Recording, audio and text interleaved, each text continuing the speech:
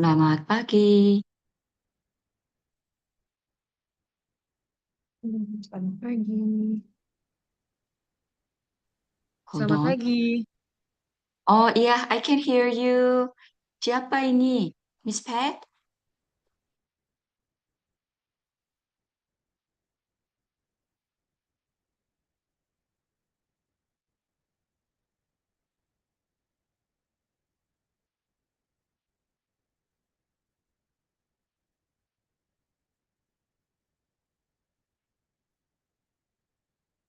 So my voice clear? Yes, your voice is clear, miss. Oh, okay. Thank you so much. If you don't mind, I'm Yeah? going to turn off my camera first. And what time should I turn on my camera again? I have to prepare something. So you can turn off your camera now, and then when the time at 10, you can turn on your camera again. Oh, 10 o'clock. So before 10 Yes. maybe, yeah? A couple of Before minutes 10, before 10. sure. Oh, okay. Thank you. No Thank you. See you problem. soon. Yeah, bye. Bye.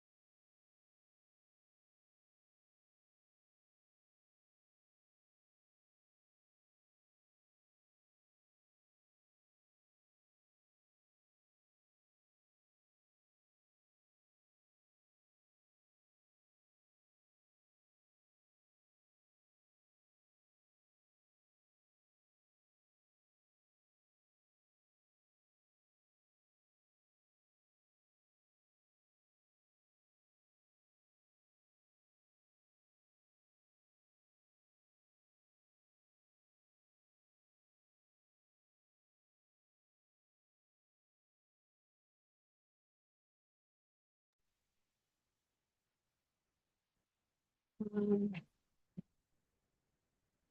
Miss Jongok. Hello, Miss Peg. Hi, how are you?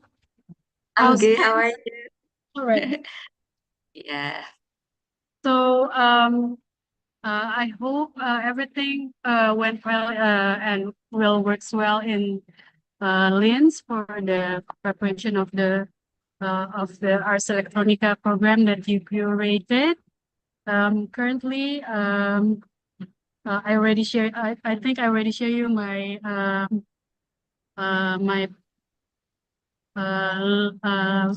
the rundown that I just sent you via WhatsApp. So I will be Yes. doing the speech, the opening first, and then Yes. after me, Ms. Yongok will give you your opening speech. Okay. It's clear. Thank you so much, Thank you Miss so much, Peg. Ms. Yongok.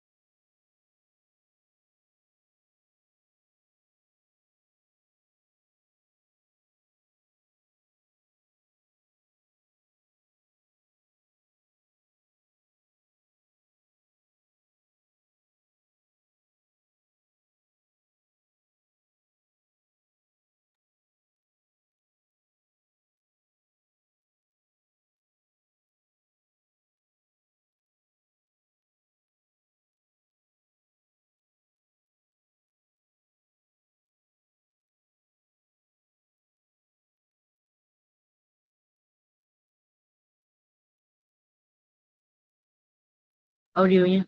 Halo, halo. Ada nggak? Cek, cek. Tunggu, tunggu.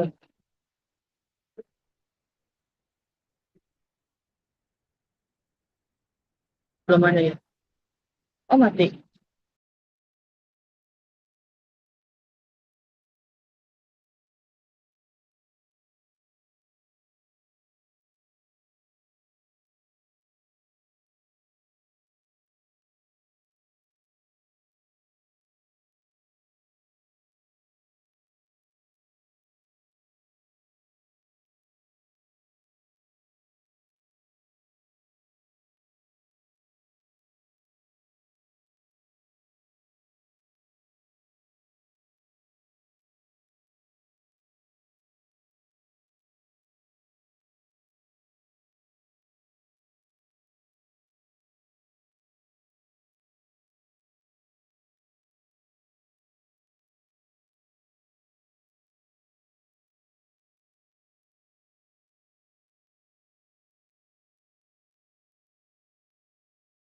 Satu, dua. Ada nggak suaranya? Halo, halo, halo. Ah, tuh ada. Ada.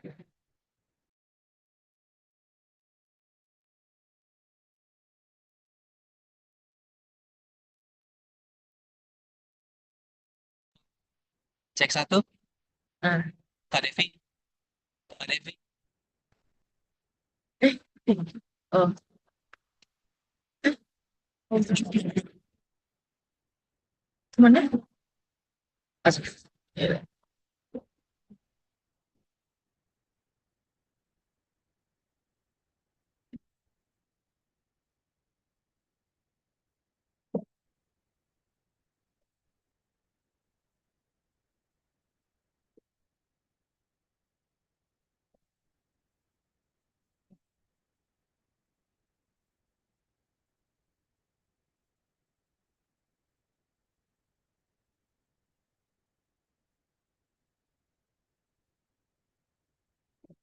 Satu,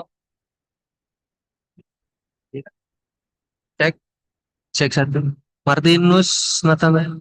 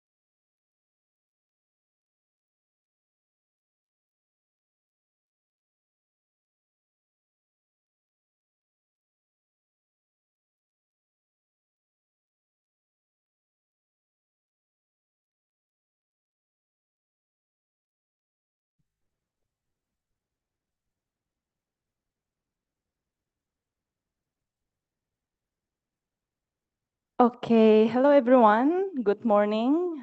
Please have a seat. Welcome to Museum Macan. I'm Ruhama, Coordinator of Education and Public Programs, as your host today. On behalf of the museum team, I'd love to thank you for making the time to join us today, both on-site and online, for an exciting workshop, Media X Space, Future, Time, and Ecology. We would also like to congratulate all participants that have been selected and registered for the Incubation Program 2026. Before we start, I would like to inform the museum house rules first. This workshop will be divided into 3 sessions, run for approximately 2 hours for each session. Please switch your phone to silent mode and keep your voice as softly as possible during the workshop so everyone can listen. This event is being documented in photos and videos for archival and publication purposes. If you wish to not be photographed, please kindly inform our staff. You are welcome to take photos and videos, but flash photography is not allowed as it may disturb others and pose a risk to the artwork around us. In case of an emergency that requires evacuation, please remain calm and proceed to the emergency exit located near the escalator behind everyone. Museum Macan is a safe space for everyone to engage openly with kindness and respect. Okay, once again, welcome to Museum Macan, and thank you for joining this workshop today. This workshop is an incubation and exhibition program initiated by BINUS School of Design and Arco Labs. In collaboration with Museum Macan, we present an intensive one-day workshop as part of the preparation series, and all the results today will be exhibited in the final exhibition of the incubation program, set to take place on October. The Media X Space program prioritizes 4 key focus areas: speculative design and sci-fi, sustainable design, local wisdom, and interdisciplinary science. These 4 pillars serve as the foundation for developing artistic methods that are responsive to the needs and spirit of the times. Today's workshop will be held in 3 sessions. The first one, we will explore ideas in critical thinking about ancestral wisdom in facing the future, the intersection of the present and tradition by Ayu Utami. Second, artistic development utilizing artificial intelligence, AI, by Prof. Ray LC from City University, Hong Kong. Third, and lastly, artistic development on traditional technology and manual production by Adi Sundur. Now, I would like to invite Ms. Patricia Adele, Exhibition and Artworks Coordinator from School of Design BINUS, to give her remarks. The floor is yours, Ms. Patricia. Thank you, everyone. Good morning, everyone. On behalf of the BINUS School of Design, it is a profound honor to welcome you all to the Media X Space Future Time and Ecology Workshop. The initiative, collaborative incubation program between the BINUS and Arco Labs, was born from a desire to re-examine our relationship with technology, ancestral wisdom, and the environment. We would like to extend our deepest gratitude to the visionaries leaders who made this possible. Ms. Jongok John, Director of Arco Labs, whose dedication to new media art and curatorial excellence continues to bridge the gap between art and technology. And then also to Museum Macan representative, Ms. Rohama Afifa, from Education and Community Officer at Museum Macan for her invaluable support in providing the platform for interdisciplinary exchange. We are especially privileged to be joined by our esteemed facilitator, whom we consider pivotal to the growth of the creative practice across Asia Pacific, Ms. Ayu Utami, a renowned author an activist whose critical lens on culture and kearifan luhur, or ancestral knowledge, challenges us to think more deeply about heritage. Thank you so much, Mbak Ayu Utami. And then on the second session of this workshop, there'll be Professor Ray Elsey, a distinguished researcher and assistant professor at the City University of Hong Kong, whose work at the intersection of neuroscience and interactive media is at the forefront of global creative innovation. And Adi Sundoro, a respected lecturer from BINUS Visual Communication Design, for the third session, an internationally recognized artist whose practice masterfully connects local narratives with global contemporary art. And lastly, congratulations to all participants and to the committee, to the participants for being accepted from our open call. Congratulations. Out of many applicants, your unique perspectives were chosen to help navigate these complex themes of time and ecology. We are excited to see how your creative journeys unfold during this residency.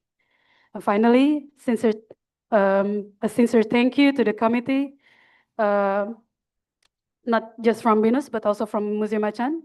Your tireless work behind the scenes have built foundation for this inspiring space of collaboration.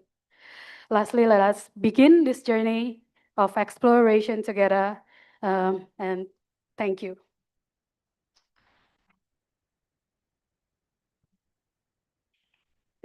Thank you so much, Ms. Patricia.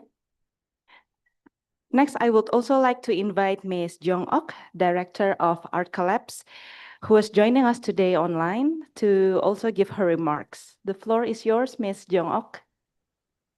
Thank you. Good morning, everyone. Welcome to MediaX's Space Incubation Program, Future Time Ecology in Museum Matsan. First of all, I'd like to thank Venus University School of Designs for initiating MediaX Space, and also Museum Matsan for generously hosting us today in such a wonderful and beautiful space. Art Collabs is very happy to be part of this program as a collaborator, and we have been together since 2024. I also want to give my sincere thanks to our three incredible instructors. Thank you for sharing your time, knowledge, and experience with all participants today. I'm very sorry that I cannot be there with you in person. I'm currently in Linz, Austria, preparing for the Ars Electronica Festival. So I'm sending my warmest greetings from here. For me, MediaX Space is very important platform. It is not only an event, but more importantly, it is a space where media art practice can grow through learning, experimentation, discussion, and collaboration. Media art needs spaces like this and where people can try things out, ask questions, testing themselves. Sometimes we make mistakes and discover new ideas and learn from one another. I hope all of you feel proud to be part of this program. And by joining today, you are also becoming part of a growing media art ecosystem, especially Asia Pacific region. I hope we build a culture where art, technology, design, and society can meet in fresh and meaningful ways. So please enjoy today's workshop, be curious, be open, and make the most of this opportunity. I hope you will gain not only new knowledge, but also new confidence, new connections, and new inspiration. I look forward to seeing all of you again in October for our exhibition. Thank you very much and have a wonderful workshop. Thank you. Thank you, Ms. Jong Ok, for the warm welcome. Now we will start the first session workshop. Joining us in the first workshop, Ayu Utami. Ayu Utami is an Indonesian activist, journalist, and writer known since her novel Saman, won the Jakarta Arts Council Novel Writing Competition in 1998. Ayu Utami received the Prince Claus Award in 2000, the Katulistiwa Literary Award for the novel Bilangan Few in 2008, the Mastera Award Southeast Asian Literacy Council for Creative Writer, and the Ahmad Bakri Award for Literature in 2018. At the Yutan Kayu community, Ayu Utami holds the position of Program Director, and her Design Philosophy Underground, Beranda Filsafat, Philosophy Porch, and other program activities grounded in critical thinking. Please welcome everyone, Ayu Utami.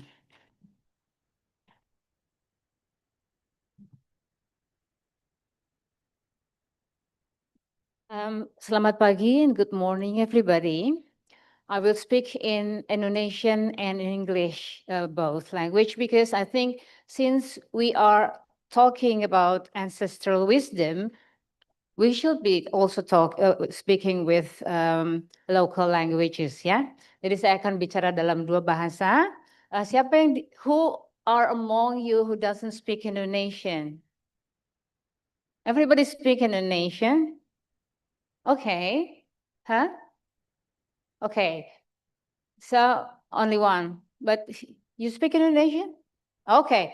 Only you. Okay. But I will speak both languages. Bisa dimulai ya slide-nya. Saya diminta untuk berbicara mengenai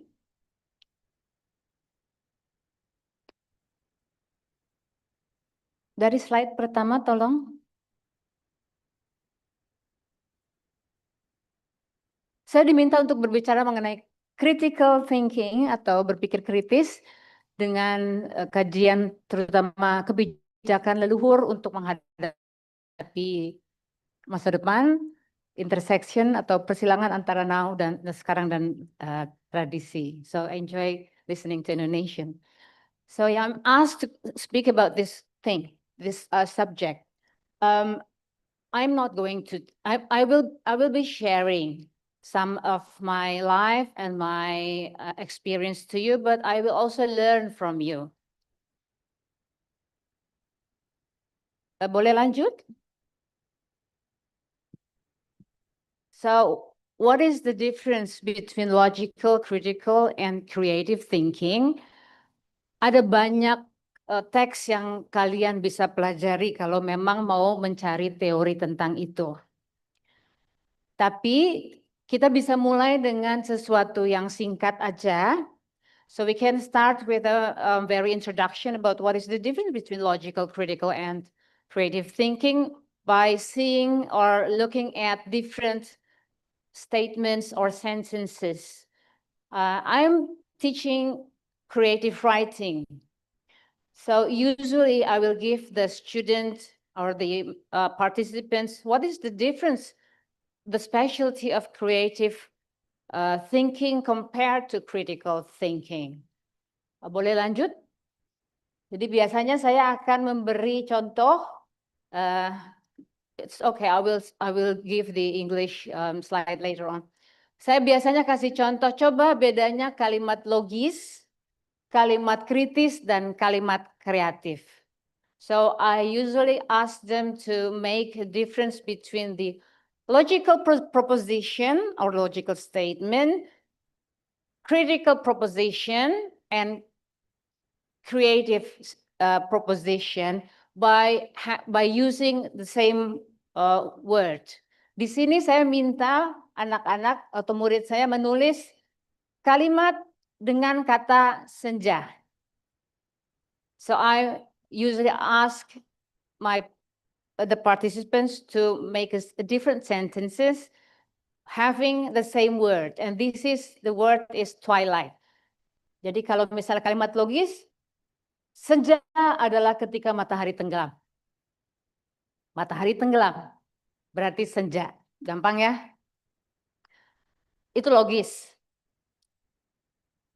Kalau kritis, kita melihat keluar lebih jauh dari tempat itu dan melihat problemnya di mana. Like, jika saya tidak melihat matahari tenggelam, apakah senja ada? Kalau kalimat kreatif, ada satu orang yang bikin seperti ini. Perempuan itu bernama Senja. Setiap pagi dia melahirkan bayi laki-laki bernama Fajar. Jadi kita bisa lihat perbedaan antara pendekatan logis, pendekatan kritis, dan pendekatan kreatif. Slide berikutnya bahasa Inggrisnya. Ya. So this is for you who doesn't speak Indonesian. This is showing three different kinds of proposition or statement: logical, critical, and creative, using the word twilight.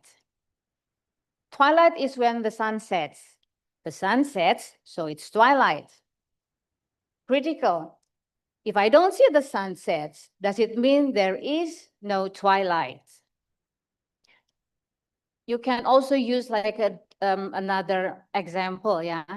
Usually when the society define, say, the word woman, we can give a statement: woman is a human who has womb or who can bear children.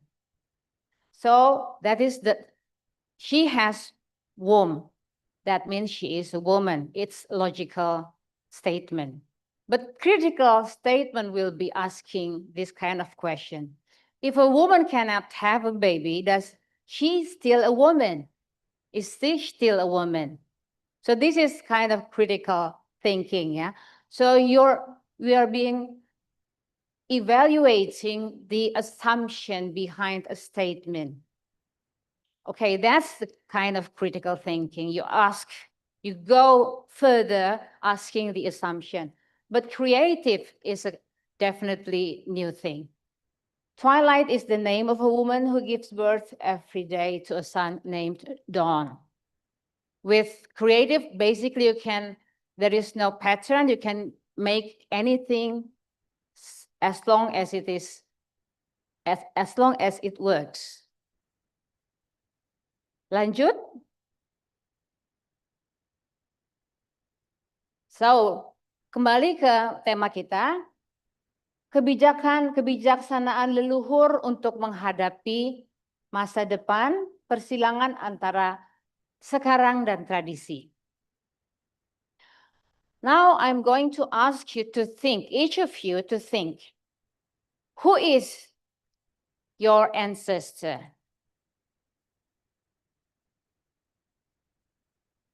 What is the future? And what is your tradition? Saya minta teman-teman boleh menuliskan di komputer atau di kertas jawaban ini. Pertanyaan pertama, siapa yang kamu anggap sebagai leluhur? Apa yang kamu lihat sebagai masa depan atau persoalan masa depan? Di sini misalnya bisa AI, bisa krisis lingkungan atau apapun. Tapi tolong dijawab. Yang ketiga, apa tradisi yang kalian pikir yang saat ini, nggak usah terlalu serius, tapi yang saat ini kalian ingin kerjakan dan kalian anggap menarik? So each of you, now I'm asking each of you to answer this question. Who is your ancestor? At least who do you perceive as your ancestor?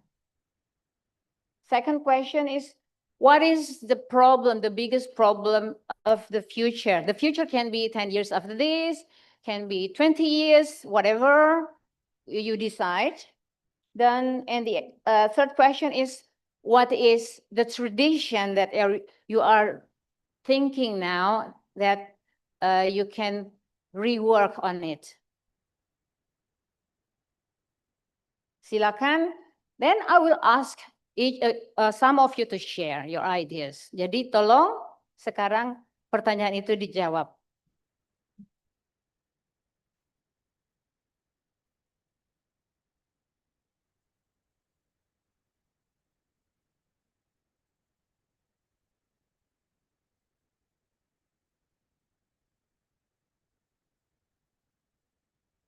I will give you like 3 minutes, enough, yeah? Please, within 3 minutes, write down your answers. There is no true or false here.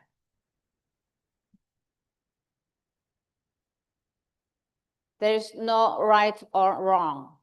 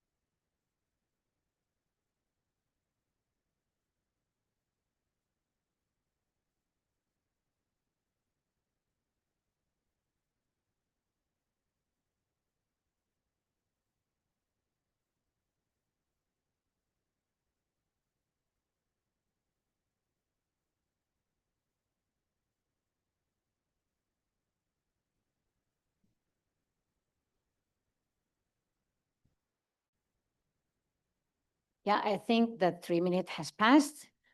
Somebody want to share? Ada yang udah mau berbagi? You want to share? Oh, terima kasih. Sebutkan nama. My name is Eugenia. So, for the ancestors, I believe the past is represented by our ancestors. And who are those who came before us and lived through tradition? And tradition is where daily life depended on human skills rather than technology. And for the future is now represented by a world increasingly shaped by technology like AI and where innovation becomes a part of our daily lives. So that is a little bit of my intake on this sentence. Any comments? Or anybody want to add more? It's very good start. It's a very good insight. Tapi saya mau bertanya, bisa nggak dibikin lebih konkret? Ya, misalnya tadi, I'm asking her to make it more concrete. I mean, you mentioned that your ancestor is those who came before us and bring us tradition, or give us tradition. But what kind of tradition? Can you make it more concrete? Maybe like simple things that we do every day in our lives back then, like art or doing things by hand. But now everything is done by technology or machines, you know. So yeah, that's a little bit my Thank you, great. Now, banyak hal digantikan oleh mesin ya. Like Yeah. in the past, like for example, games. Yeah. In the past, in my time, I play very physical games. I climb the trees. I fight with friends. But nowadays, this adrenaline thing is being substituted with online, with digital games. Yes, that's true. So I think this is a good idea that to think about putting back practice to more physical, to more more physical. Thank you very much. Yes. Anybody want to? But you can think more concrete again. Yeah, Okay. make it more concrete. I mean, like it can be food, it can be games, it can be anything. It can be like in the past we used to walk. If the distance is only like 1 kilometer, we just walk. Now people, even to buy cigarette 500 meters, they take the motorbike. Yeah. Yeah. Thank you. Ada lagi? Anybody want to add? Yes.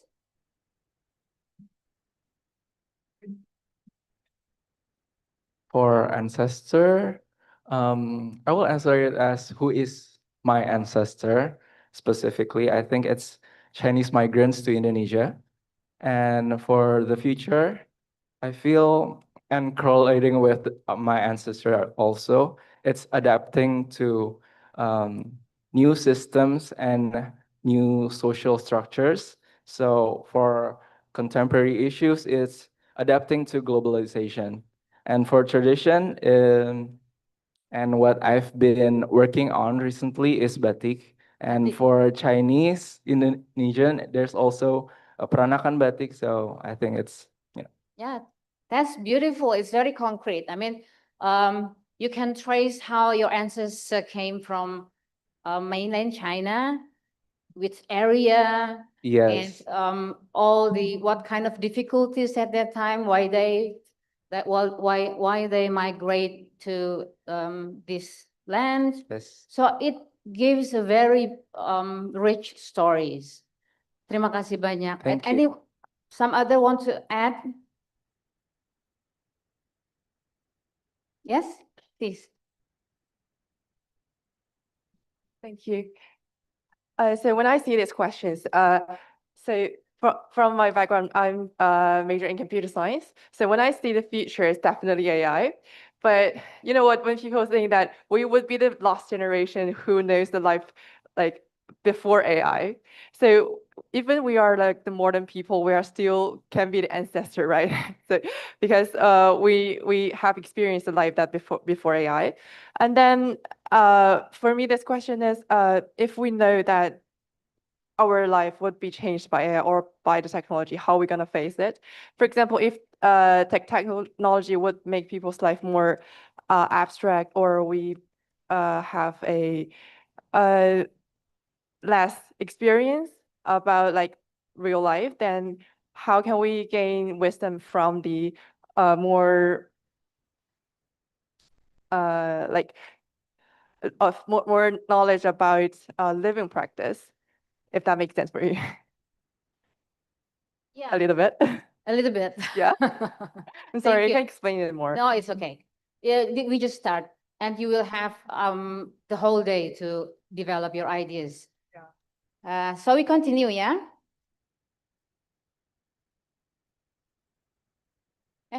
Ya lanjut, oke. Lanjut. So biasanya dalam praktek, saya suka tetap bersandar pada intuisi, tidak hanya pada teori, apalagi seorang desainer. In this life, I like to combine both intuition and theories. I don't like just to start everything with theories. I think intuition is very important, especially if you're dealing again with ancestral wisdom, because it's not the very categorized way of thinking, but it's more intuitive thinking, but we have to combine both. But I like also to share modern thinkers that I am now reading, and you can also think about who or which modern thinkers that you find their ideas interesting. Now I'm going to share mine. Lanjut boleh? Ya, lanjut.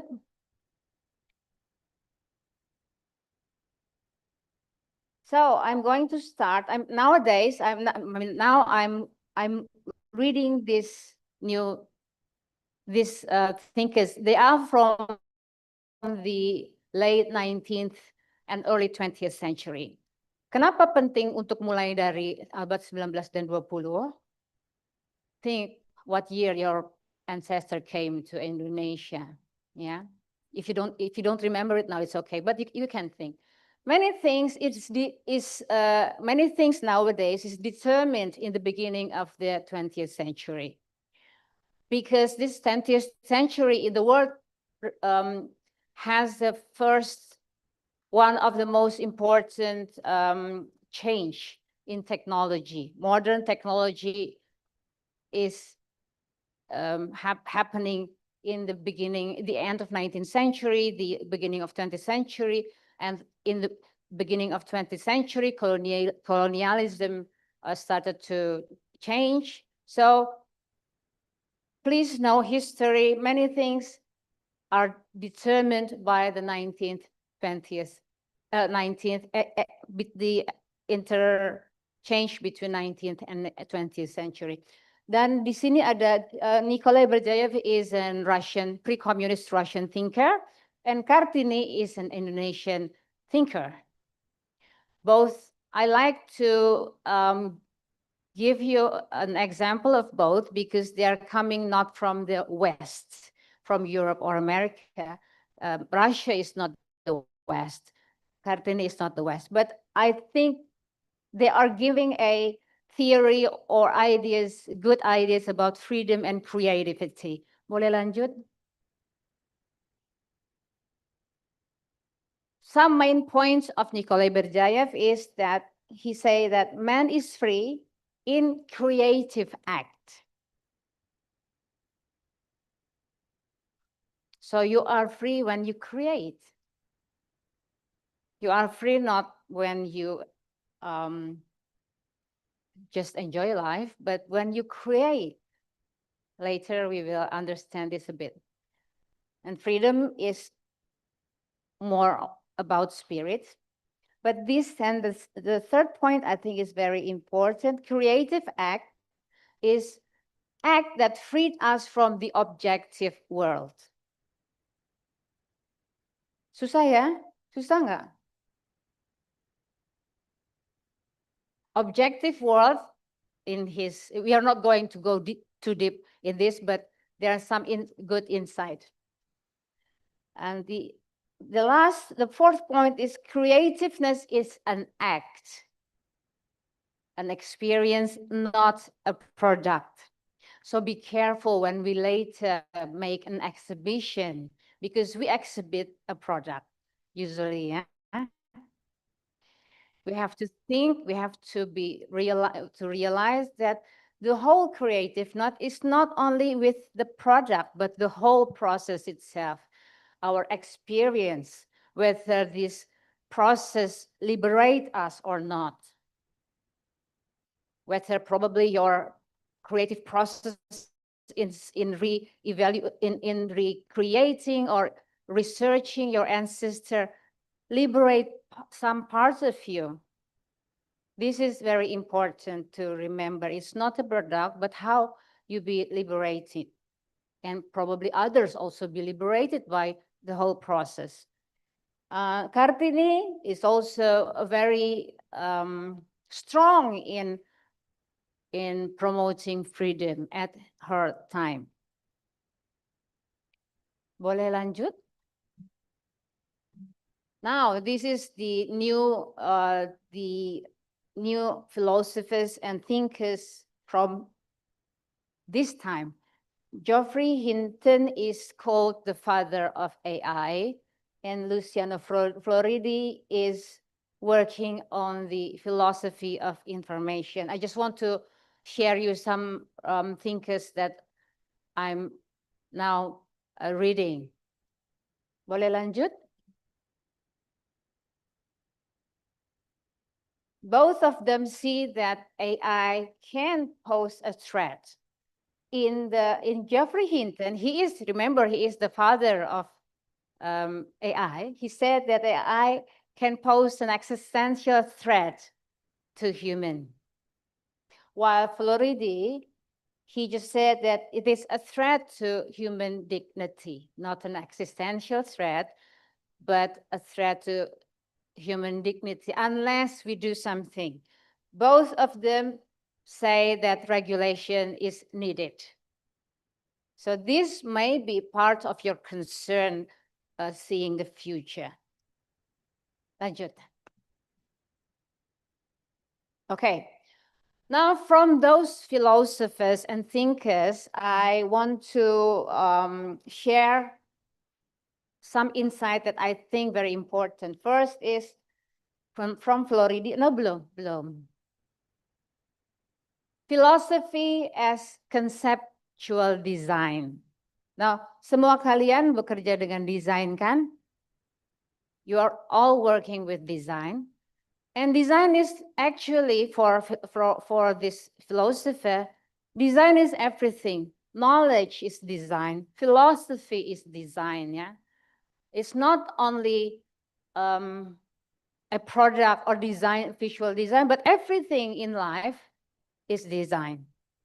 It's a conceptual design. I think this is very fundamental and very important for you to remember that our life is designed by us. Our world is designed by us.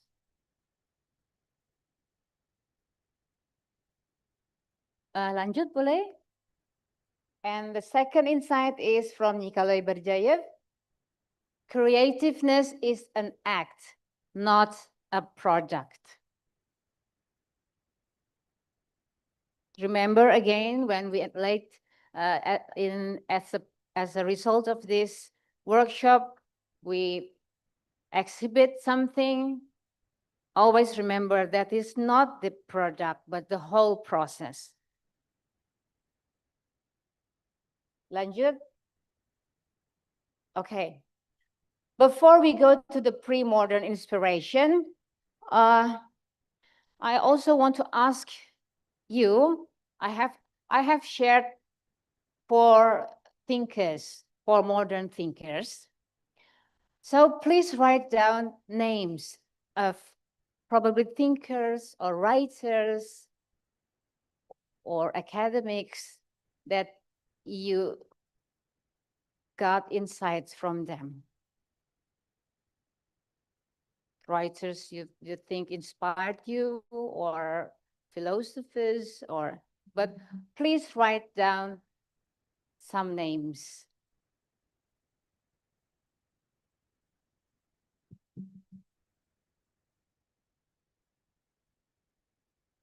From the modern time.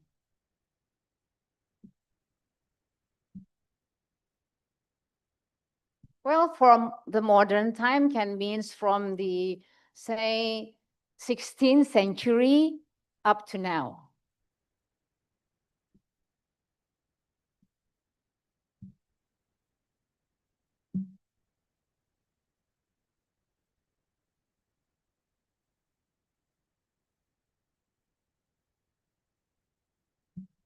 You can Google.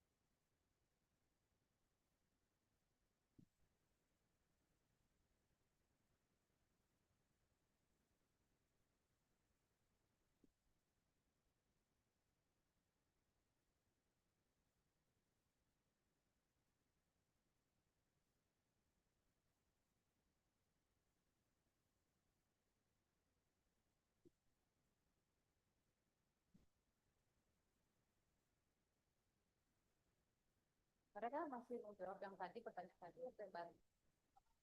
Jawab yang baru. Oh, yang baru. Yang pemikir modern. Oke. Belum ada. Oh, baru.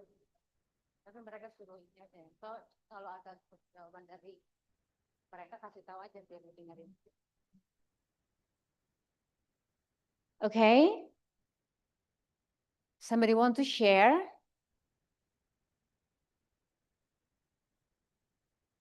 Somebody want to share?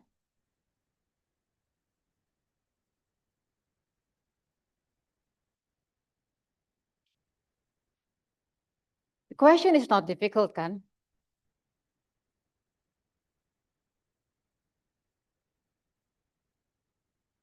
Anybody want to share? You don't have any thinkers that you read or like? Okay. Can I give an artist? Well, yeah. I mean, the artist. So share with the group. Okay. Yes. Oh, well, I like his approach to art, to share it with people. So I like the way he thinks art is for the masses and not for to be like this exclusive and have to inhibit people from experiencing it. That's basically it. Yeah. What's the name? Keith Haring. Oh, Keith Haring. Yeah, yeah. Of course, art.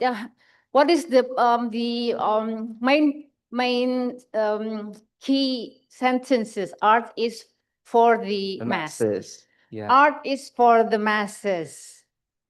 Great. So it should be inclusive. Yeah. It Like should not be exclusive. This is great because then we can start to think, oh, do you agree that art should be inclusive, should be for the masses? If somebody doesn't agree, will somebody give some other opinion? Do you agree that art should be for the masses or should be inclusive?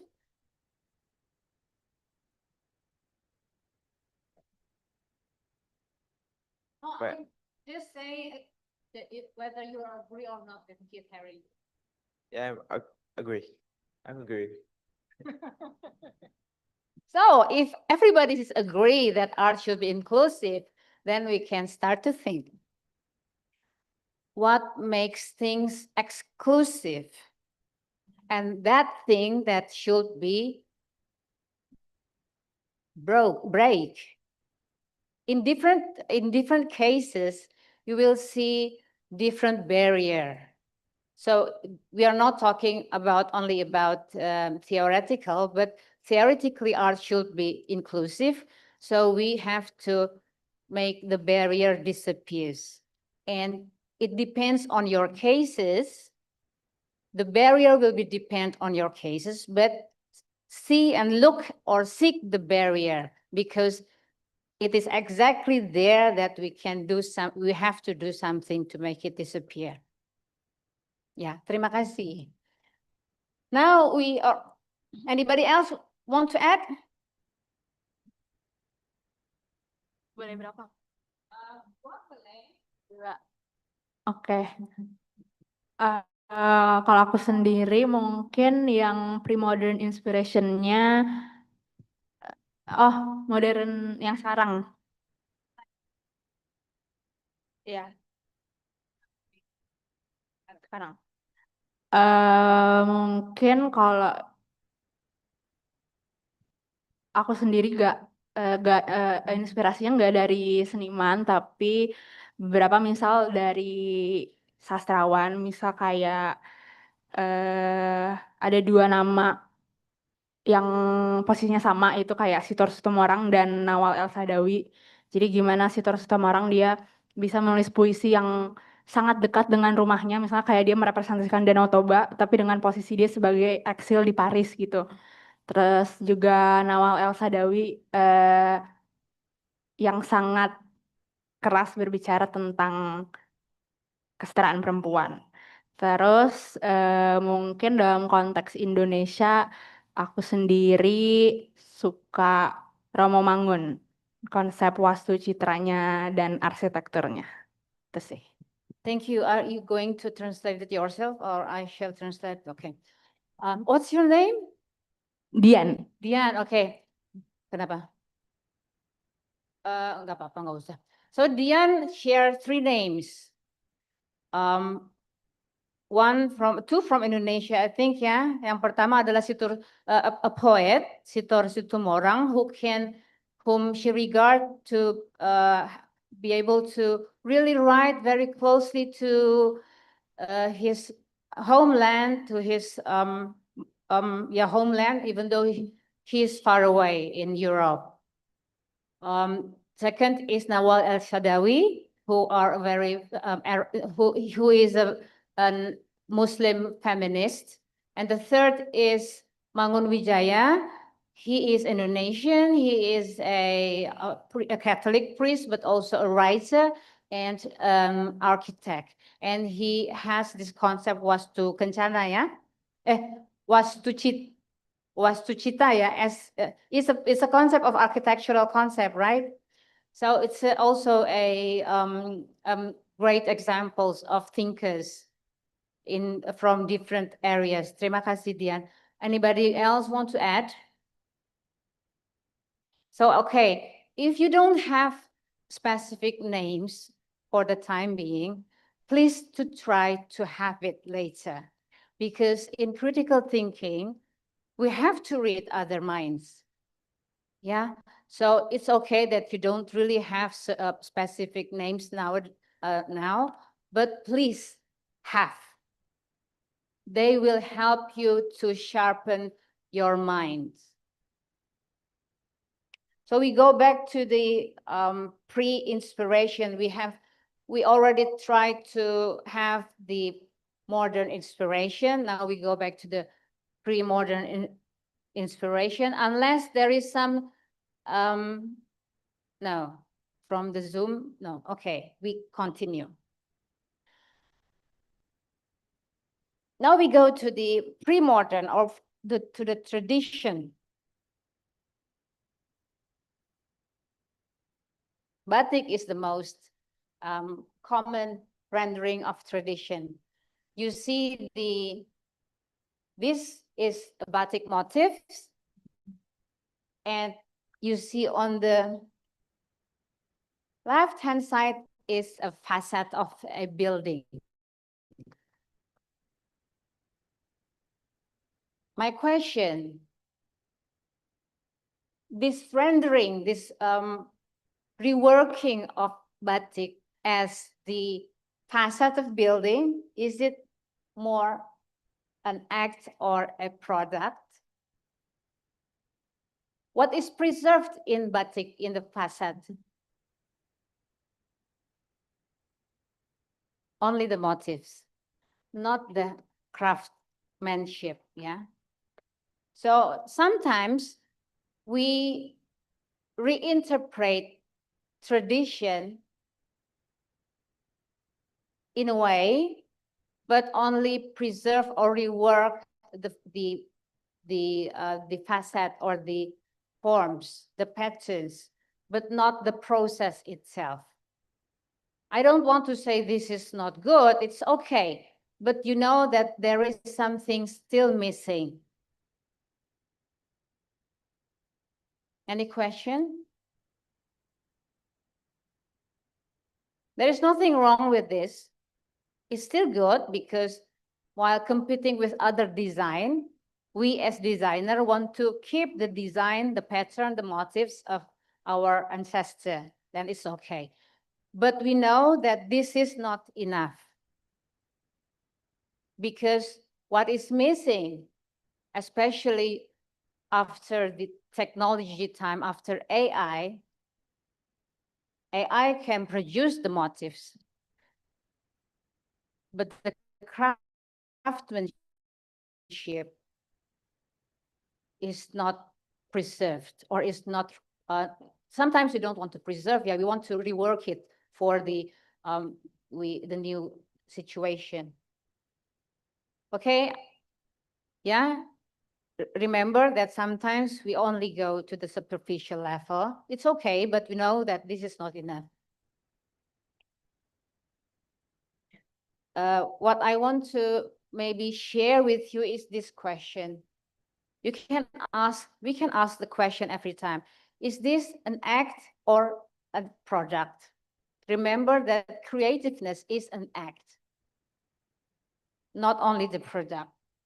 It is a pattern, superficial pattern, or it is handmade. You can ask this question to yourself. Not to blame yourself, but to open more chance for creativity. So we are not easily satisfied, but we can always look at more space to work. Lanjut. This is also the gambar apa ini? Wayang. Siapa yang ada di situ? Who are the figures? Boleh?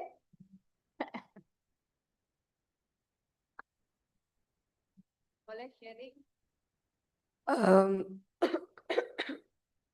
Jadi untuk konteks itu di cerita Wayang Kulit itu ada main karakternya dan ini 4 ini itu sebagai kayak side character untuk komedi relief lah posisinya. Ini ada Semar, Gareng, Petruk sama Bagong di mana mereka tuh ya sebenarnya karakter-karakter yang tujuannya untuk nge-lighten up the mood gitu.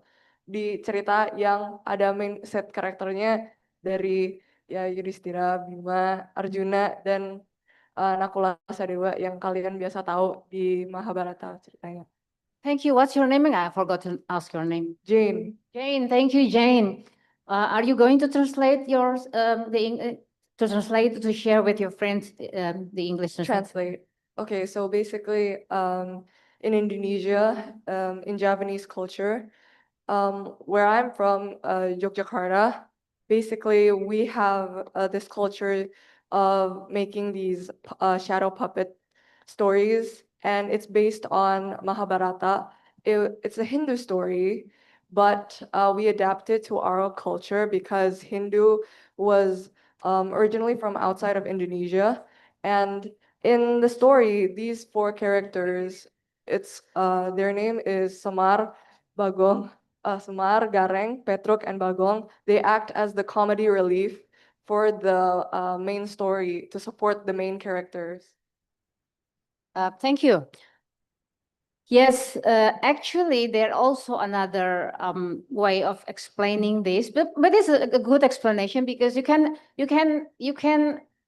see the punakawan. We call them punakawan, yeah. The punakawan is the companion of the noble characters. These 4 characters, they can be considered as side characters. If we look the Mahabharata as the main story. So I mean, what I want to tell you is the way we choose the point of view will give you a different perspective. If we see the tradition of shadow puppet as through the Hindu epic, through the Hindu story Mahabharata, we will see this Javanese character as the side character. But if we look it from a different side, from the Javanese side, they are the main characters. They are representing the peoples. They are not beautiful creatures. I mean, they're not noble, beautiful characters, but they are the same important in Japanese wayang because then they are, especially one is considered as also a godliness character. What I want to share with you here is that points of view will give you different perspective and different picture. So we can see this in layers of perspectives. A work can be presented with different layer of perspective.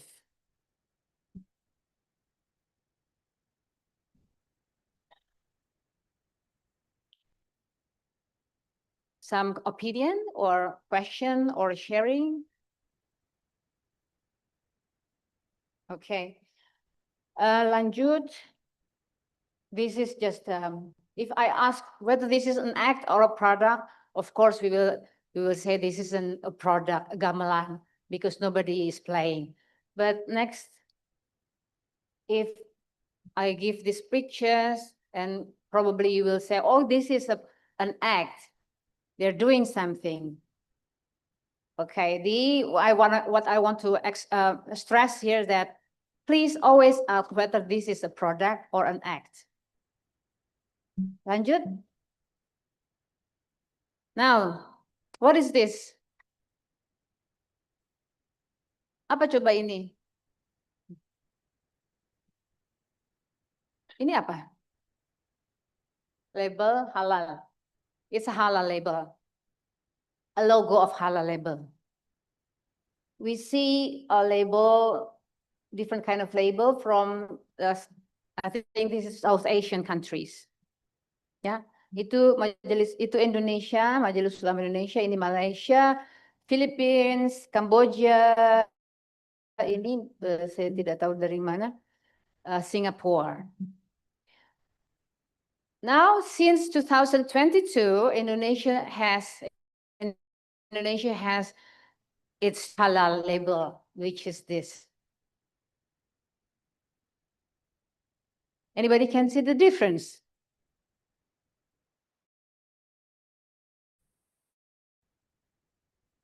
Ada yang bisa melihat perbedaan dan bercerita perbedaannya apa enggak? Anybody want to share their readings of this logo?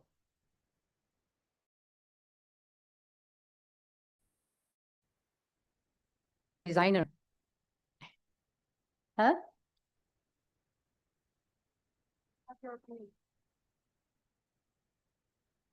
Anybody want to share? It's very easy actually. Boleh yang Indonesia ya? Oke, mic-nya ada.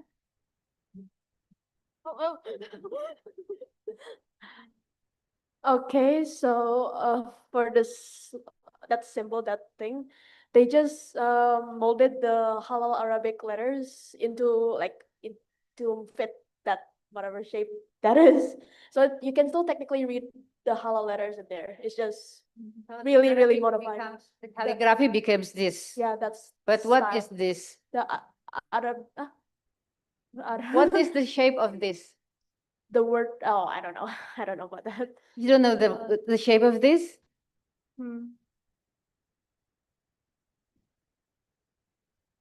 Boleh balik ke gambar wayang nggak? Oh. Okay, it is the shape of this. Oh yeah. All right. It is called gunungan. Yeah, gunungan is when you start the wayang performance, the puppet master always start with the gunungan, means mountain. The symbol of mountain. It is it's a symbol of starting. It's a symbol of cosmology. And actually, it also I think it's in other Southeast Asian countries too, but the Javanese has a very special. To make the story short, it's one of the symbol of the mountain. Mountain has a symbol of cosmology. So what we see is that the halal label is reinterpret and put into a more Southeastern identity or culture. Boleh balik ke yang tadi?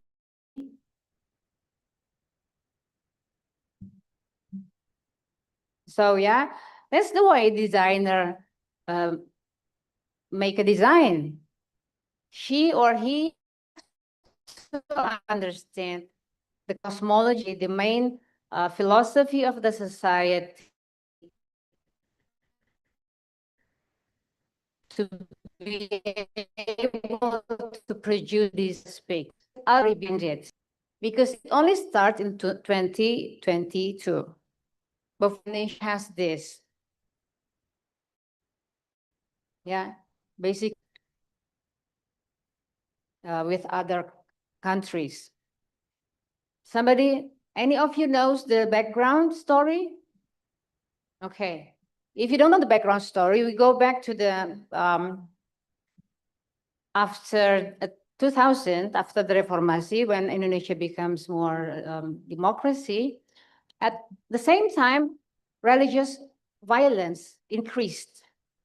So from the 2000 to, I think we can mention 2017. How old were you in 2017? Huh? How old were you? Really? You remember the Ahok case?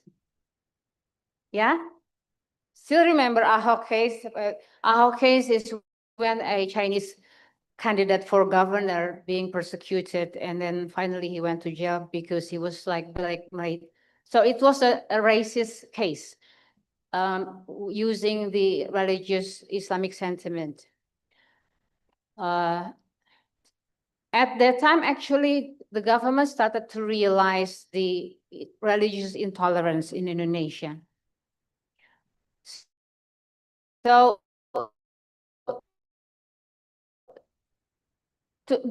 about 2000,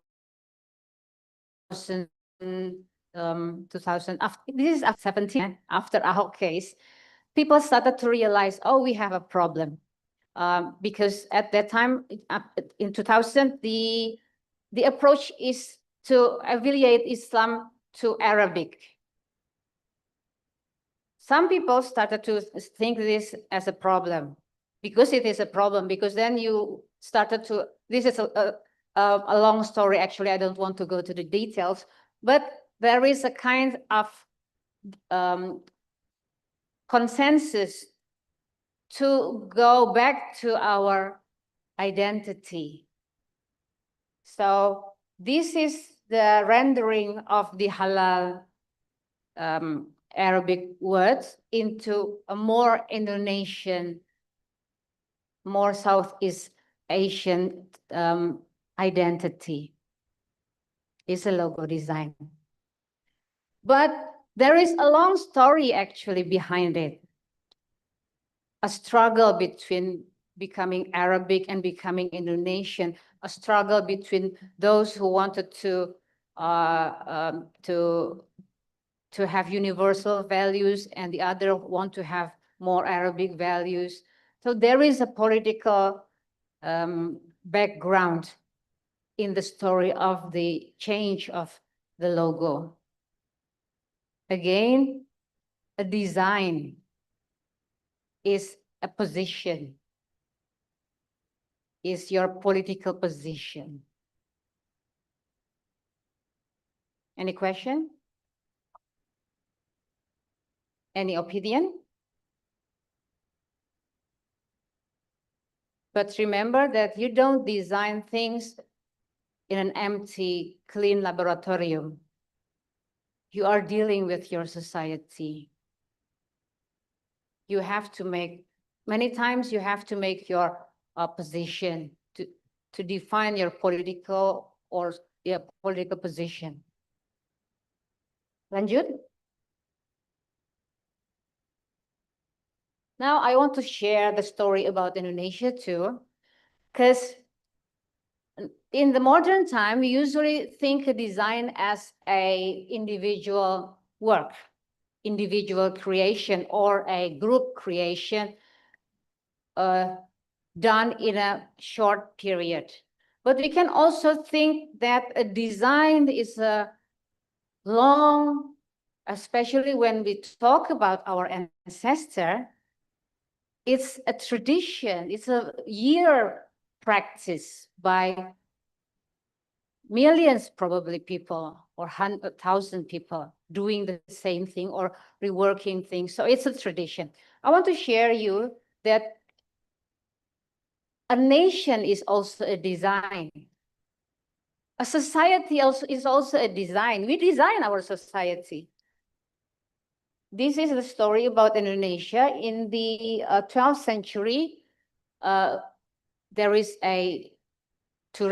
say there are religion of Shiva and Buddhism, and our ancestor in Indonesia, in Nusantara, managed to blend it as a syncretic Shiva Buddha. What I want to share here is that later on, when you design, you will face kind of tension that you have to combine, and you have to make balance. So in the 12th century, there is a combination of Shivaism religion and Buddhism religion. And this will later help Indonesia become modern Indonesia. Lanjut. Now this is the 14th century. In Majapahit time, the syncretism of Shiva Buddha is processed into a more abstract concept, Bhinneka Tunggal Ika, or union or unity in differences. It's an abstract, it's not a visual design, but it is still a design. It's a conceptual design. And this will later help Indonesia becomes modern Indonesia because the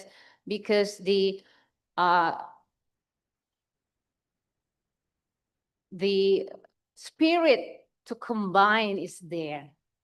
Remember that Indonesia, even though Indonesia is 90% Muslim, we are not an Islamic state. So it's another special thing about Indonesia because there is always a spirit to combine with the tension, with the conflicts. I mean, the conflict is part of the process. What I want to share to you here is that to think that design is not only visual, it's not only artifact, it's not only product, but it's a conceptual design. Boleh lanjut?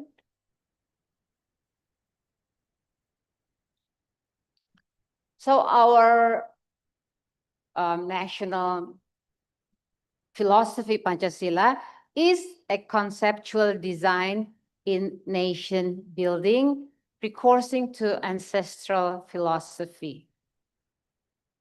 Of course, most of you here now will work with visual design, yeah? Or it can be 2-dimension, can be 3 dimensions, but it's a visual design. But always remember that design is also, can be abstract, can be conceptual design. Lanjut. This is a bit complicated to share actually, but I want to share it anyway. What time do we have? Berapa jam lagi ya? 4? 1 jam lagi, okay. Okay. Okay. This is a little bit complicated in fact to really explain it, but I want to share with you anyway. That is the logo of our Pancasila, yeah. Pancasila is Indonesian foundation, we call like philosophy, Pancasila, the 5 principles. We have 5 principles. I'm sorry that I cannot explain this to you, but yeah, okay, great. So, but this, you know, this is the modern design, yeah. This is the 20th century design of Pancasila. But it actually reflects an older design. This older design does not necessarily come in visual. They can be read in literature, in old manuscript, not as a visual, but as a text. but you can see that this is the basic design. You can see the color of this ancient color is this black, red, yellow, and white. It can be very simple, but it can be very philosophical. Siapa di antara kalian yang masih, siapa yang orang Jawa di sini? Nobody is Japanese here. You're Japanese. Masih ingat bahwa kita lahir dengan 4 saudara? Enggak? Okay. The Japanese in the past, probably also the Balinese, but we lose this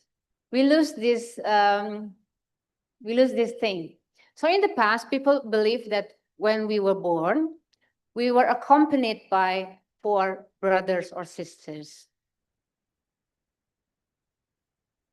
They are the pusa. They called by the name of the organs that accompany a baby. When a baby born in the world, they were accompanied by these things. The white thing is the air ketuban, yeah, this something with this water. The red one is the blood. The yellow one is the umbilical cord, and the black one is the placenta. And in the past, our ancestors see it this way, that they are our sisters or brothers, and they will spiritually accompany us. They have different oppositional characters.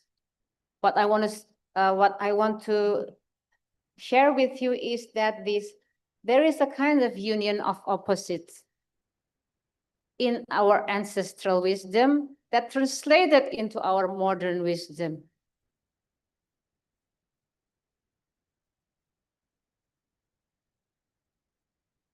Boleh pencet lagi? Boleh lagi, 1 kali pencet lagi. So this is actually an ancestral geometry, the cross, yeah? Symbolizing the union of opposites. And actually you can also find it not only in Indonesia, but in swastika in India. I think it's also the basic of many geometrical sacred geometry. But what I want to share is that this ancestral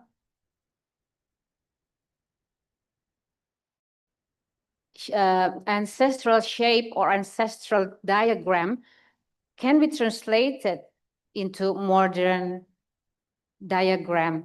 Ancestral wisdom can be translated into modern wisdom. And the example we see here is the Indonesian state and society itself. You can do it with your own works. I mean, if you want, you can find the wisdom of your ancestor and translate the structure to modern life. Boleh lanjut?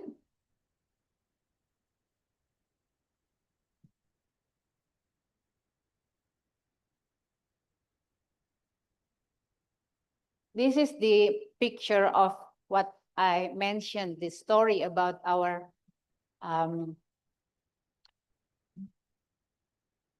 this is a tradition to bury this placenta.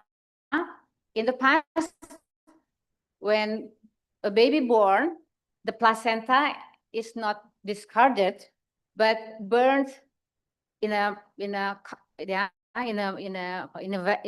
jar, and then they keep lights for 40 nights and days in the past. I don't know whether your parents still practicing it. No? Masih. My parents still practice it. So they buried the body or the body of our brothers and sisters, usually in the garden. And then, but my parents did not put the lights. In the past, they put the candle or lights for around 40 days a night. So this is the ancestral tradition that many people are not practicing anymore. But actually, you can see the wisdom. The wisdom is that we live in this. The wisdom is that you are the center of opposites. And you have to balance the opposites. That's what our founding mother and fathers of Indonesia did by balancing the opposites. And you can also do it in the design of whatever you make. Boleh lanjut? Again, this is the picture, what the color black from the placenta, the color yellow from the umbilical cord, the color white from the amniotic fluid, and the color red from the blood. It looks very, very basic and simple, yeah, but it can be transformed into like very abstract logos or colors, become red, yellow, white, and black. But it can also contain the wisdom. I'm not going to tell you the detailed wisdom because it's going to be very complicated. This is the pre-modern formulation reworked into a modern formulation of our Pancasila. Lanjut. Okay, not going to talk about this. Boleh lanjut?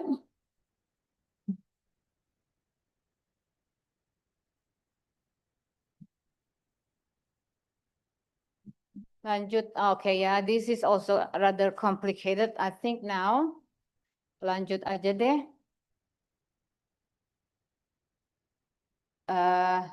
Okay, I just want to show that this is, even though this is in Java, but you can also find the same thing in other culture. You can find it in Greece with the rather different, not a very, of course, not equal, but you can see the similarities. This is the Greek word.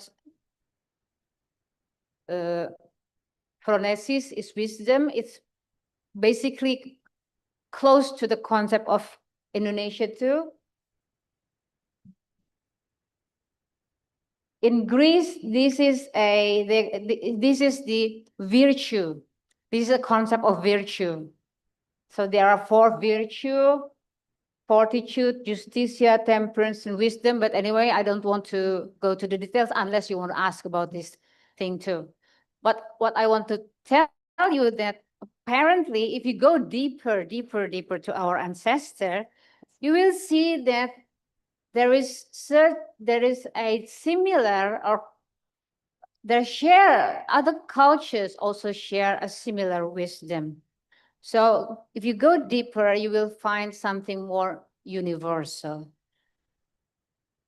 Yeah, but the universal is always abstract. Means as a designer, we want to be concrete, right? We want to work with concrete things. We want to make particular thing because what is particular is special. If it is too general, it's not special, right? Yeah, but this is the interesting things of design is that you work with particular special materials, but you can put a very universal abstract values.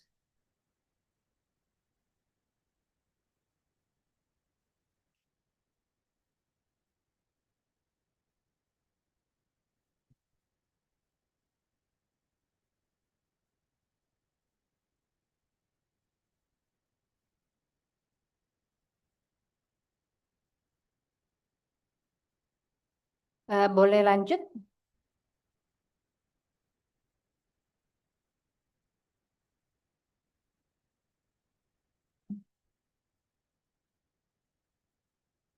Now, my third question to you. You have answered, or you have write down the what is an ancestor, what is the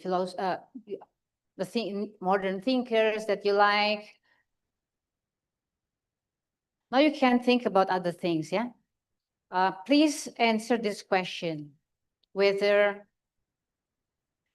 I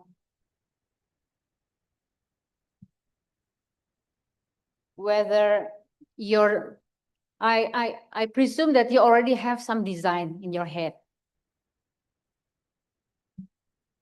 Whether you can differentiate between the concrete design and the values that it contains. I mean, like the design of Pancasila, the design of the logo halal. Yeah, they play with it. They have the visual aspect, but they also have an abstract wisdom aspect, the value aspect.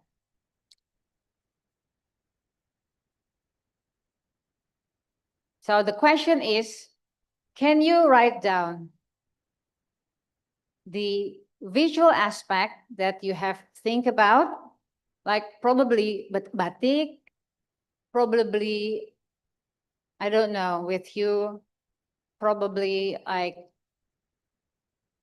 some with other things, but it's already an abstract, a concrete things. And what value or what philosophy or what abstract thing that it contains. Can you understand the question? Yeah?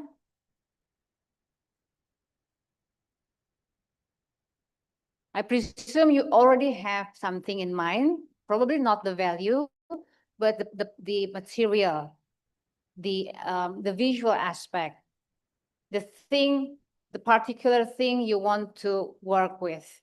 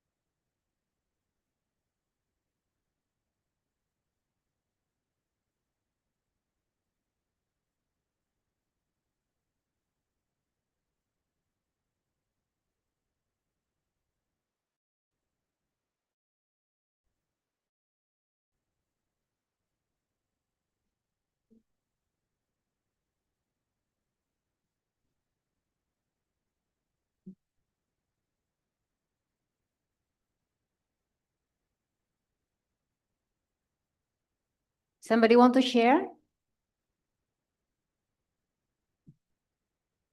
The thing is that we can make a difference between in Japanese terminology will be wadah and isi, wadah and wiji, but probably we can translate it as a difference between form and substance, between visual aspect and the content or the ideas, whatever. Somebody want to share? Please share with your friend too. Ini mau lagi boleh? Dia korbannya. He became our usual victim because you make him so. Makasih ya.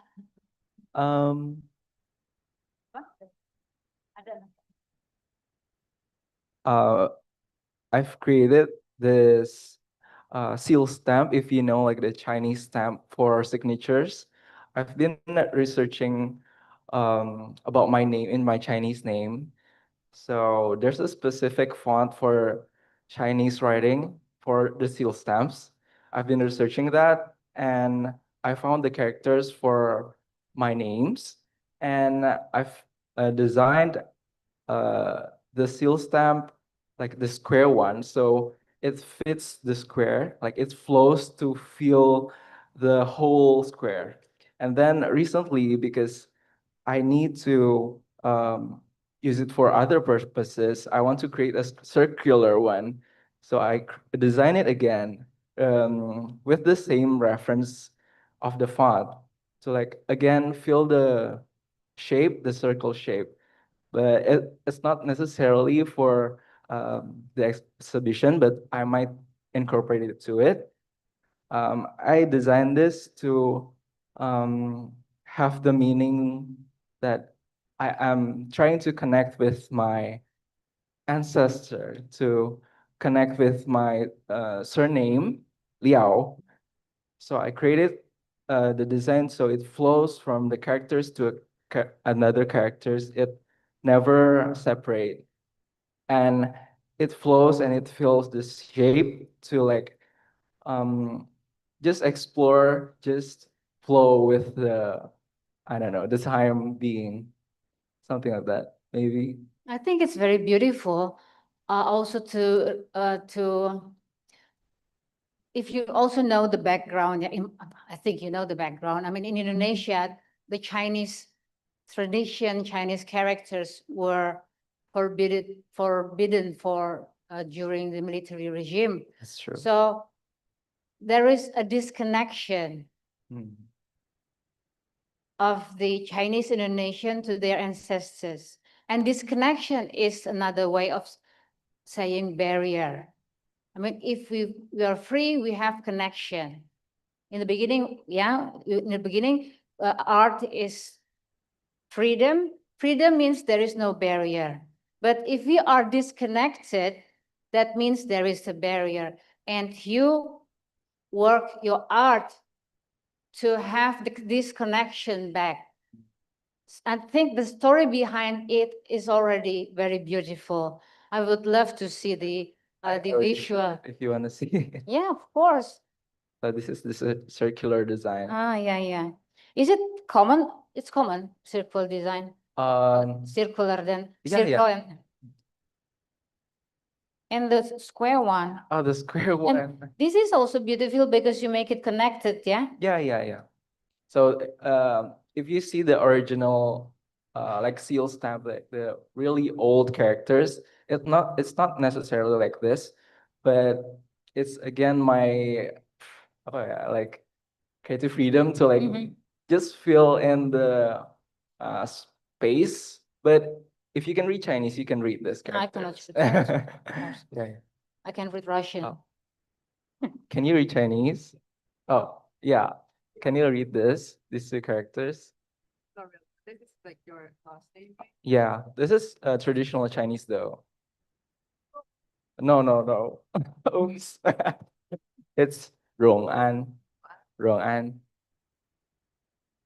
Yeah, So it's and And the fact that there is two different point of view, I mean, you cannot read it directly. But it's not, it doesn't say that it's wrong, no.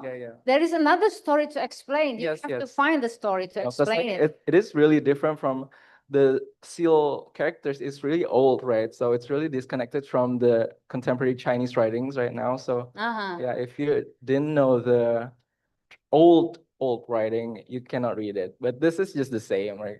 This one is just the same. Because it's a really, Liao is not an old surname, so the old carving is not as different. But it's like a common, Rong'an is a common character, so there's a lot of iteration of like from the. So give him an applause. Ini bagus banget. What I want to say is that you know what is amazing about art actually is because there is this spirit, I mean, this movement or the creative spirit, and we all always have materials or boundaries or shapes. Shapes can be boundaries. Shapes always make a boundary. But so this is actually the dynamic between what we want, the freedom, and the limitation. See, this freedom to translate, to interpret it in a new form, and the form itself, when it is looked by others, it may not be the same interpretation, but the fact that it is different opened another chance to feel, another hollow to feel. So then you explain that this come probably from a very ancient characters, probably not understood by the modern Chinese. So there is another space to explore. And I think this is the amazing part of art and design. It's not the result, but the whole process, the whole dynamic. Ada lagi yang mau sharing? Oh, ada yang mau bacain di sini? You want to read it? Yes. Yes, please.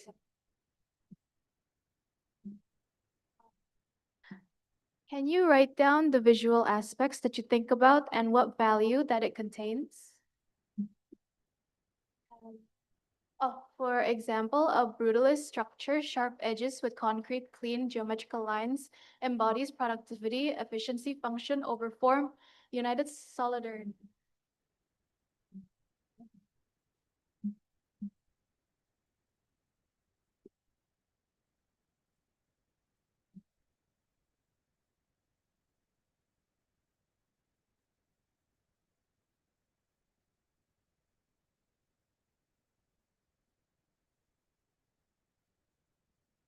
It's a question or so what? Hi. So I wrote that question. I mean, I wrote it down in response to your question, which was for example, like what symbols can be used as like certain values that somebody embodies. So yeah, I wrote that as a response to your question. I'm sorry, Mr. Mila. Can you repeat your statement? Because right now we are trying to make your voice louder, but can you speak louder Sorry, can you hear me? and then repeat your statement? Sorry, can you hear me? Can you speak closer to your mic? Yeah, I'm speaking to my mic right now. Can you hear Okay. me? Right. Okay. Let's keep this uh, uh, voice sound.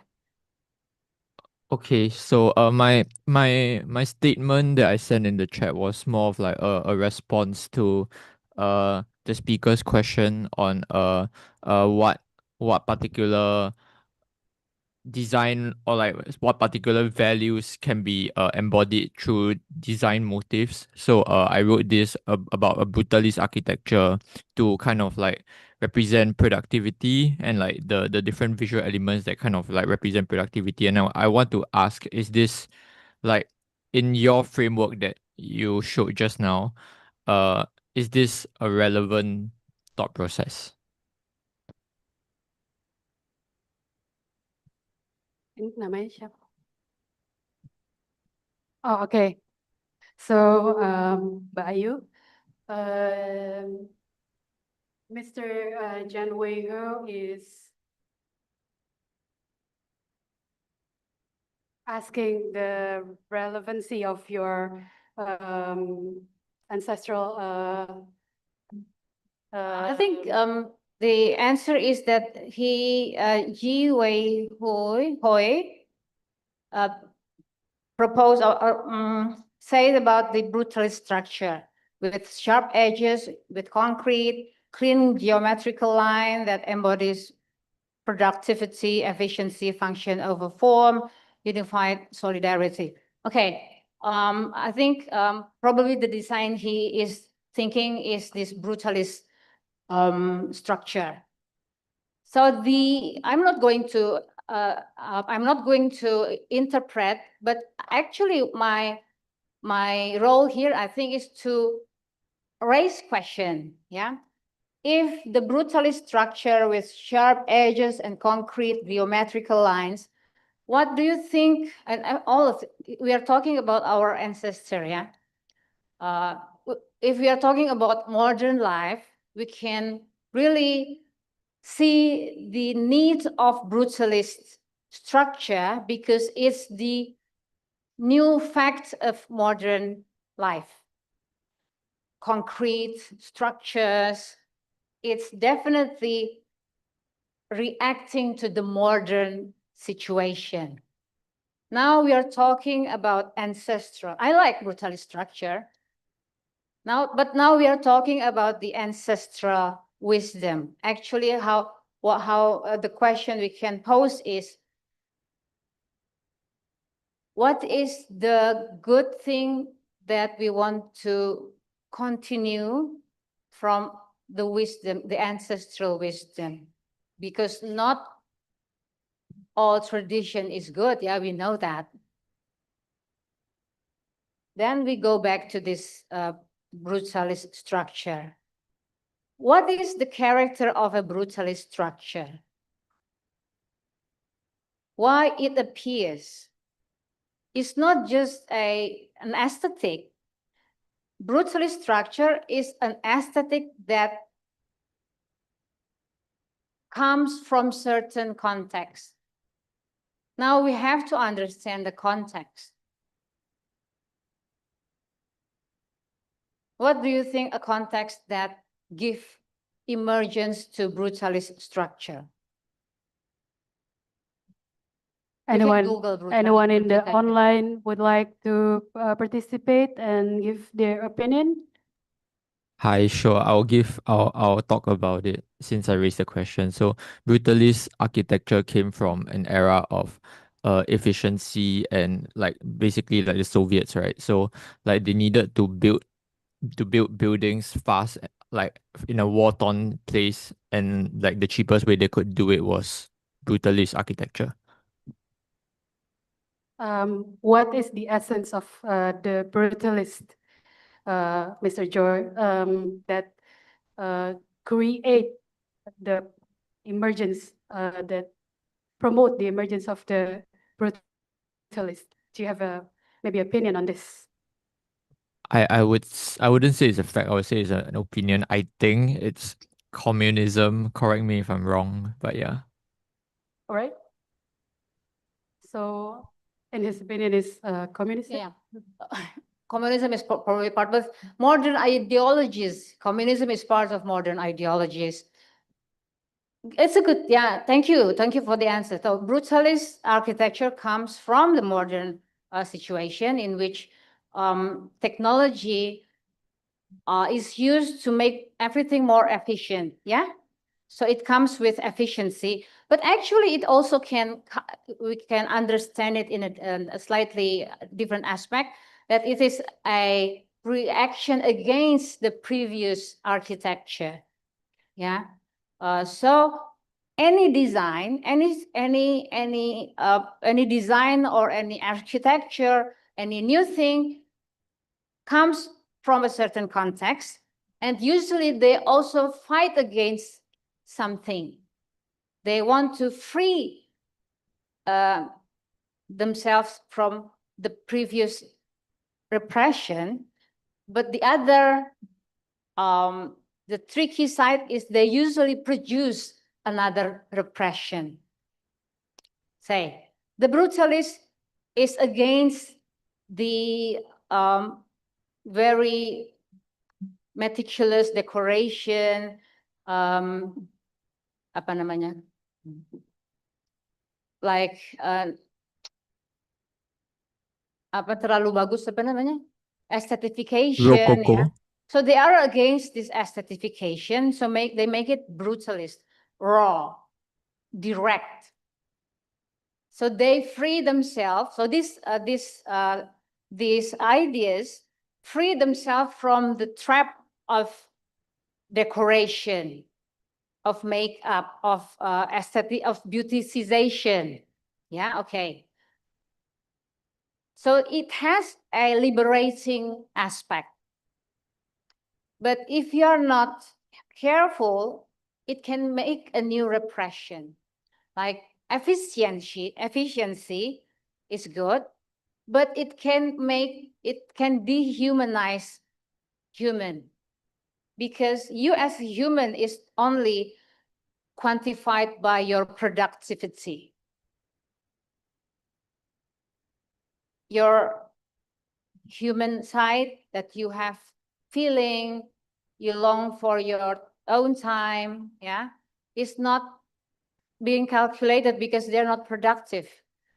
So in this case, it is you yourself or each of us that have to rethink or evaluate with critical thinking whether a design is liberating or repressive.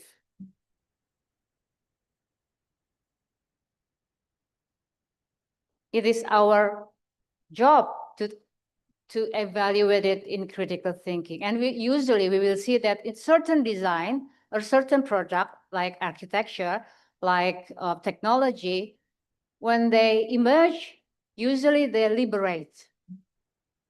But when they become values, they become commodities, they are capitalized, they will become a threat, a repressive. Like, for example, the social media, AI. In the beginning, it is liberating. But today we started to see that it's not liberating at all. It poses a threat.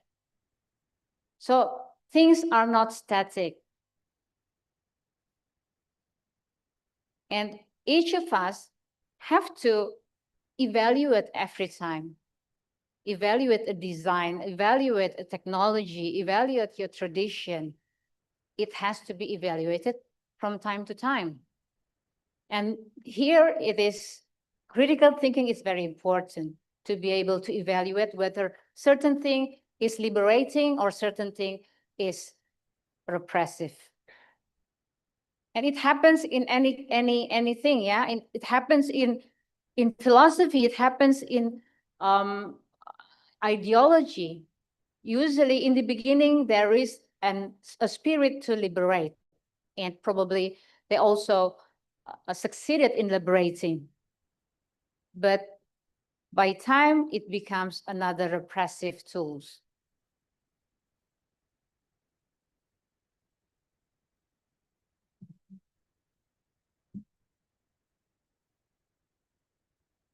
Ada any opinion?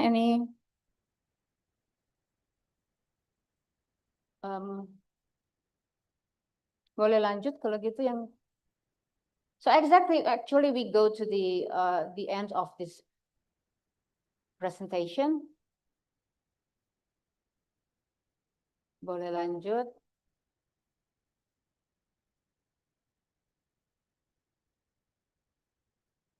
Enggak, yang tadi. Ya, okay.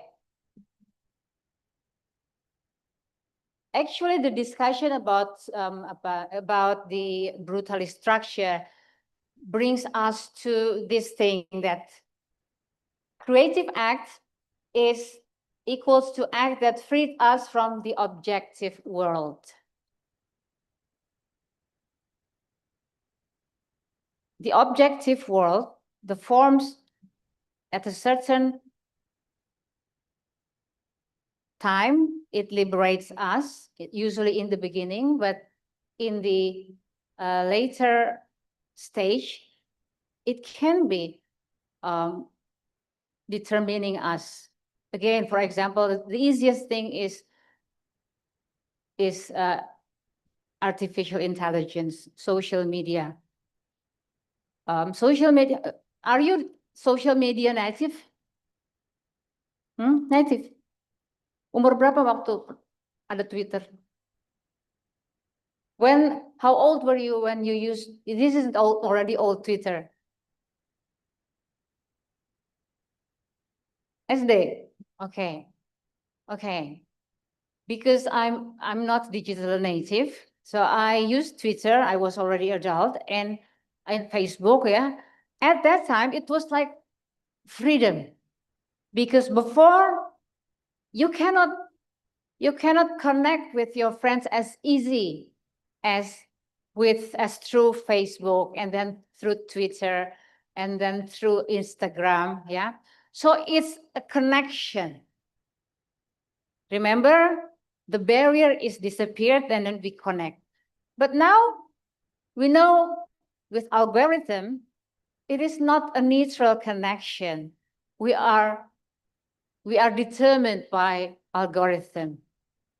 So design is also like this. Probably you produce something, you want to liberate yourself and others, but be careful, because if it becomes like solid or stabilized, it becomes another oppression. And critical thinking is need to understand this. Objective means the things that we used, the things that we that face us. Lanjut.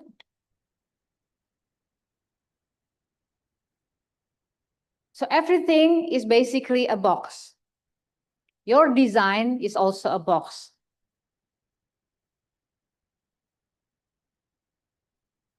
We used to think, yeah, this is the end of the challenge is a good box does not trap. Is a box trap you, it's not good. A good design, I think, is to open the box, to make a box that you can go out and in, or to connect boxes, or to make a new bigger boxes.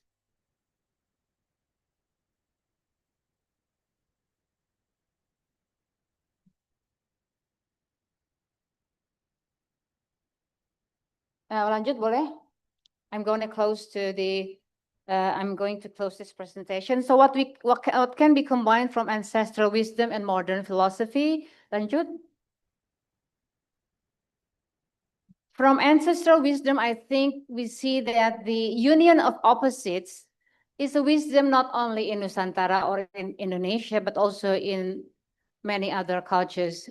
At least we find it clearly in the ancient Greek philosophy. And actually, harmony implies tension. And ancestral wisdom give more emphasis on practice, and it usually also have a spiritual mind. While the modern philosophy emphasized the conceptual design, but it helps now for us to see that everything is a conceptual design. So we build this world, we build our world. And modern philosophy has an explicit value toward greater freedom. The ancestral, probably, this is not very explicit. And toward inclusivity and remembering that creative act is an act of freedom, and also very explicit in modern philosophy is the critical thinking. And I think we can combine both values from the past and from the modern. So I want to end my presentation here. Masih ada waktu? I would like to thank all of you for your concentration and for giving me time to share my presentation. Thank you.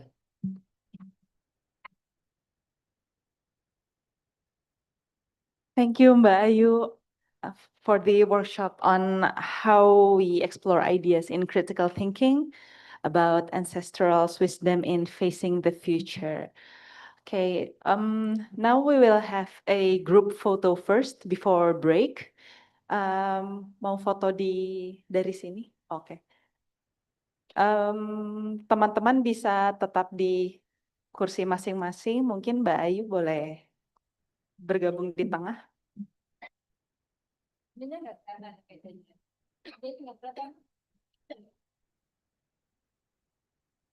Aku duduk.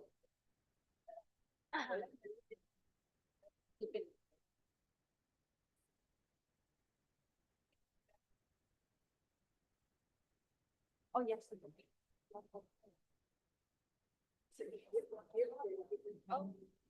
Terima kasih.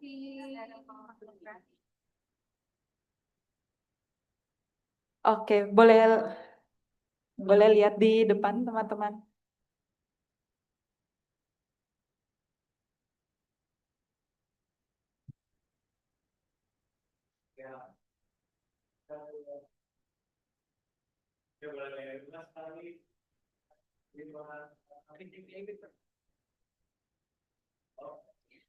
Okay, thank you everyone. That's the end of the first session workshop. Next, we will have time for an hour for break. For on-site participants, if you would like to explore the ongoing exhibitions here in Museum Macan, feel free to go inside our galleries. And all participants kindly come back for the second and third sessions here starting in 1 p.m. Thank you, everyone.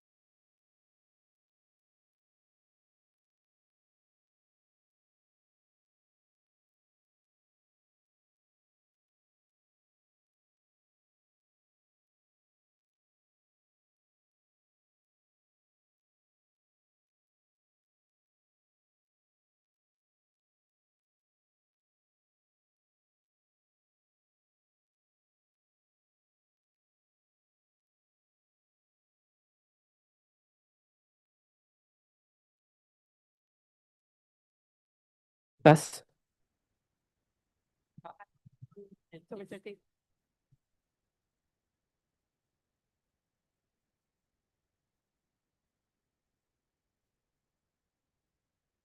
Okay, hello everyone.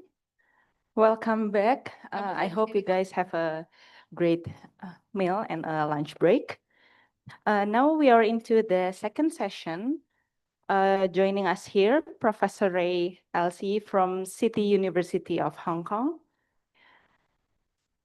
Professor Ray builds empathic bonds between machines and human using spatial interactions, uniting expertise in HCI, new media and narratives, exhibits in international exhibitions such as Electra, Ars Electronica, New Museum, Goethe Institute, Science Gallery MSU, and ACC Guangzhou.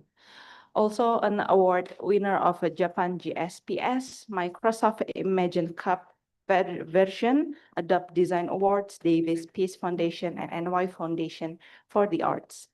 Professor Ray is a fan of SNES era Japanese role-playing games and active in the blues dance community.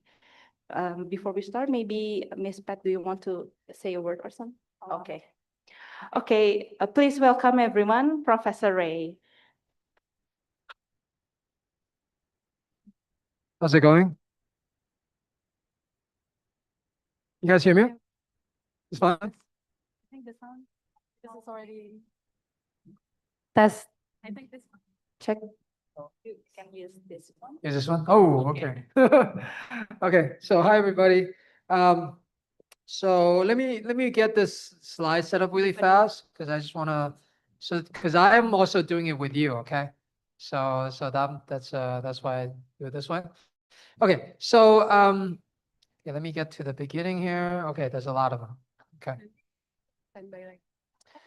So today, so this is a really fun and exciting, where is it? Oh, there it is. So this is a very exciting workshop that we're sharing with you guys today. So I tried this workshop, many times, over the last several years, and there's like a paper published about this workshop, etc. So hopefully you guys have fun as well. But as some of you know, like generative AI is being used a lot. But for me, generative AI is not really important. Generative AI is really just a tool. And it's just a question of like how you can do it the correct way and what can you get from it and what you cannot get from it. So that's where we're coming from.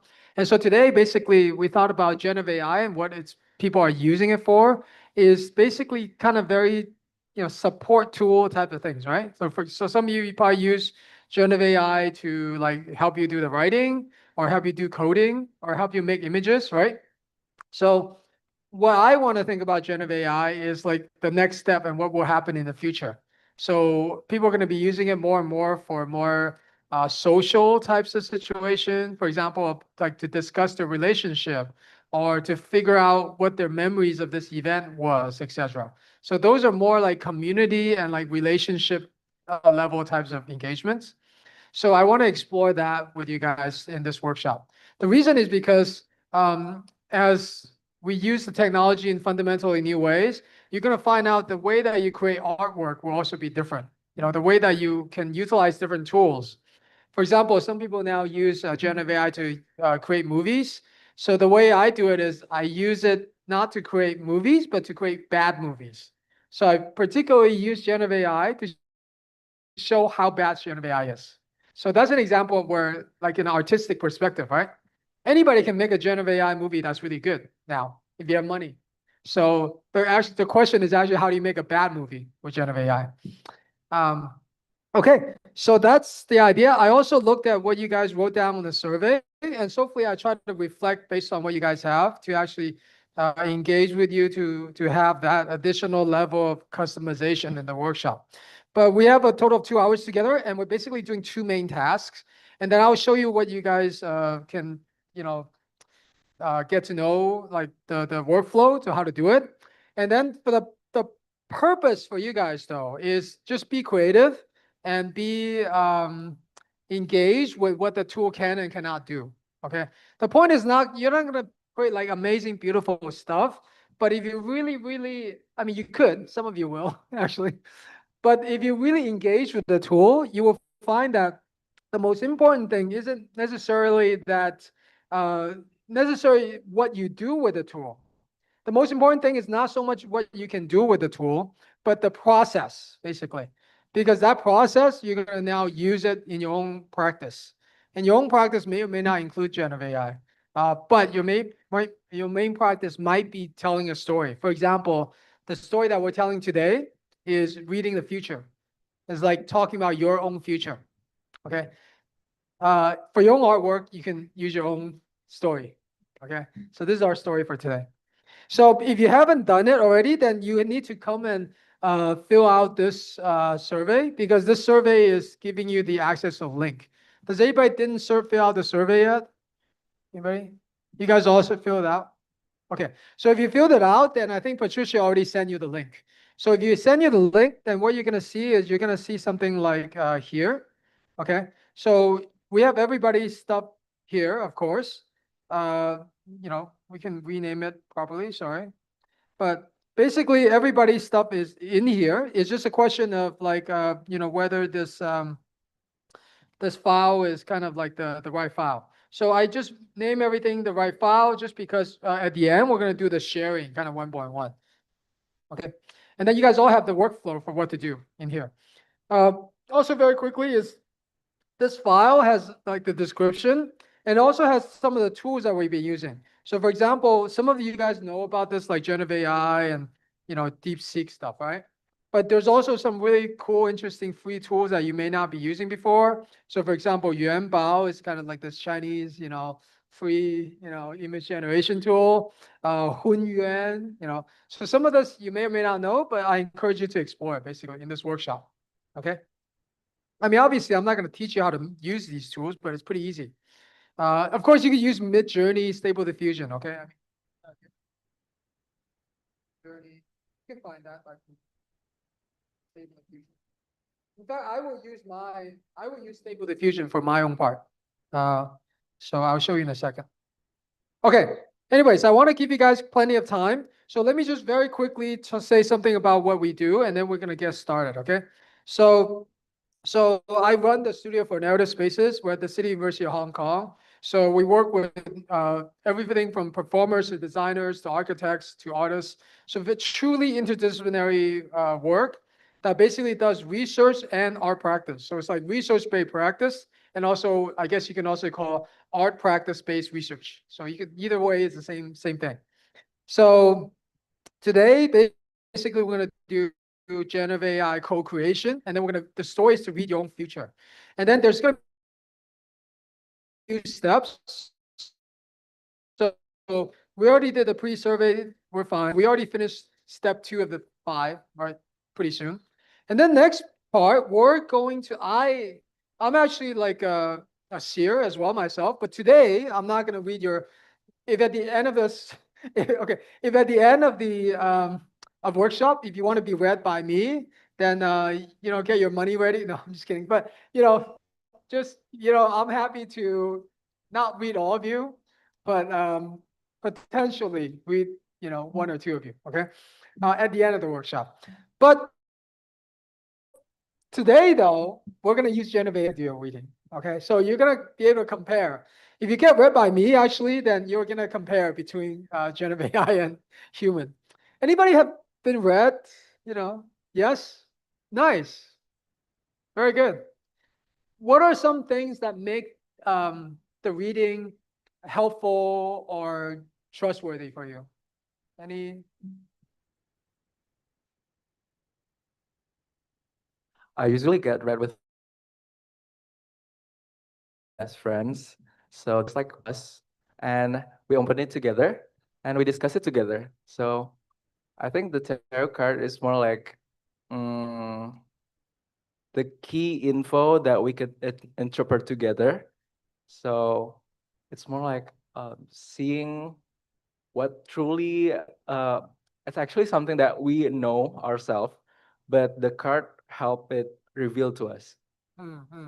And it's trustworthy because I think it stems from our inner self, not only from The card. That's it. Yeah, that's very good. Yeah, oh, you can, yeah. So I think the key point was, what's your name, by the way? Huh? Winston. Yeah, so one of the key things that Winston said is like it's from you, right? Like you put it in, right? So actually for the generative AI is the same, okay? It's just that the way you do it is different from the human, as you're gonna discover today. So very good insight. Anybody else want anything to share about their previous tarot experience? So back there, I think she has, yeah. Well, personally, I myself got into tarot reading like earlier this year with my friend. Um, Personally, my first tarot reading experience, because also similar to Winston's experience, but my experience, my best friend read it for me. And because of that, it felt more accurate because she knew some context about the problems and my current situation, my current state. And that's why the readings feel super duper accurate because the person knows me already and how I would react to things and um, my previous experiences beforehand. Very good. So so today you're gonna talk to someone who doesn't know you, right? But everything you said is part of like their knowledge. Okay, so just keep that in mind. So anyway, so that's really great that you guys have some experience with this, but now it's going to be a different like feeling when you're talking to the AI and you're going to be able to capture something out of it. So actually, my experience with this, if you want to make it a very spiritual experience, you still can, but it's up to you to control it. But if you want to like, tailor the fortune to be what you want, you can probably also do that too. Okay. But having said that, my process of giving you the card, this is the spiritual experience. So once you have the spiritual experience, it's up to you to figure out what you want to do with it, with the generative AI. Okay. So thank you for that sharing. So after we do this first part with the generative AI, sharing where we get hands-on and talk to AI, the next thing is basically we're going to summarize basically what the finding is. Okay, so at the end of that first part, you're going to summarize what your fortune will be. According to AI is fine. It's also a little bit according to yourself, but you're going to summarize, okay? Like you're going to give a short summary of what that is. And then after that, you're going to actually create visuals. So some of you who are really good with like Mid-Journey or Stable Diffusion, okay, this is your thing now. Because you're going to illustrate your future using a tarot card. So you're going to make your own tarot card, okay? Actually, before I go further, let me actually maybe give you some examples. I forgot to do that, but because I was actually also going to do it, but might as well also give you guys some examples. Hope so.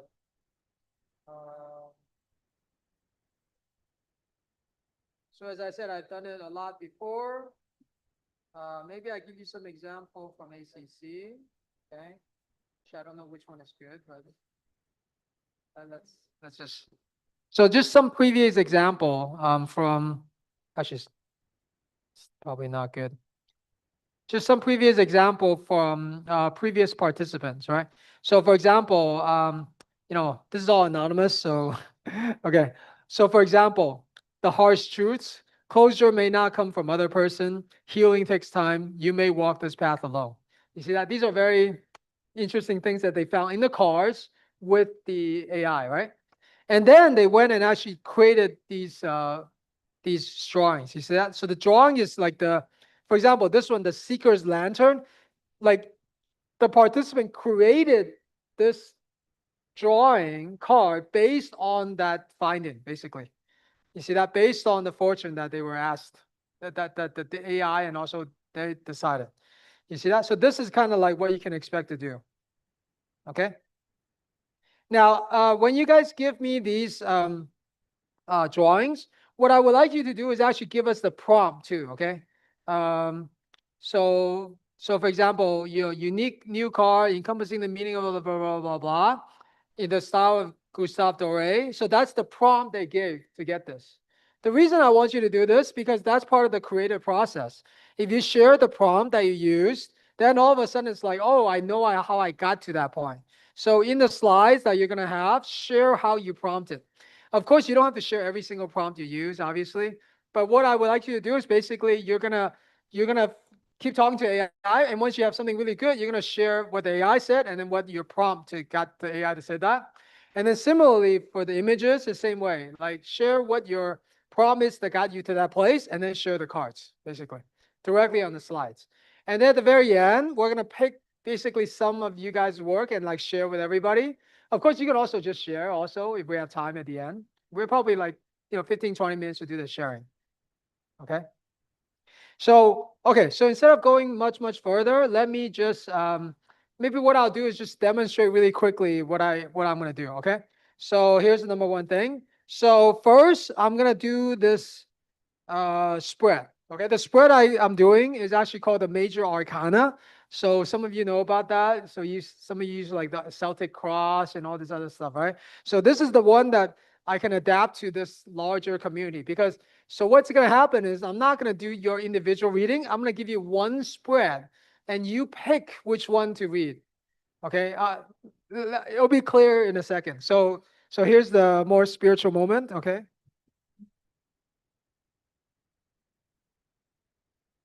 And for the staff, you can take a picture of this once I get it on, and then put it onto the Google Drive, basically. So take a picture of this and put it on the Google Drive. I think that's probably Patricia, or maybe somebody else. Whoever has access to this, basically. I think the students have access to this.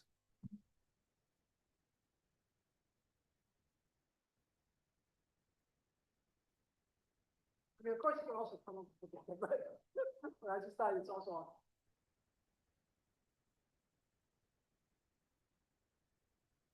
Interesting. When I put the microphone there, you can actually hear the microphone.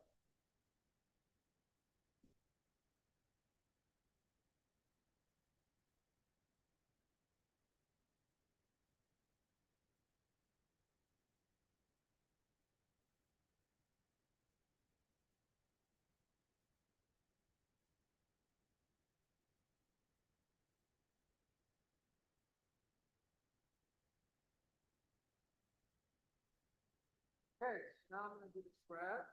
First slide here. Yeah. Actually, why don't I do it first? So you guys can do it.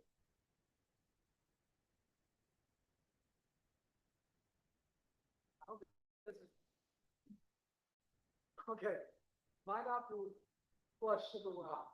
Okay.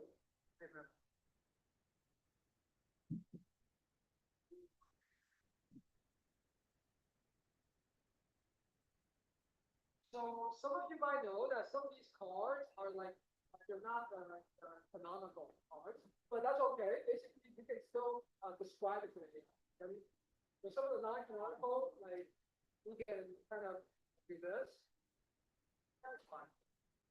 So it's not going to be like super duper perfect for everything, but it's fine. Oh, okay. Okay, thank you. Wow, temperance. Yeah. Okay, that makes sense. Okay, I'm gonna burn this one. I just want to make sure I have enough of these. This one I'm gonna burn also because I need a. Sorry, man is spread. Good. Wow,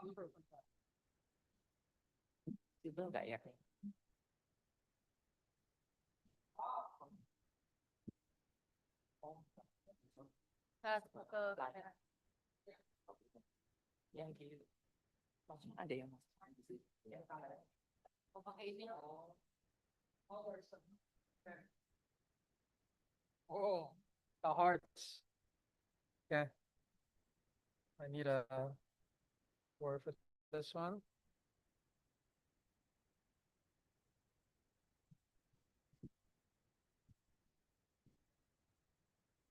I think it's not super flush super well. They're kind of like still. Okay, there we go.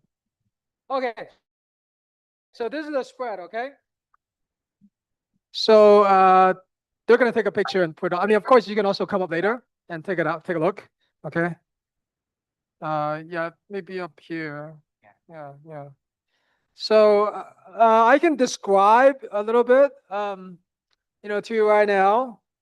But basically, we have three roles, right? So typically, what happens when people interpret this is they think of it as like past, present, future. Okay. So the past up there, the present, and then the future on the bottom, usually. Okay. In terms of the roles, right? Then what you do is then you look at like a column. So for example, if you say, like, let's say you want to look at, like this column right here. So this column right here would be the Hermit, and this card with the 9 stars. Okay. The Gen of AI can tell you what that is. And then the King of Cups, basically. Okay. If you don't know what that is, okay, you have Gen of AI. Gen of AI know what King of Cups is. It's pretty well-known kind of thing. Okay. So that would be your spread, where your past is the Hermit, present is this 9, basically 9 stars, and then this King of Clubs is your future. But for you, you can actually pick anything on this board. So you can take anything on this board. I recommend that's a column, basically. So, basically afterwards, you can actually even come up here and kind of like pick, go like, oh, some relationships here, I can pick that. Okay. So, okay. So, nice. Okay. Okay, so let me go back to the thing. Okay, thank you. Very good. So, okay, let me go back to the, let me go back to the thing now. Yeah. I just go back to share. Okay, thank you. So anyway, so you can see that now from the thing. Okay, so so number one thing is you can take any of the columns. Sorry, I meant columns, not rows. Okay, so you can take any of the columns, and then you can probably also pick your own personality. So even if you don't know like which one is whatever, you can look at the middle row, okay, and you can say, okay, that's my present, right? So I'm going to pick one, right? So for example, maybe I can pick one. Oh, this is too much. This is too loaded. I'm going to pick temperance, okay? I don't know if I'm super temperate. Let me see. This guy's kind of funny. I'm going to pick the Page of Cups, okay? So I'm going to pick this one right here. Okay. So that is like, oh, of these guys over here, I feel like this is the one I most represent. Okay. For example, you can pick Ace of Swords if you feel like you're, right? So it's up to you. You can pick anything here.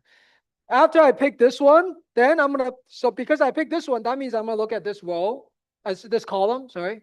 So my column is gonna be the Chariot, Page of Cups, and Queen of Wands. Okay. So that would be what I want to look at for now. Okay. Then what you want to, importantly, is because this fits your personality, you already identify with that. So by the way, there's the Indonesian translation in your slides if you need it. But you can interpret this to be past, present, and future if you want. That's what I usually do. And then after that, you want to ask a question. Okay. So first of all, you have to pick a question. So that's why in these slides, I asked you to pick a question. Right.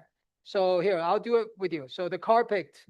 So I'm just going to do it to demonstrate what I would do, right? The short version.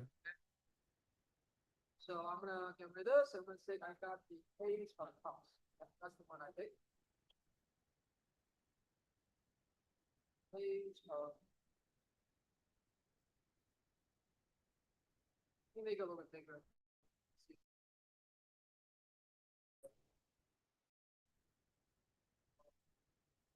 You guys all see this, right? So I picked the Page of Cups, but the next important thing is I have to ask what I want to know, right? I mean, fortune telling doesn't work if it's like, can you just tell me everything? Like that doesn't work. So for the question, recommend something that you care about.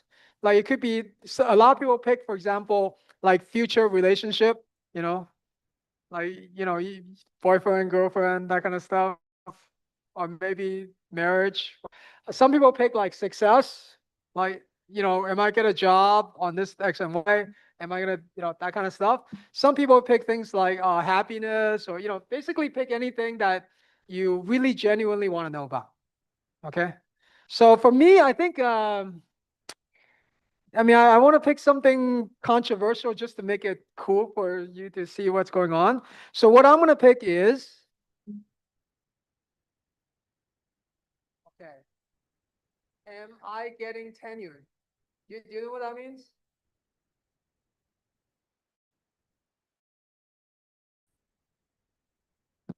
So professors, usually they go for tenure, which means like the university evaluates what you've done, and they say like, oh, like you crossed the bar and you get to go like, or they go like, no, you suck, go find another job. Okay, so I genuinely pick something I actually genuinely want to figure out, right? Okay, so you guys should do the same because even I do like what I want to do, right? Very public here, right? So first, that's directly from this, and then you're gonna pick the question. Okay, don't be shy about the question. Don't be shy about the question. When I share this, it's not super clear who you are, etc. It's fine. You guys all know each other anyways. Just ask the question. Okay.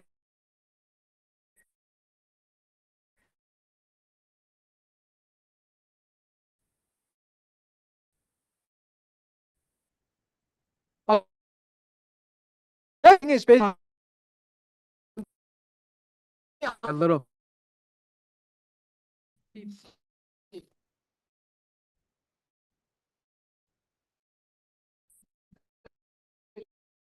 Pick the two. I have to. Uh, log in anymore. I already logged in. Okay, there you go.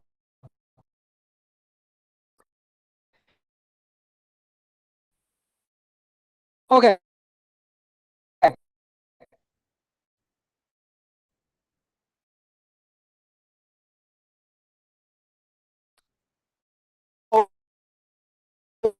Oh, it's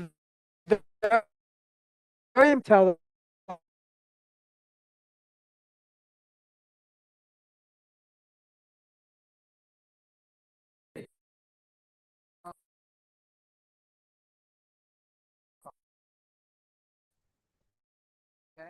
Hard. It pages parts. Okay. The first thing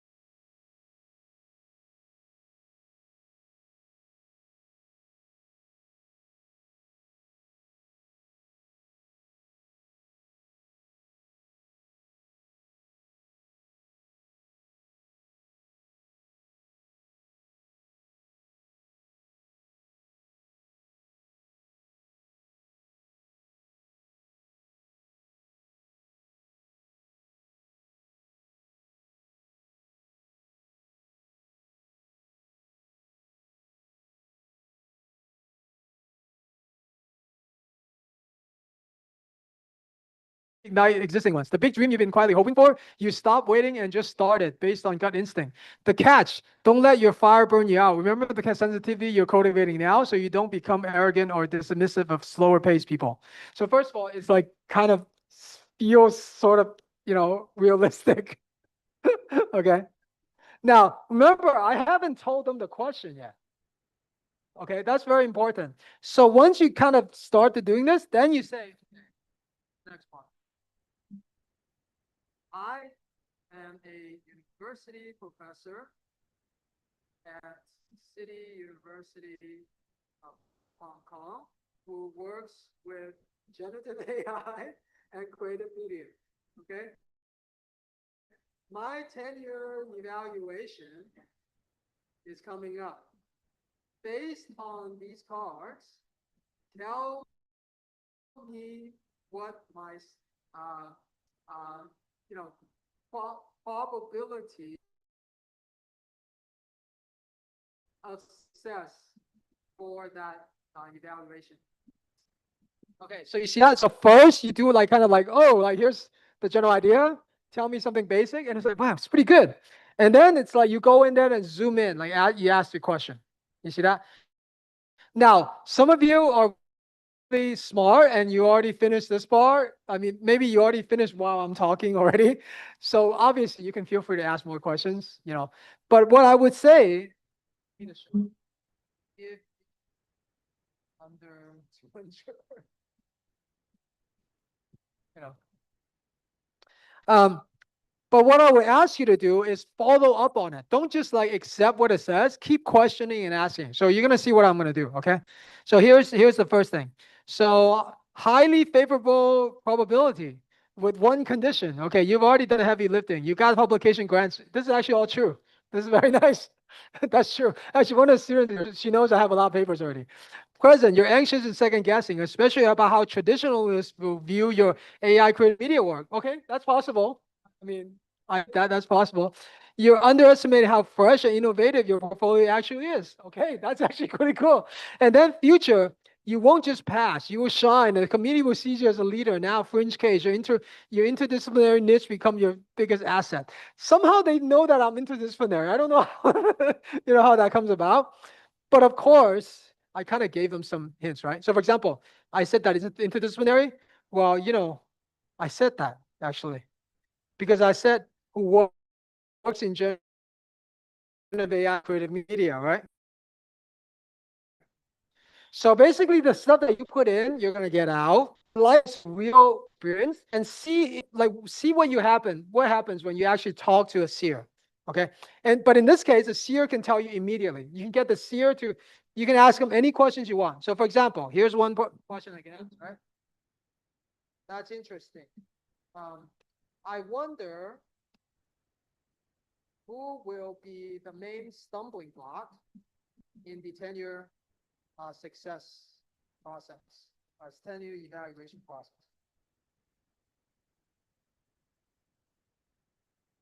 So you see that? I asked them a very specific question. Okay, so you guys should do that because the more specific you ask, the more crazy, interesting stuff. And then you kind of like, you know, okay, I mean, it's going forever. Try to, you know, ask them for a short answer. I mean, so anyways, so they're saying like the most likely stumbling blocks is an emperor. So one of you who are picking this guy might do something, you know, et cetera, et cetera. Tarot is perfect for this because of you see that? So read it, understand it. I'm not gonna keep doing this, but you know what I mean, right? Keep asking it. Keep trying to figure out. Instead of asking lots of different questions, ask them one question, but ask them really deeply so you actually understand the answer. Okay? All right. Okay, I know I'm almost done. So anyway, so this part, I'm gonna start. Okay? So the most interesting stuff I'm gonna write down. So for instance here, I want to write down this short version. Sorry, there's not a. Okay. Yeah. But you don't have to copy down exactly this. You know, you copy down whatever, you know, you.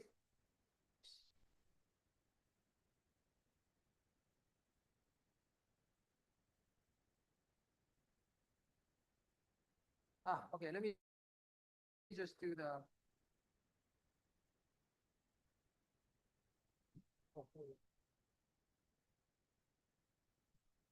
Okay, so what I would like to do is if you're doing something interesting in the prompting, also write it down. So for example, this isn't super duper amazing what I'm doing here, but here, when I ask this one, right? When I ask like a really interesting one, this one, put that prompt down. You see that? Because that's how you get to this part, right? So here, what you want to do is like prompt this part, okay? And then the answer you're gonna put down. Actually, let me actually just do Control V this one. Then it's a little bit more nicer to look. Okay. Then I'm gonna pick out the most important thing. So the most the senior traditionalist. Okay.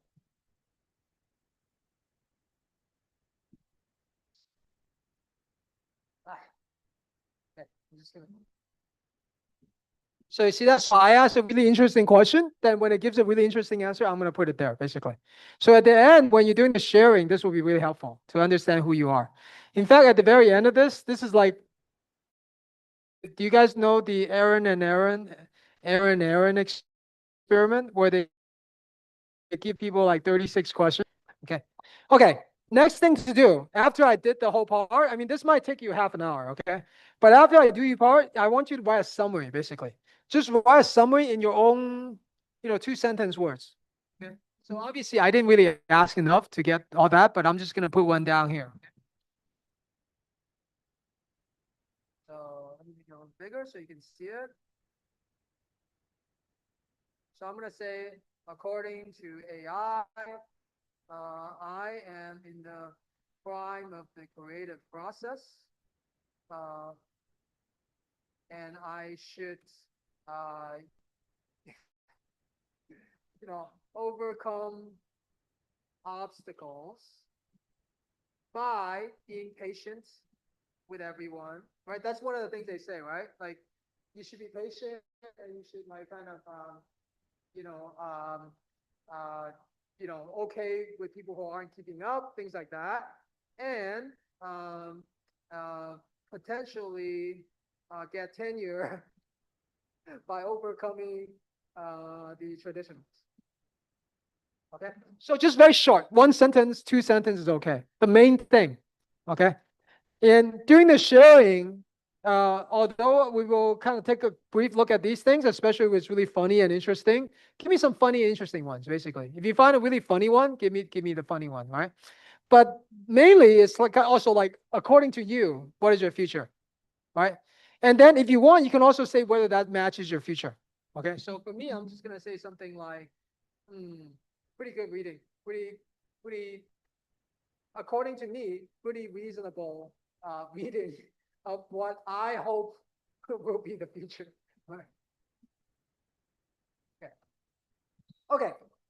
Any questions about this first part? Okay, so the next part is you're gonna use that information to create the cards. That's the second half. So you're gonna have about 45 minutes, 40 minutes to do that. Okay, so in the second half, what you do is you then gonna use, well, I'm gonna use Stable Diffusion, but again, you can use anything you want, okay? I mean, the list of things to use are in the, this workshop description, okay? But for me, I'm just gonna do something very simple to show you what it feels like first, okay? And I'm gonna use my own Stable Diffusion. Okay. So you guys may not have that, but I installed my own basically generative AI thing in here.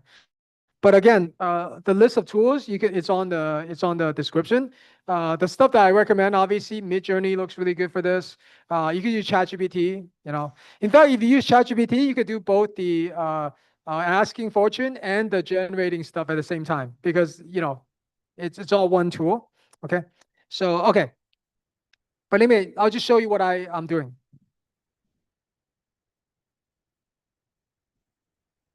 So I use Stable Diffusion because it gives me control, gives me more control over the kind of stuff I generate.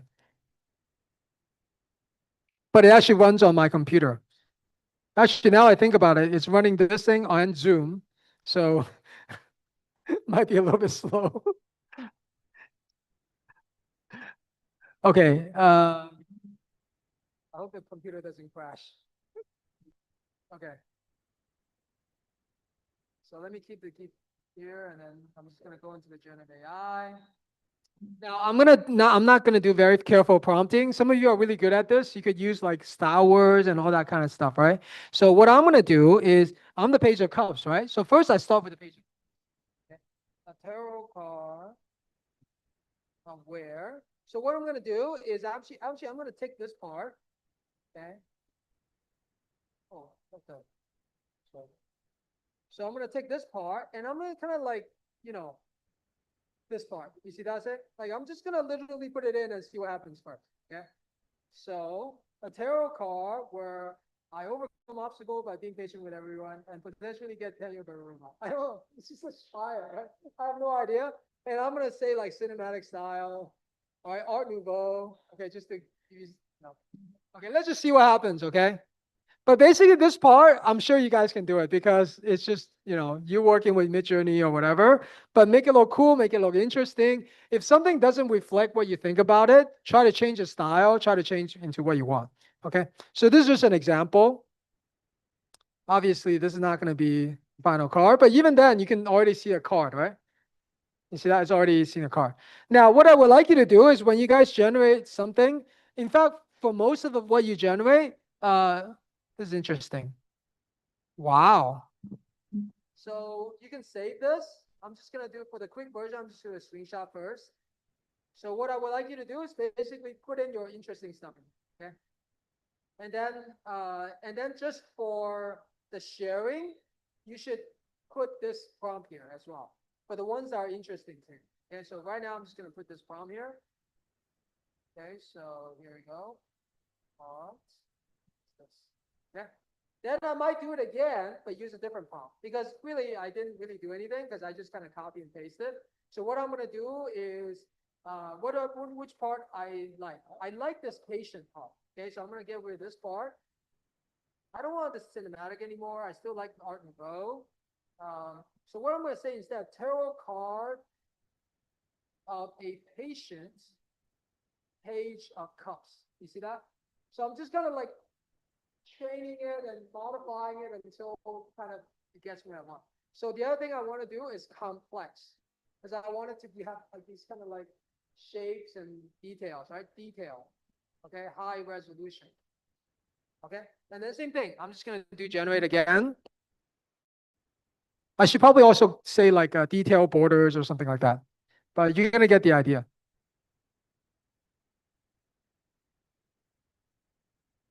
Yeah, I know some of you are starting to work already. It's fine. It's fine. I know you guys are starting work already. Hopefully this is a fun exercise for you. Okay, there you go. You see that? Now it looks kind of, actually, it doesn't look super duper like a tarot card, but at least it has the feeling now, right? So anyways, I'm just going to put this in, even though it's not really totally ready. But for you guys, you can put in your best stuff. Okay. So again, the same thing. I'm going to put this in here. And then I'm going to just put the prompt. And then also, if it's helpful for you, it's helpful probably to, in the sharing, to show us like how you did that, right? Right? So kind of like show us the prompt and how the prompt enables you to have something that shows who you are. At the very, very end, I'm not going to do it right now, but at the very, very end, just share with us why you feel like this card represents your future, right? Show us some, like for example, this one, really good. So I'm going to say something like the patience card shows me what I aspire to be more, to slow down and, live in the future, live in the present. So you see that? So based on your card, then you go back and reflect and go like, okay, you know what? I think the card really shows who I am. So basically between this slide and the slide, you have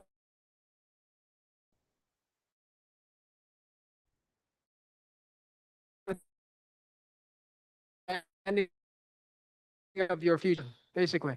Anybody have any questions about the process before we go and do this thing?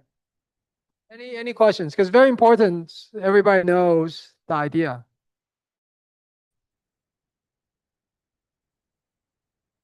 You guys all good? Okay, so that's the workshop. So let me just say that we're also on Instagram and Xiaohongshu and everything. If you're interested, go check us out. Check out our website. It's already on your slide.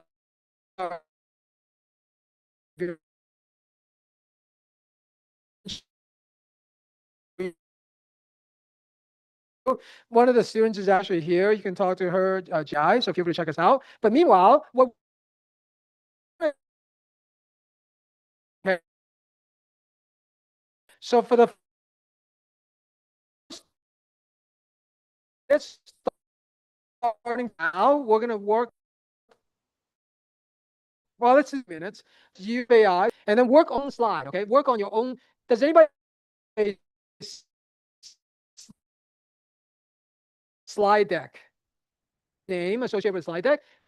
If that's the case, you just go directly into there and change however you want to. And all the, but the first minutes, we'll do just the generative AI talking part. So come up here, pick the column you want, okay? I highly recommend the emperor and the heart. This is like, if you ask generative AI this, this is like a very powerful meme in tarot card. I also recommend things such as like strength and high priestess because there's a lot of conflict happening. But of course, you pick whatever you feel like, it's important and interesting for you. You can also pick based on your question, right? And you can also pick based on who you are on this role, okay? So please come up here and we get started with the first part for the first 30 minutes. Have fun. And we're also around to kind of help you in case you need to. Okay.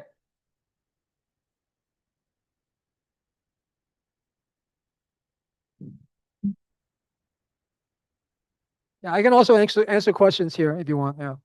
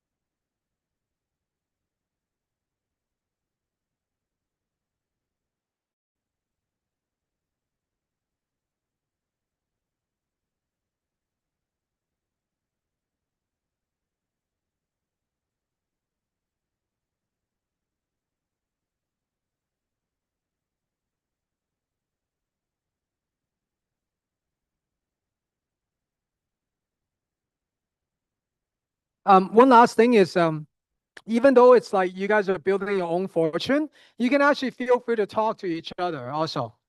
For example, show each other what you generated, what the AI says about you.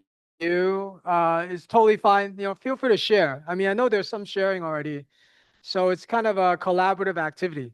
It's just that you have to be in charge of your own kind of slide deck. That's all. Okay, so feel free to talk to each other.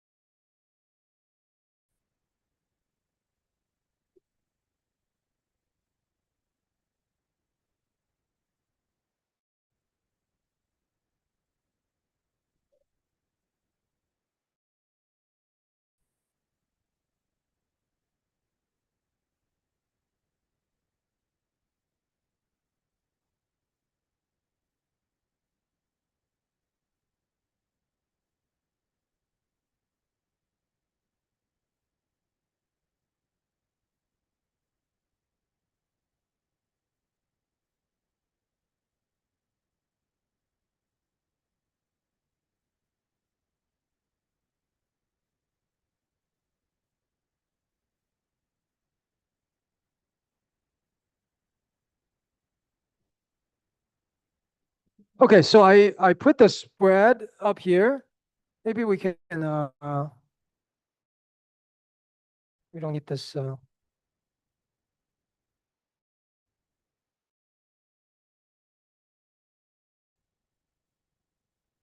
Can we get rid of this zoom, this window? We don't really need the, yeah.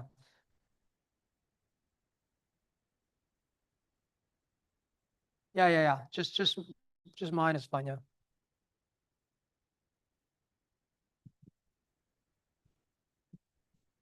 Yeah, we don't need the other one. We just, that one's fine.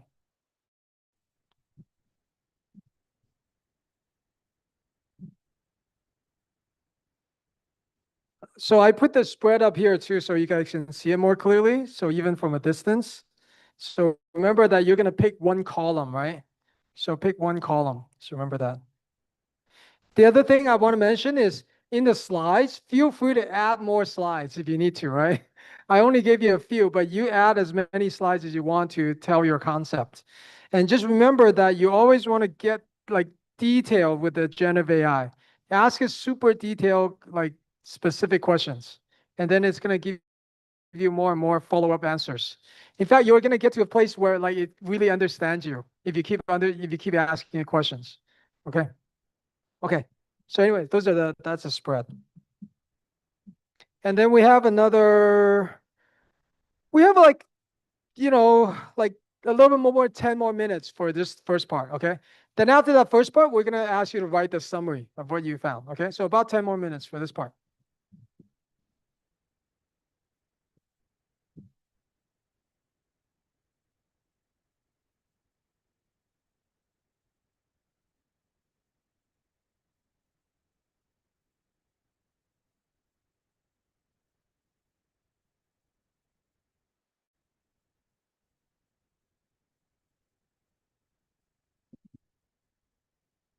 Check.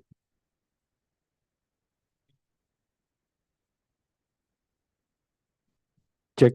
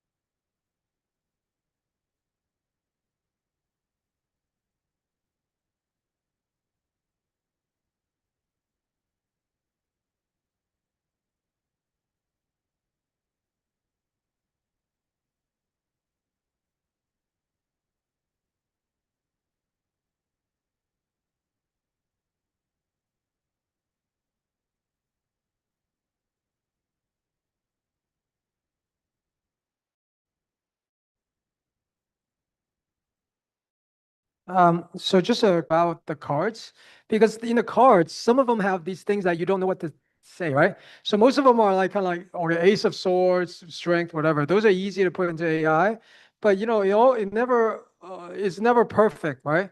So for example, if you get something like this one, if you're using this one, this is actually the like it's basically two of cups, basically. So if this one is like the two cups, so if you say two of cups, the AI will understand. So similarly for this one, three swords, right? And then similarly, these are pentacles. So usually you say two pentacles, right? Two stars of pentacles or nine pentacles, basically. So for those of you who don't know, just to kind of let you know, this one you would put nine pentacles. You can probably figure out, the AI can figure out anyways, but still, if you need to be more specific, those are the only ones that require the extra understanding. Is there anybody with cards that they don't understand? This is also cups. So this is 10 cups, right? 10 cups, 2 cups, and those are the pentacles, right? So it's a little thing like this, that's the pentacles. Okay. Okay. So just a few more minutes for the AI interpretation, okay? So those of you who are ready, you can go to the next phase, which is just write a summary of everything that, basically summarize what the AI says about you. One sentence is enough. One or two sentences is enough. Give us the general idea. Like, give us an idea. So for example, me, I said the AI says I should be more patient, but it feels like you're gonna be doing really well. But in the future, this is what I should do. For example. So just write your summary now. Okay, on the slide for the summary. So that's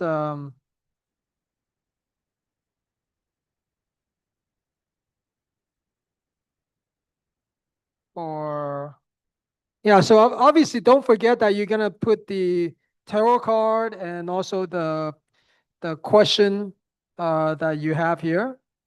So make sure you kind of definitely fill that out for the sharing. And then you're gonna put in a bunch of things about what your fortune would be, and then make sure you summarize it now. So you can use the last 2-3 minutes to just write the summary, okay? So this part.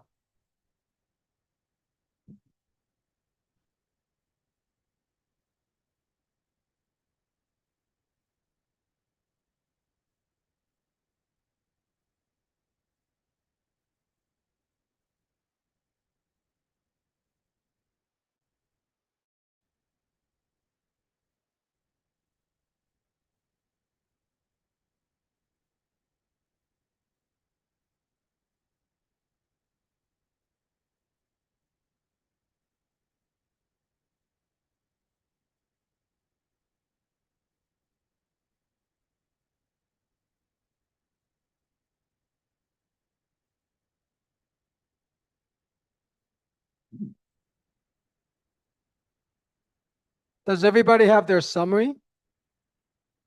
Not yet? Okay. Maybe 1 or 2 more minutes for the summary. So what you should have so far is you should have your card and your question, and then some of the generative AI stuff that you get out, and the most important and interesting stuff that you find, including the prompts that you used.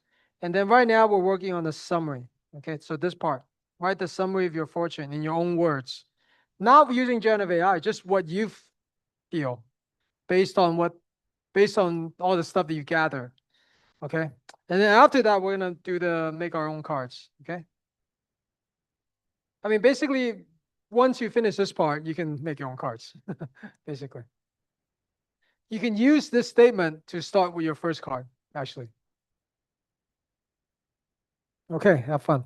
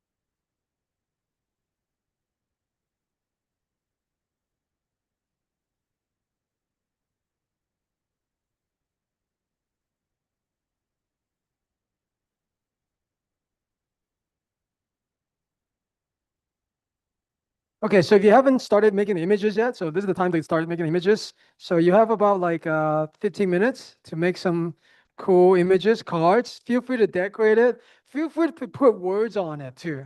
Some people forget that you can put words on it. So you can use generative AI, but of course you can kind of decorate your generative AI outcome too, okay? So go for it. Show us your best stuff. Be creative. This is the artistic part.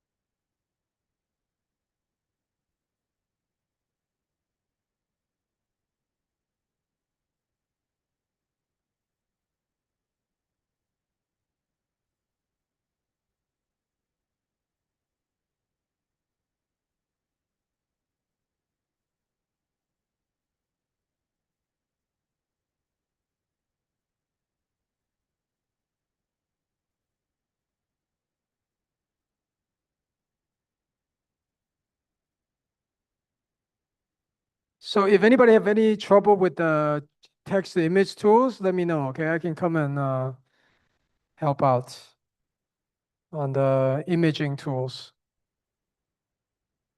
You can do it any way you want. You can use all generative AI, or you can like download like a border that you put your generative AI under, whatever you want to do is okay. Yeah.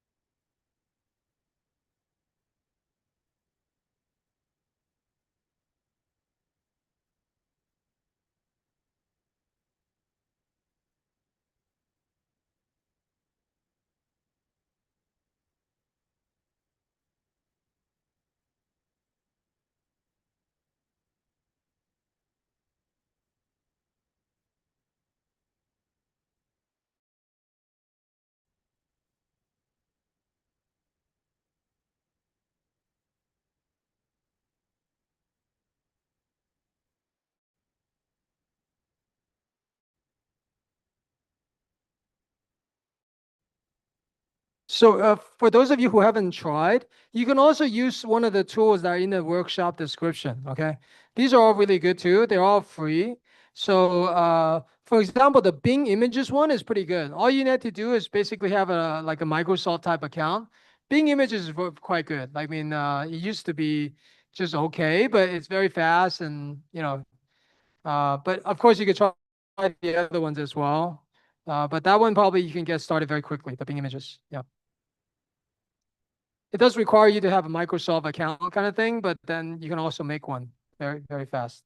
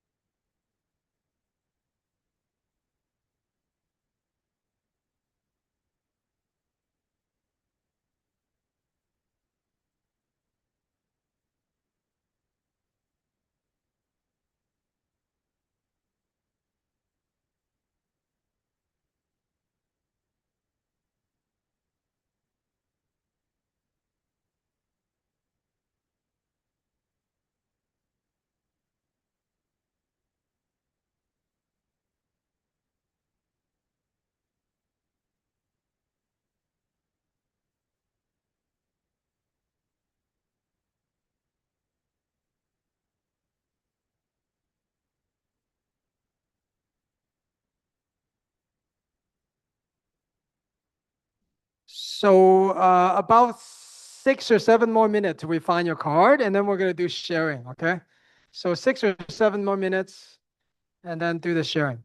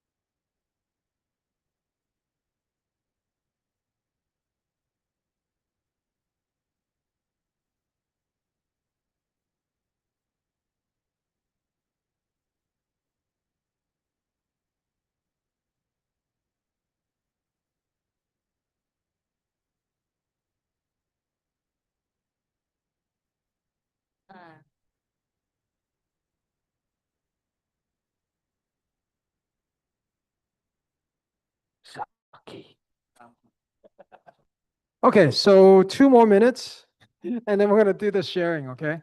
So for the sharing, it's pretty simple. You can either share about your fortune only, or you can share about your cards only, or you can share a little bit about your both. You can also share like the part about the summary of what your fortune is. Totally fine if you don't want to share anything else other than that. Or you can share something about, okay, this is what the card shows about me. Okay, so you can share anything about that.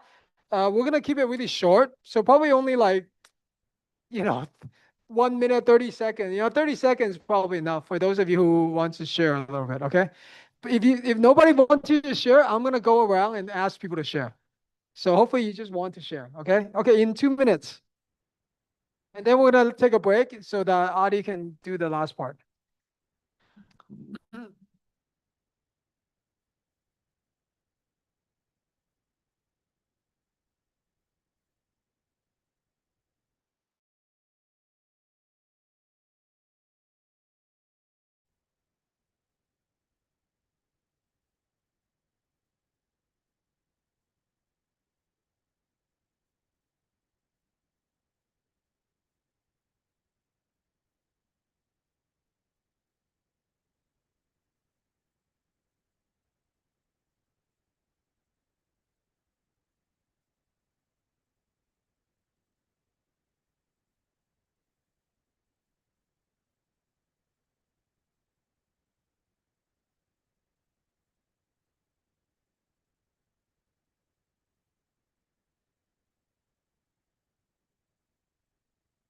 Okay, so in the sharing, I also like you guys to tell me about, okay, like AI didn't get this right, or I'm trying to do this, but AI tried to do that.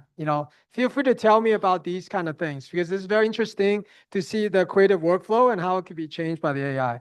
Okay, so having said that, let's start with the sharing process. So first of all, like volunteers, do we have any volunteers who share? I'm gonna share directly on this slide here, but you can raise your hand and say your name. I know you all want to share.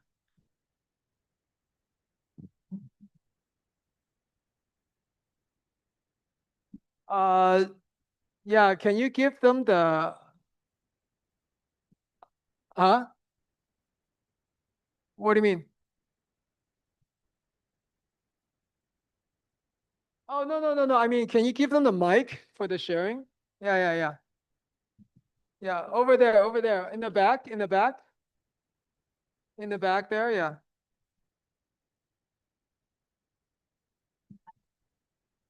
Okay, what's your name? What, the person who's sharing?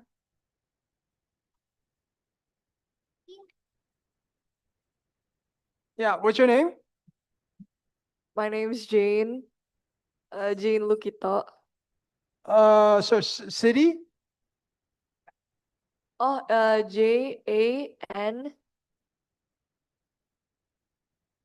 Oh, Yes. Jane? Yes. Okay, so I'm just gonna open it up so that everybody can see. Okay. And then, yeah, tell me about what do you want to share? Wait, which part do I want to share? Well, I think I'm comfortable on sharing the illustration part, I think. Okay, yeah, go ahead. Well, since I know about tarot cards, so beforehand I saw the image that was sent in the group, and out of all of the columns, I chose this one because all of them are major arcanas, all of them are big cards, and the first one is the Hanged Man, the second one is the World, and the third one is the Lover's card. And because I actually have and brought my own tarot card here, and I bought the Adventure Time style card. That's why I asked the AI to generate me their own style of their own Adventure Time card. And honestly, it's pretty similar to my own card, so that's kind of surprising. And um, after that, I tried experimenting with the AI. Right after that, this one I tried telling the AI to sum to combine the three cards. But in this one, the AI just mix them only visually, only visual. And I tried once again after pushing the AI into describing and Ooh. into digging into the meaning. And I asked the AI again to create the mix of three cards, and it completely changed the direction because before, in the slide right before it, it only mixed it visually, but now it's a completely different and new card. So the AI reacts differently because I asked and tried fishing out a different response. And last but not least, I tried to make the AI to completely generate the image, but with its own style, with no Adventure Time style at all, just purely from what they think it would look like and what it should look like. I That's see. all. What's the prompt for this? Like, how did you prompt this? I prompted this by, well, I used Google AI Studio, and this AI was pretty quick at generating the images. I asked, I want you to generate me an illustration for my tarot cards, the Hanged Man, the World, and the Lover's card in the Adventure Time cartoon style. And then I asked, sum up the three cards and make it into one special unique tarot card with its own name and design. And then I asked, do you see the connection between the Hanged Man card, the World card, and the Lover's card? Can you see the similarity and the common ground in it? And then the AI tells me in paragraphs, multiple paragraphs, and then I tell the AI to, okay, now take that common ground and make it into the card with its own unique design. Give it a design purely from you. And then right after that, I ask the AI to make it Adventure Time style. So what do you take away with this? Like, can we share this too? Is it okay? Uh, No? Sure. Well, actually, the questions that I asked about the AI was, basically, I got an offer to intern. Well, because, I've never done any intern work before, especially as a side job while I do my university stuff. It can get pretty stressful, and that's why I decided to ask these cards and AI to try to translate it to me. And I think uh, it does align with how my expectation and my thoughts on it too. So which one represents you the most, you think? These Think which one represents me, by design or by card? yeah, whatever, yeah. I think this one represents me the most. This one? Yes, because I think the thing about tarot. This one? Yes, I think the thing about tarot cards is because um it's only a full story if it's um well, the way I see it, the three cards represent the past, the present, and the future, and I only see it as like the full story, and I would like to, see the whole reading from even the bad parts to the good parts. So I think this sums it up the most because it does tell me that it's not going to be easy. There are things that I have to sacrifice, but also it is a great community to be in, and it will support me in the long future. Yay, very cool. Thank you, Jane. Thank you. Jane Lukito, right? Yeah, thanks, Jane. Very cool. Very nice sharing. And also, we see a lot of really interesting things that she made the AI do. That's really cool. So yeah, anybody else want to share? Probably have room for maybe two or three others, something like that. Who wants to share? I know some of you made some really amazing work, so anybody else want to share? Yeah.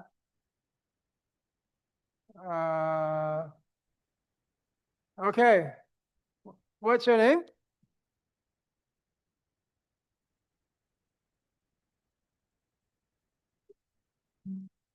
Okay. Hello, my name is Andrew. Andrew? Okay. I'm just opening up your thing, okay? So Andrew, this one, right? Andrew Roberts Sugio. Is it okay? Yeah. Okay. There's two of them, but does it matter which one? Oh, really? I think the second one. Oh, I see. This one has nothing, I guess, right? Okay.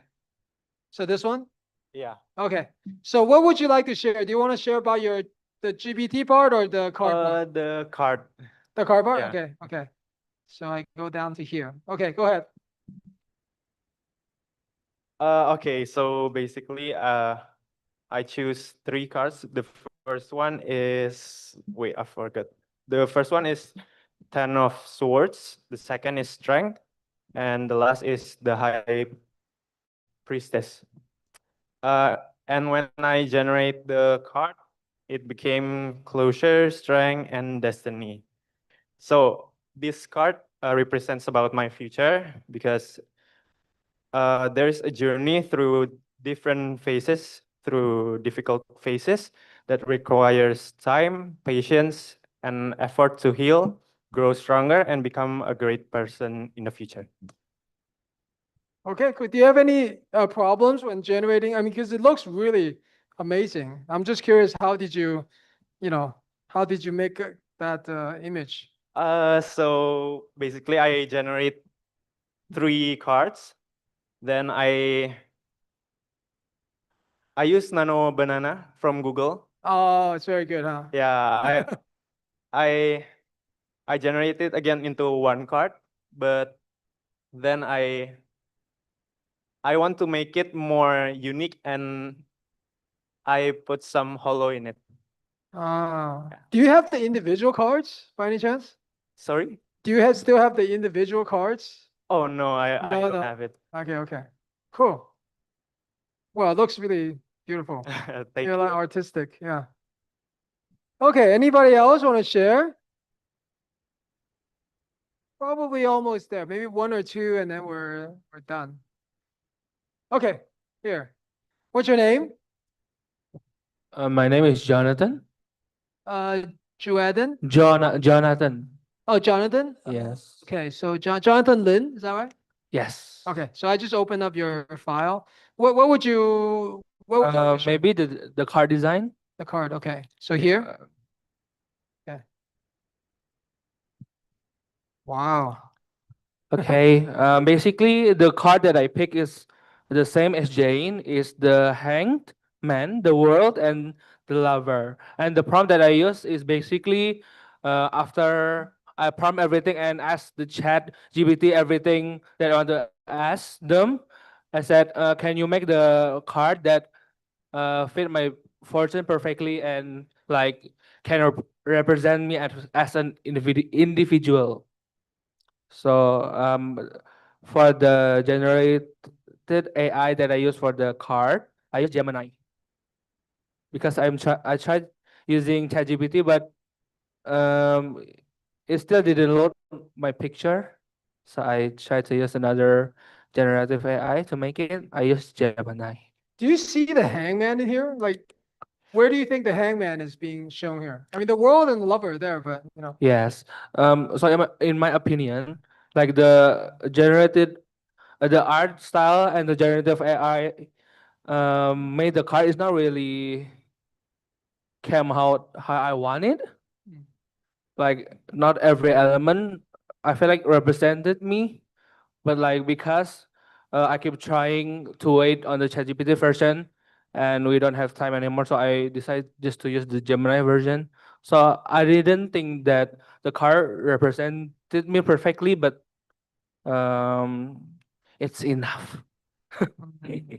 okay. Yeah. So there's still some flaws in it, in my I see. opinion. Very cool. Thank So, you. which one represent you more, you think? I think the last one. Last one? Yes, because fun fact about the answer that the ChatGPT gave me, he said I'm in a path of finding myself. So like I think the left really represented. I'm still learning. I'm still going through some stuff. I'm still trying to find the right path. So in the symbolism of holding a key, I think is really such a significant way to represent how I'm feeling right now. That's interesting because the key is not actually in the cards, right? Yes. So, They just added because of the answer that they gave me. oh, so when you ask the GPT, it says mention the key, and now you put the key into the card. Yes. Very cool. Very rich. I mean, like, you guys should all make your cards like your Instagram profiles or something, because they really show something about you, right? Like for him, he's got all three, plus he's got the key. Like it's kind of like the extra thing that shows who he is, right? So, Yes. very cool. Thank you. Thank you. Okay, so last chance. Anybody? One more, I think it's okay. Yeah, one more, two more, but probably, yeah, one more is okay. And then we take a break. Anybody else? One last one. Share about your cards or your fortune. What did you learn? Yeah, here, which, Winston, right? Okay, awesome.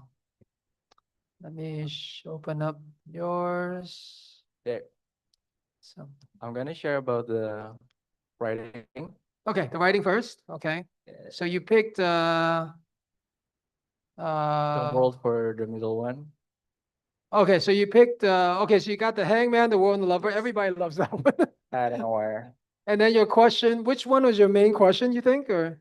My main question is the meal one because I don't really want to know like the success or like a relationship, just something fun. So Okay. let's see what they think about my next meal. So So this is like a very short-term fortune Yeah, telling. It's yeah. like literally 2 hours from now, what's gonna happen, right? Okay, great. yes, but I don't think DeepSeek gave me the perfect answer.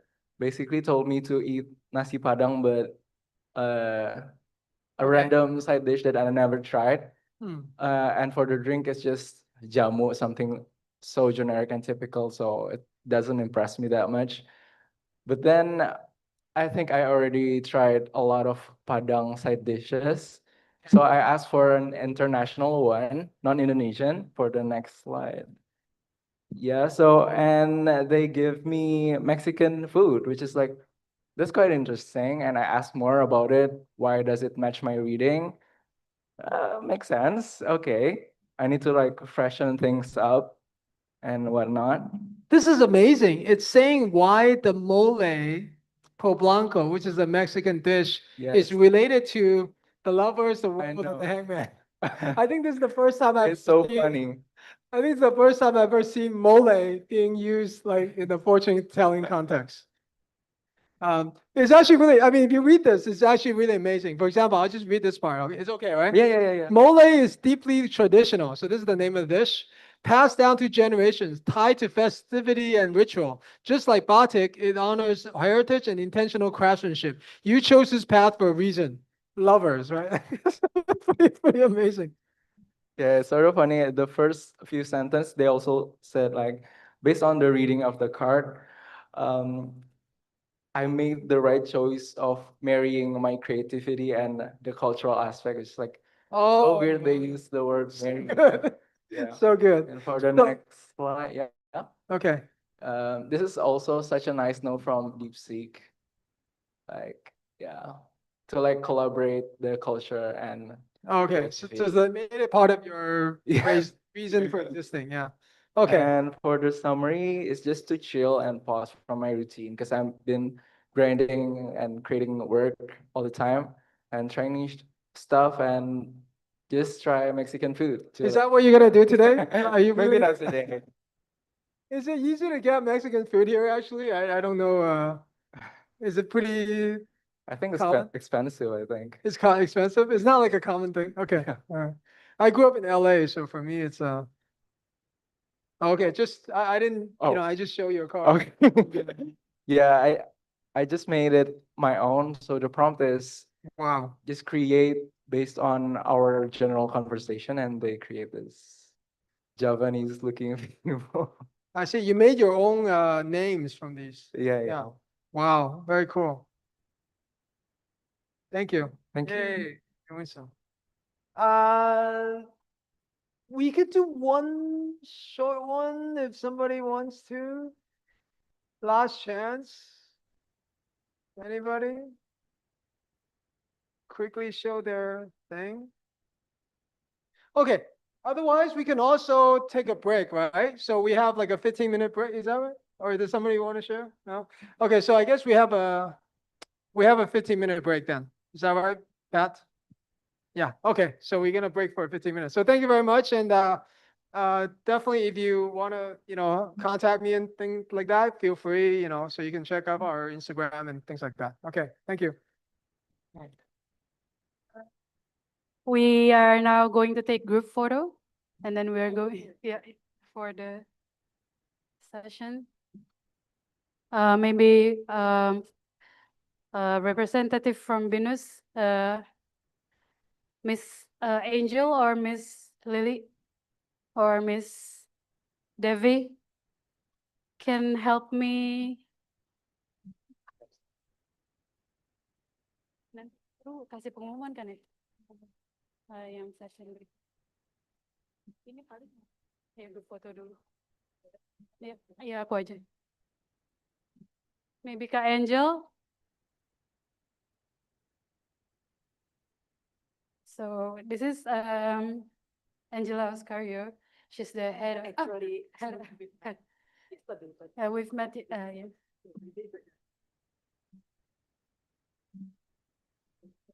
Sorry.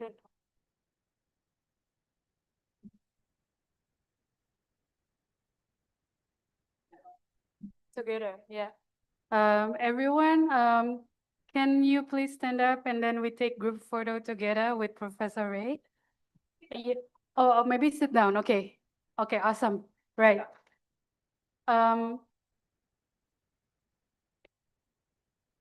The others on the back probably can stand up. So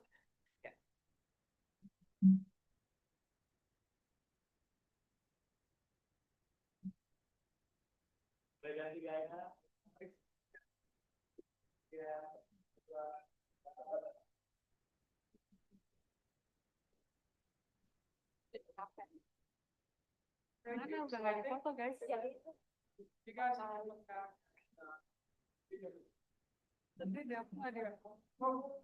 Kita minta foto ulang, Pak. Kita minta foto ulang, Pak. Pokoknya ntar last session. Nggak ada. Okay, so everyone, after this, we can have a 15-minute break. There are snacks we can have, and then we can came back for the third session and the last session with Adi Sundoro. Thank you. Boleh. Depanan, Mas. Iya, Pak, di depan. Oke. Jadi udah gimana? Udah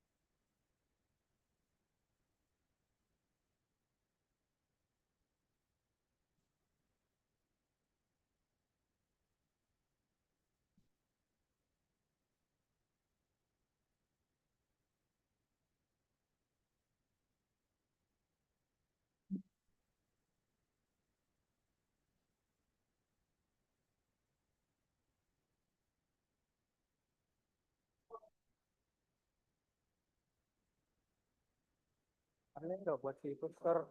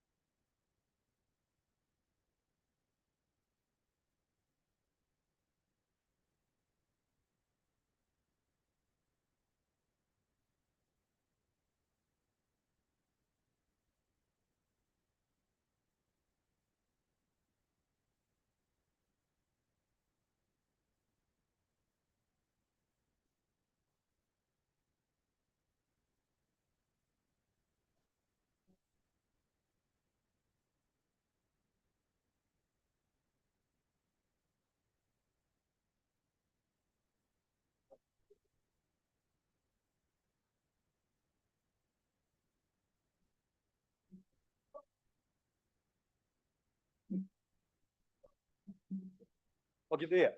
Enakan gitu ya? Iya, tapi enak.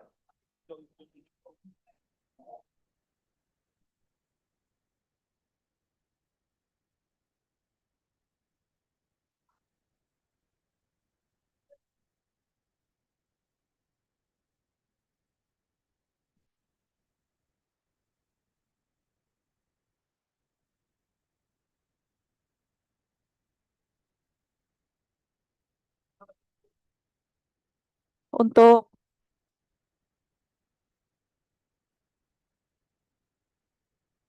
yang kuning. Oh.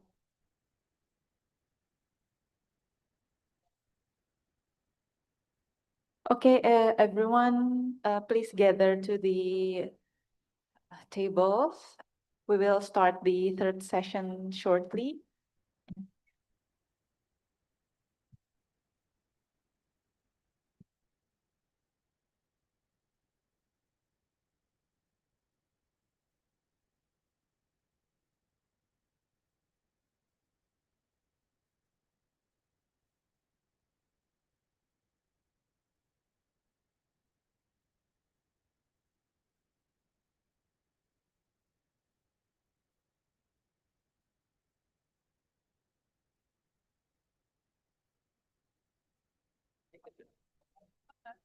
Oh.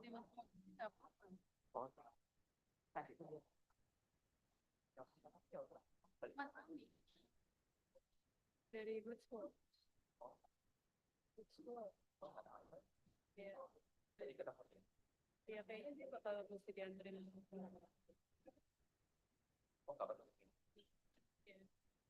Iya. Mungkin. Tanya aja deh. Ayo, go back straight to the. Or do you want to take it someplace else? Yeah, take it someplace else. Yeah. Yeah. Dia mau ketemu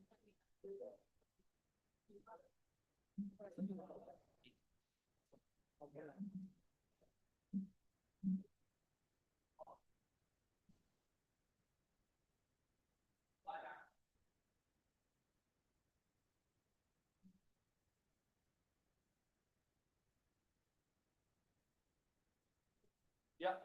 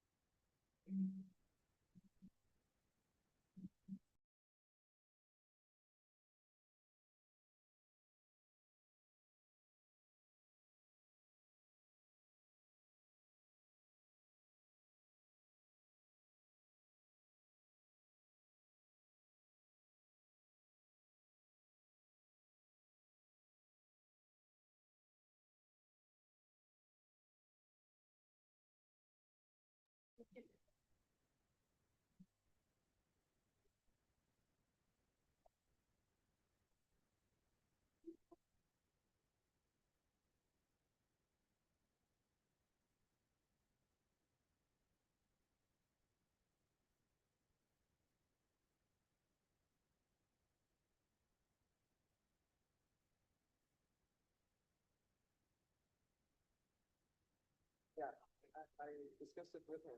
Like, we don't choose pretty much after it. So, if he wants me to translate something in particular, it's like signal. Otherwise, I told him I'm not going to.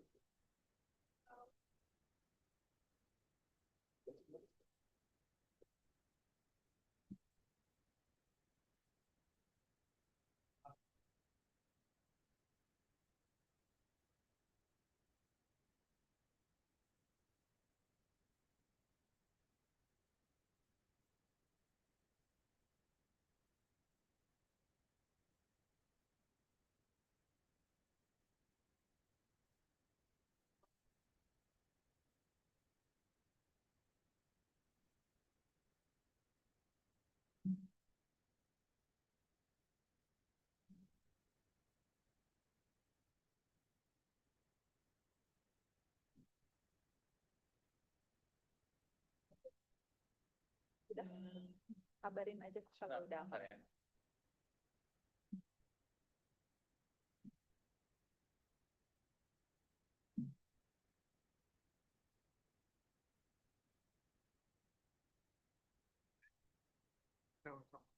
This is done. Kayaknya sama ini. Should get no water.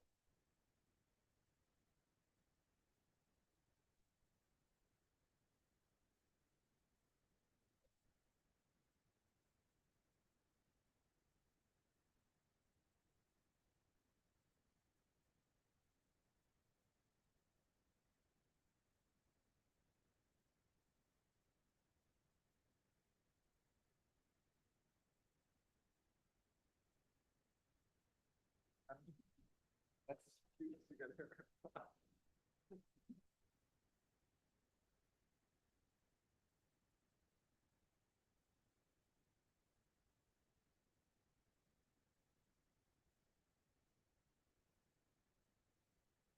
Okay, Hello, so test. welcome back, everyone. We're on to the last session today. Joining with us, Adi Sundoro. Adi Sundoro, or we like to call you Asun, is a visual artist who focuses on printmaking. Asun completed his fine arts education at Jakarta State University and earned his master's degree from the Bandung Institute of Technology. Through the exploration and combination of various printing techniques, he creates works that often take unconventional and experimental forms.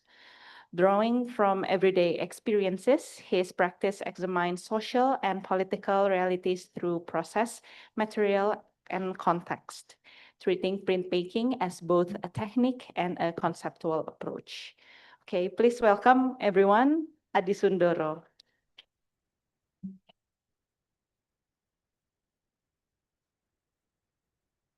Okay, hi everyone. Thank you, Baru, for the introduction. And yeah, welcome to the third session of today on our workshop. Now, we're gonna talking about the artistic development, utilizing traditional technology and manual production. And yeah, I hope you guys still have some energy and enthusiasm for this one. I'm sure. Yeah, I'm not really sure, but I hope it's interesting for you for developing the works. And for today, will help me. Will help me to to translate some of the presentation. So okay, let's get started. And yeah, for quick introduction, I also lecture on School of Design Binus on new media program. And yeah, I've seen some of my students in here. And so I'm a lecturer and I also visual artist, which focus on printmaking and its expanded possibility of combining various printing technique and experimental and unconventional formats. So I use printmaking as a way to observe and respond to everyday experience from personal moments to broader social and political content. So in this presentation, you will see a lot of different themes. Like it's very, some of my work is very personal, some of it's very trivial, or even political. And yeah, so let's start with the printmaking as the main technique for my artistic practice. Yeah, we're gonna talking about the traditional technology and manual production. So in this case, it's about the printmaking. Printmaking is a two-dimensional art form that creates images by transferring ink from a matrix. Maybe some of you familiar with the lino cut, wood cut, or screen printing, and that is the example of printmaking. But yeah, in general definition, it has a lot of variation. Like you can print with the wood block, you can print with the metal blade, or even stone. And yeah, unlike drawing or painting, printmaking allows artists to produce multiple original impression from the same matrix. So the matrix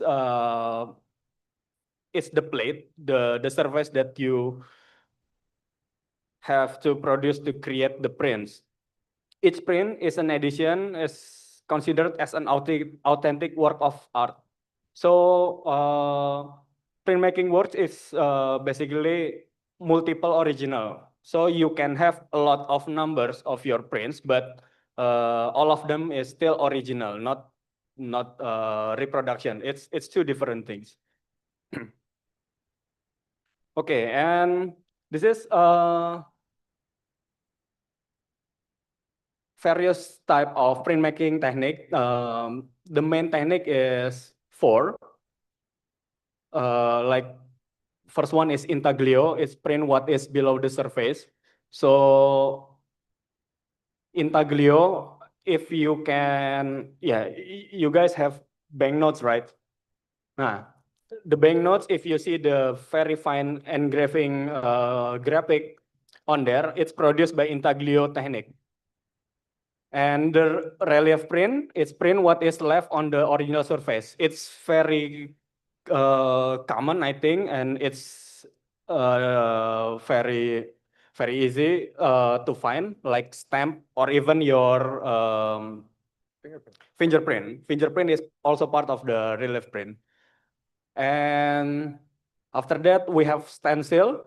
It prints through open area in a screen. Maybe if you using the printed graphic T-shirt, it's produced with the screen printing or stencil. And the planography. Planography is printing what is drawn on the surface. So in daily life, you will found planography in offset book or mass producing product like book or calendar. Yeah. So this is the various type of printmaking, and it's example in our daily life. Yeah. For me, I think it's very interesting to working with the medium like a printmaking first because it's very related to our daily life, and yeah, the process is very interesting. I will show you more into the next slide, but to start the today's session, we can start with this. Why makes your hands dirty when it's easily Control P or Command P if you use Apple product. So yeah, why makes your hands dirty when it's easily Control P? Because today the technology is already very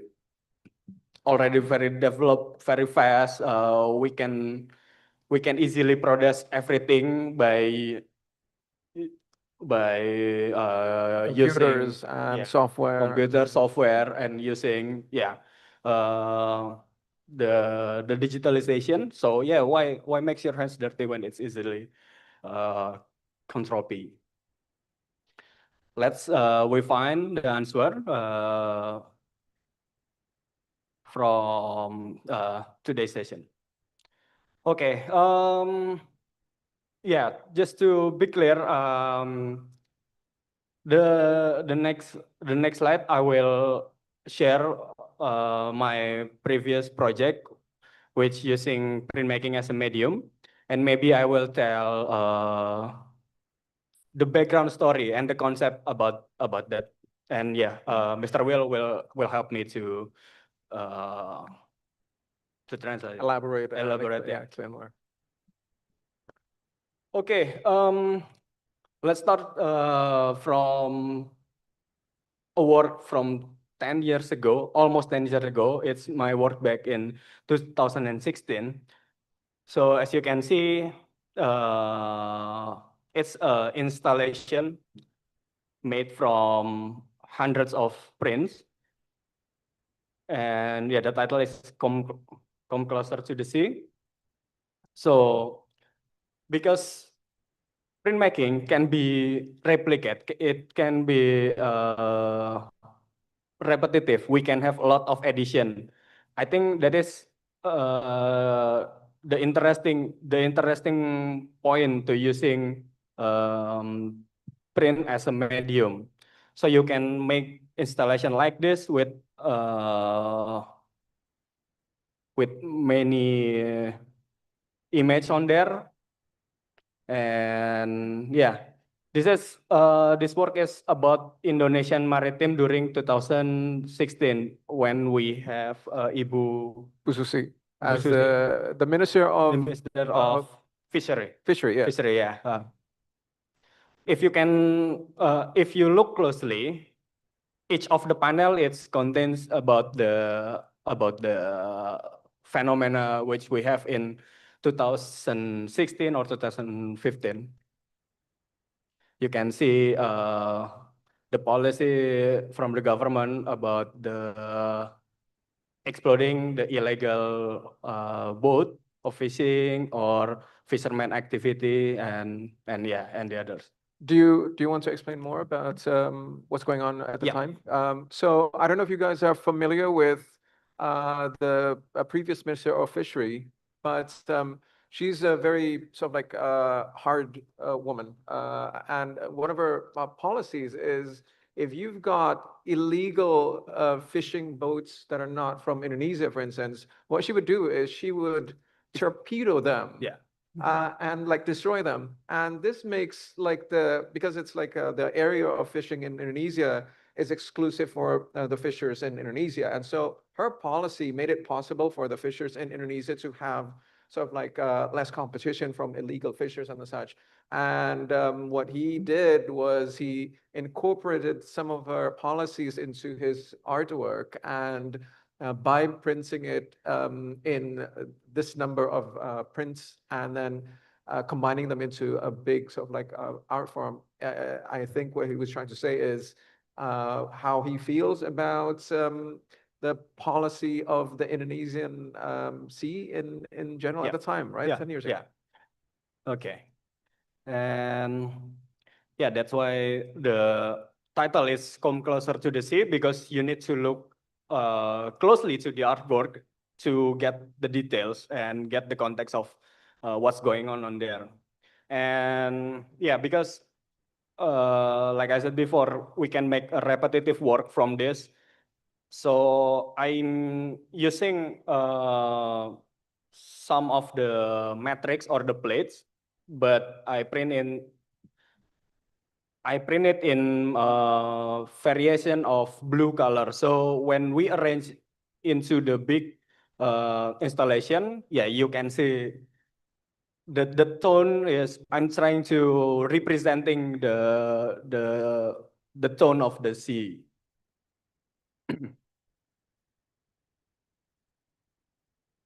Okay, and next one is another work from its series from my solo exhibition back in 2019. This one is called The Red River. Maybe for some of you, if you know the history of Indonesia back in 65 or 66, there is a lot of things happens on there.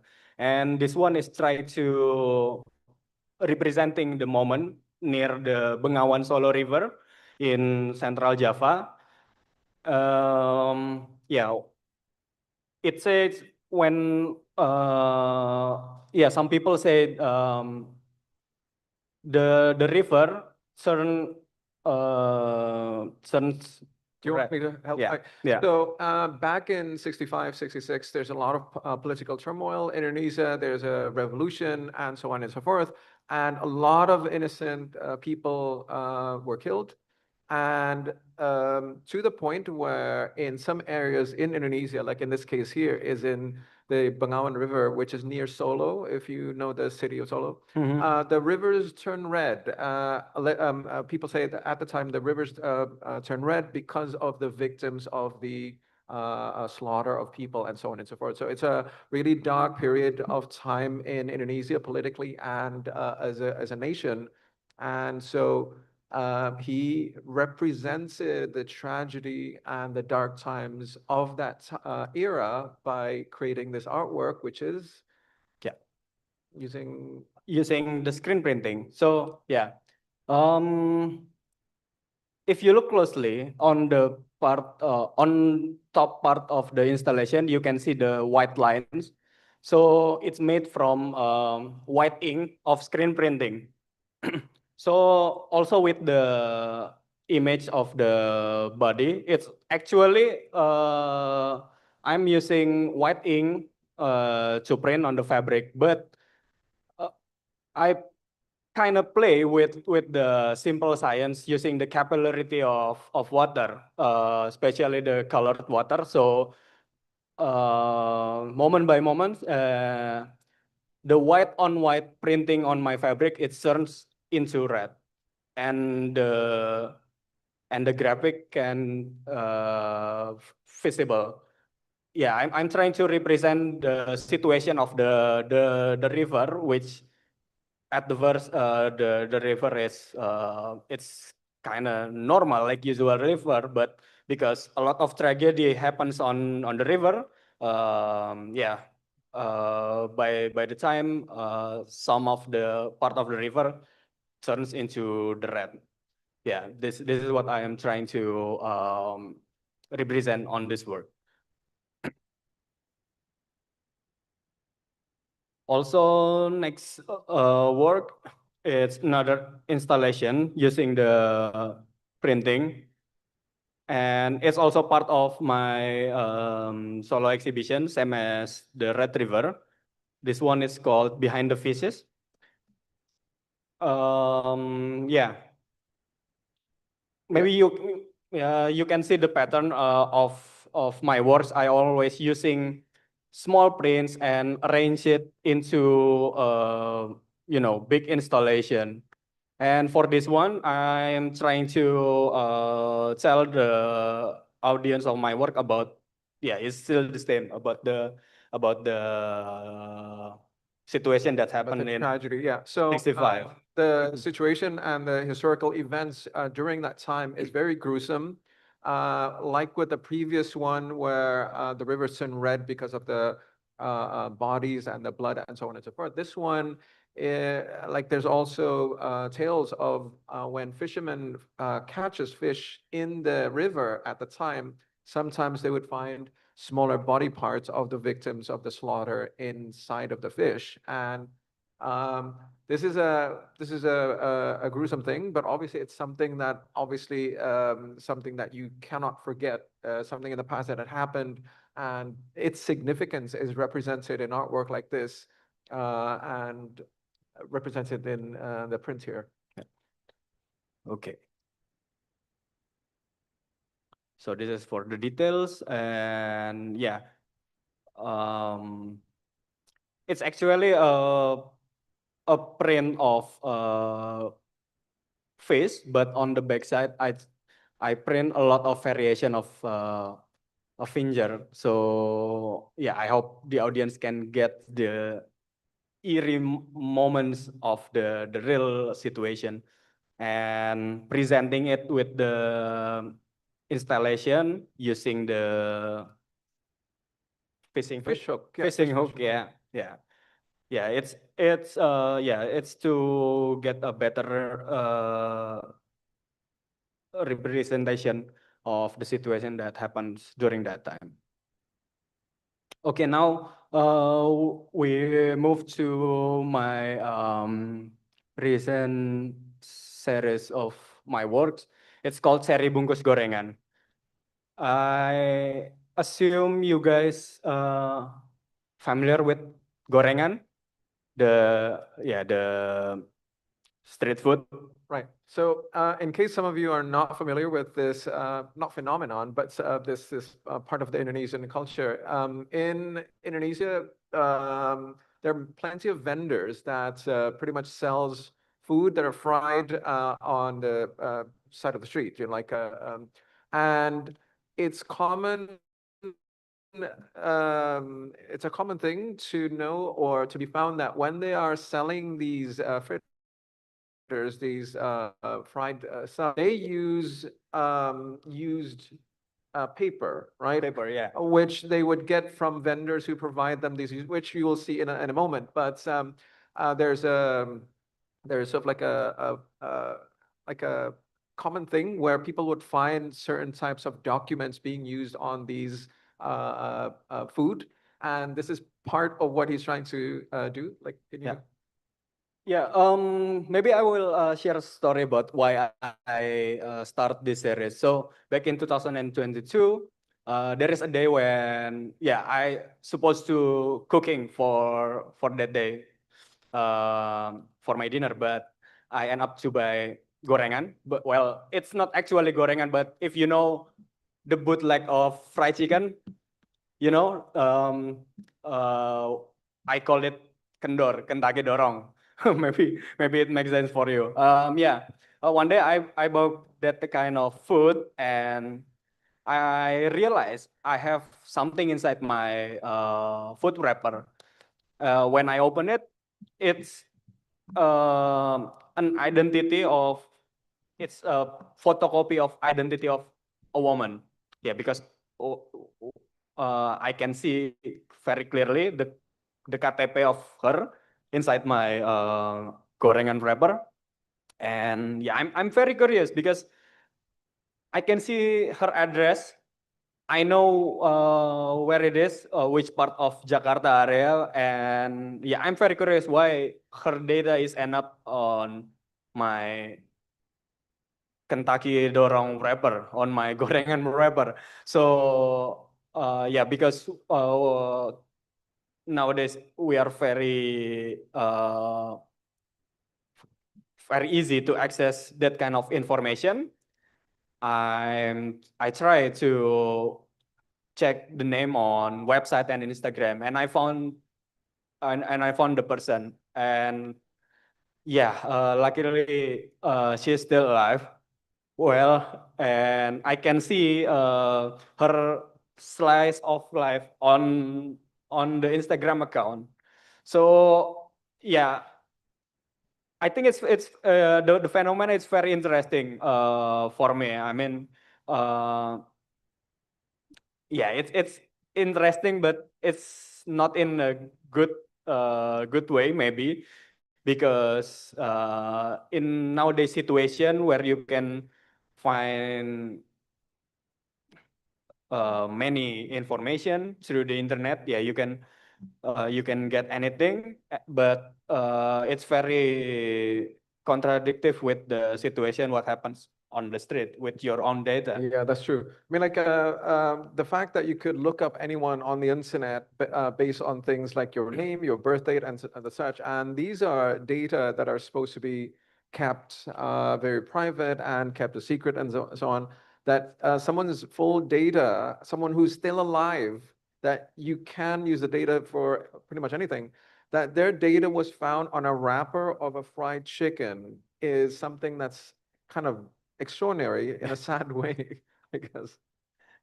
Yeah, so after that, yeah, because I trained as a printmaker, it's it's very interesting for me to see unusual phenomena on the paper.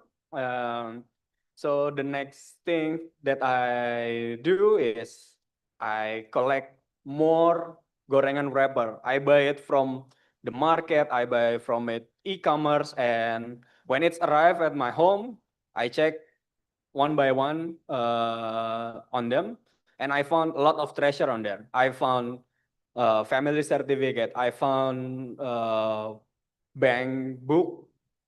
I found what else? School certificate. Birth certificates as well, I think, right? Yeah. And some of the, governmental stuff like this, what, dinas, kementerian.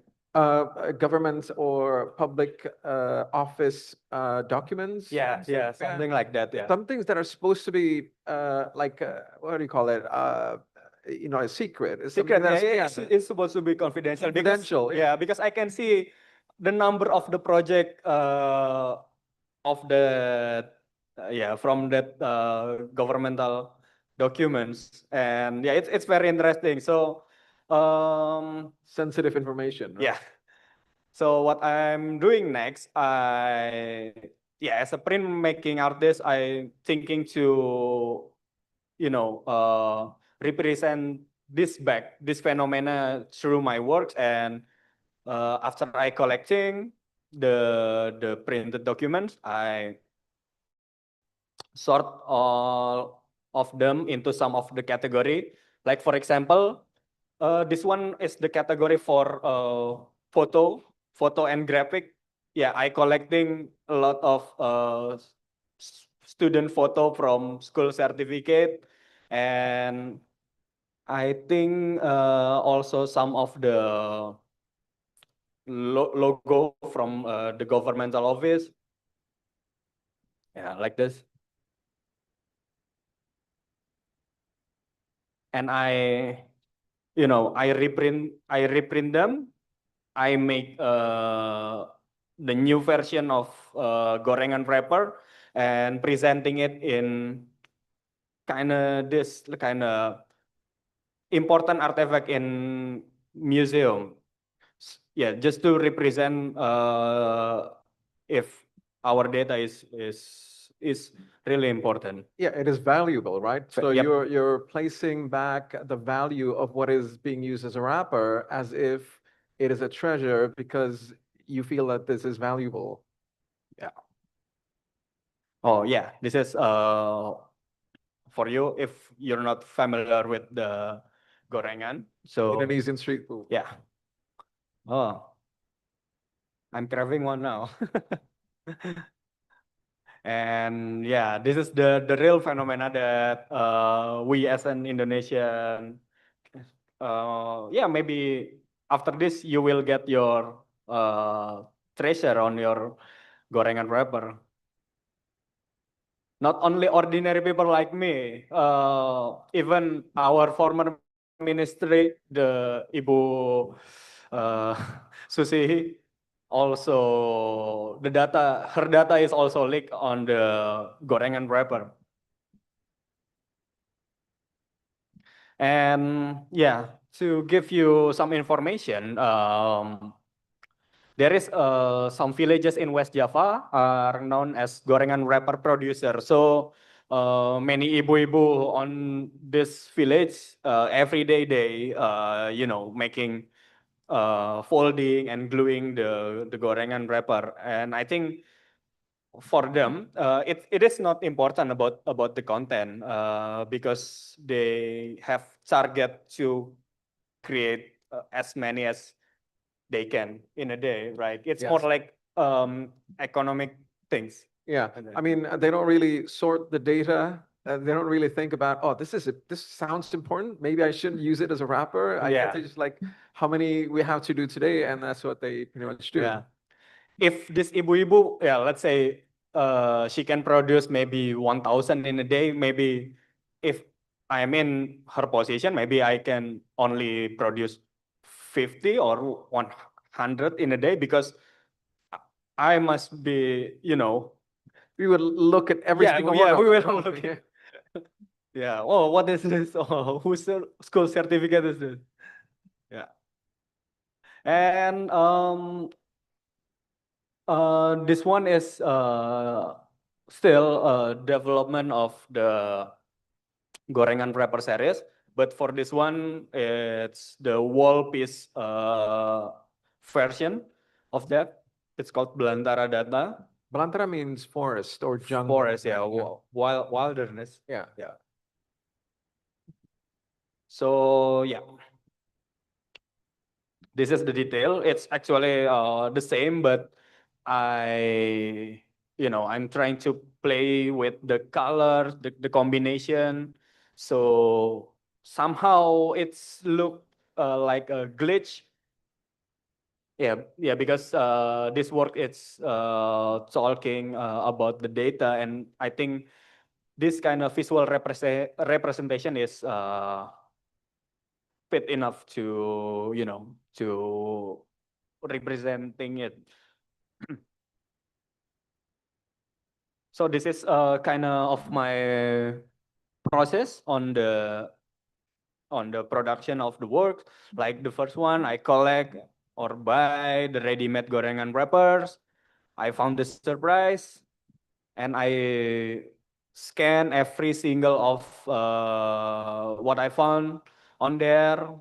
And after that, I make a digital composition with them. And next, yeah, I reprint it into the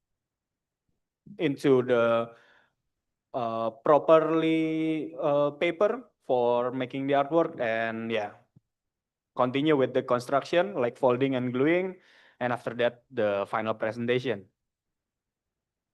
So this kind of machine, it's called offset. Maybe some of you is familiar with this, but this one is the very old type of the offset. Yeah, the question is why I'm using this old school technology, because I want to mimicking the mass printing, the fast, the affordable of the process of printing in industry nowadays. But uh, using the analog technology, yeah, because this one is analog, not digitally printed. Yeah, this is some process. After print, I fold it one by one and arrange them to the composition. And yeah, and after that, the gorengan wrapper series is developed into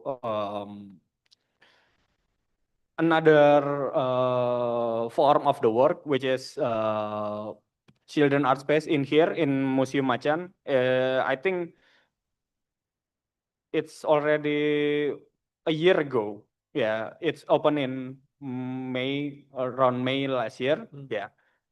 So yeah, I participate in children art space for Museum Macan, and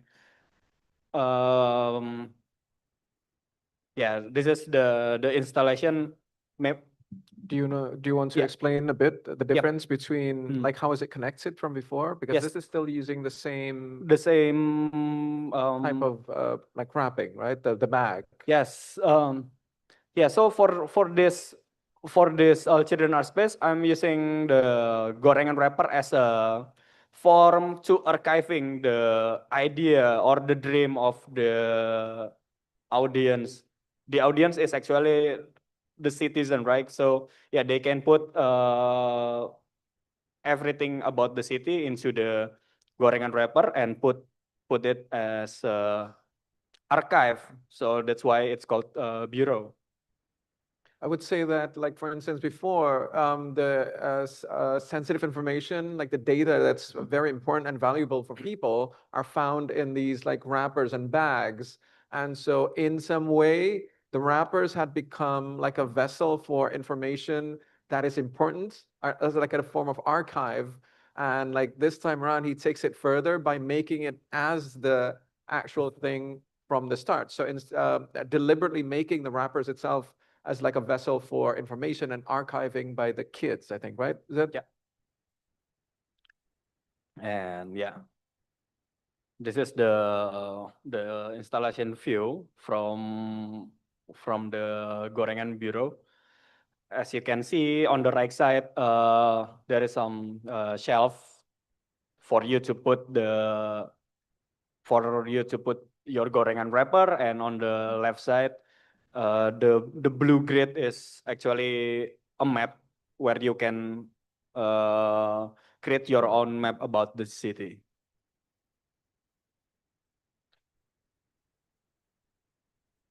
So can I ask a bit, like, can you explain a bit about what the map, like how does that work, and what kind of thing that they could put on the wrappers themselves, and also how the map works? Yeah. For the map, it's separately from the gorengan wrapper, but I think because the context of the gorengan bureau is still related, because gorengan in here means good, organized, responsive, engaged neighborhood citizen bureau. Yeah, so it's a bureau, citizen bureau, and the activation is first you can drop your aspiration into the gorengan wrapper, and the second you can create your own ideal city with the map on the left. That's the one on the left left. wall, yeah. And on the corner, if you can see the little the small installation, it's KTP installation. So yeah, during this exhibition, you can take a picture of your past photo, and yeah, fill the form, and yeah, you get your own idea for this bureau. KTP is ID card. ID in card, case, yeah. you guys don't know what it is. And yeah, I'm still using the traditional technique of print, like stamp. The children using the stamp to create the map for the left wall. And also, yeah, they also can put the image into the gorengan wrapper. Okay, and next, after many works with the paper base, here's another work, but maybe this one is a little different. So this is called pasal karet, studi elastisitas dan struktur material, or in English is rubber article. So yeah, it's basically a screen printing, but it's on top of the Kanebo PVA cloth. You know Kanebo, the cloth for Like cleaning yeah, cars yeah, cleaning and tools. whatever. You have to keep it always damp, right? Otherwise it dries up. Yeah, yeah, that kind of characteristic that I'm using for this work, because yeah, when it's dry, the shape of the kanebo is very stiff, or maybe it's wrinkle. It crumples up. Crumbles, It crumples up, and it turns into sort of like a very hard structure. Yeah, very hard structure. And for this work, I need the participation of audience to put the clothes and put it on the water. Why I need the audience to doing this? Because I need for the clothes, it's to be clear, for the image to be clear. Are you going to explain what you mean by for it to be clear, or should I tell him first in advance? Yeah, So sure. basically what he does is he prints the artwork onto these cloths, yeah, and so, but if you leave them to dry, it will crumple up, and the image would be either distorted or you can't really see it. And so the audience participation is required for everyone to see the actual images. What they do is they take the thing from the clip, put it inside water, and then put it back up so that others and themselves could see the image itself. So it's like it requires participation from audiences and visitors for everyone to see what the image is. Every time it gets dry, it gets crumpled up. Someone has to take it down, And put and it put back. it in water, and Yeah. then put it back up. So, and it keeps going like so, right? Yeah. And still, I'm using the manual production. I'm using screen printing. Maybe you're asking why the image is still on the cloth on the kanebo, even it's you put it in water, it doesn't go away. Yeah, because I'm using the oil base ink for this artwork. So yeah, the image will be still on there. Yeah, so essentially, I mean, like when you're doing prints, sometimes, and especially if it's something that is experimental and you want people to work with the material and so on, you have to understand the type of ink, the type of material that is used. And in this case, because it is required for people to actually use the thing and put it inside water, obviously the ink and the material being used cannot be water soluble, which means that he uses something that's ink based. So yeah, media exploration is really fun. Okay, so after producing a lot of work with paper and exploring with the materials like the PVA cloth, next, and maybe this work is closer for my presentation. I will show you my projects on my master thesis. It's called Spread and Distribute Ferrofluid Materials as Expanded Printmaking. Have you heard about the ferrofluid? Okay. Okay, I will try to. So, if you remember on this early session, I show you the 4 main technique of printmaking, right? Intaglio, screen printing, and relief print, and planography. So this work is inspired by planography method, which using the Which one is this again? The one that's the one that's the negative part of the thing, right? As opposed to the surface print, or is it? yeah, it's Explain it in Indonesian. I'll yeah. translate. Ya, untuk litografi itu menggunakan memanfaatkan tolak menolak antara air sama minyak. Okay, so in the case here, the material property that is being used is the rejection in a way between one material to with another. So for instance, like between water and oil. So the thing where it doesn't stick is the property of the material that is being used for this type of print. Yeah, and yeah, I'm using the lithography is using the principle that oil and water doesn't mix. So as you can see on the left part, at the first, it's like it's very flat, but it's wet. And after the roll, which carried oil-based inks, the image show up. And this is also happened with the real lithography on the right. It's the same.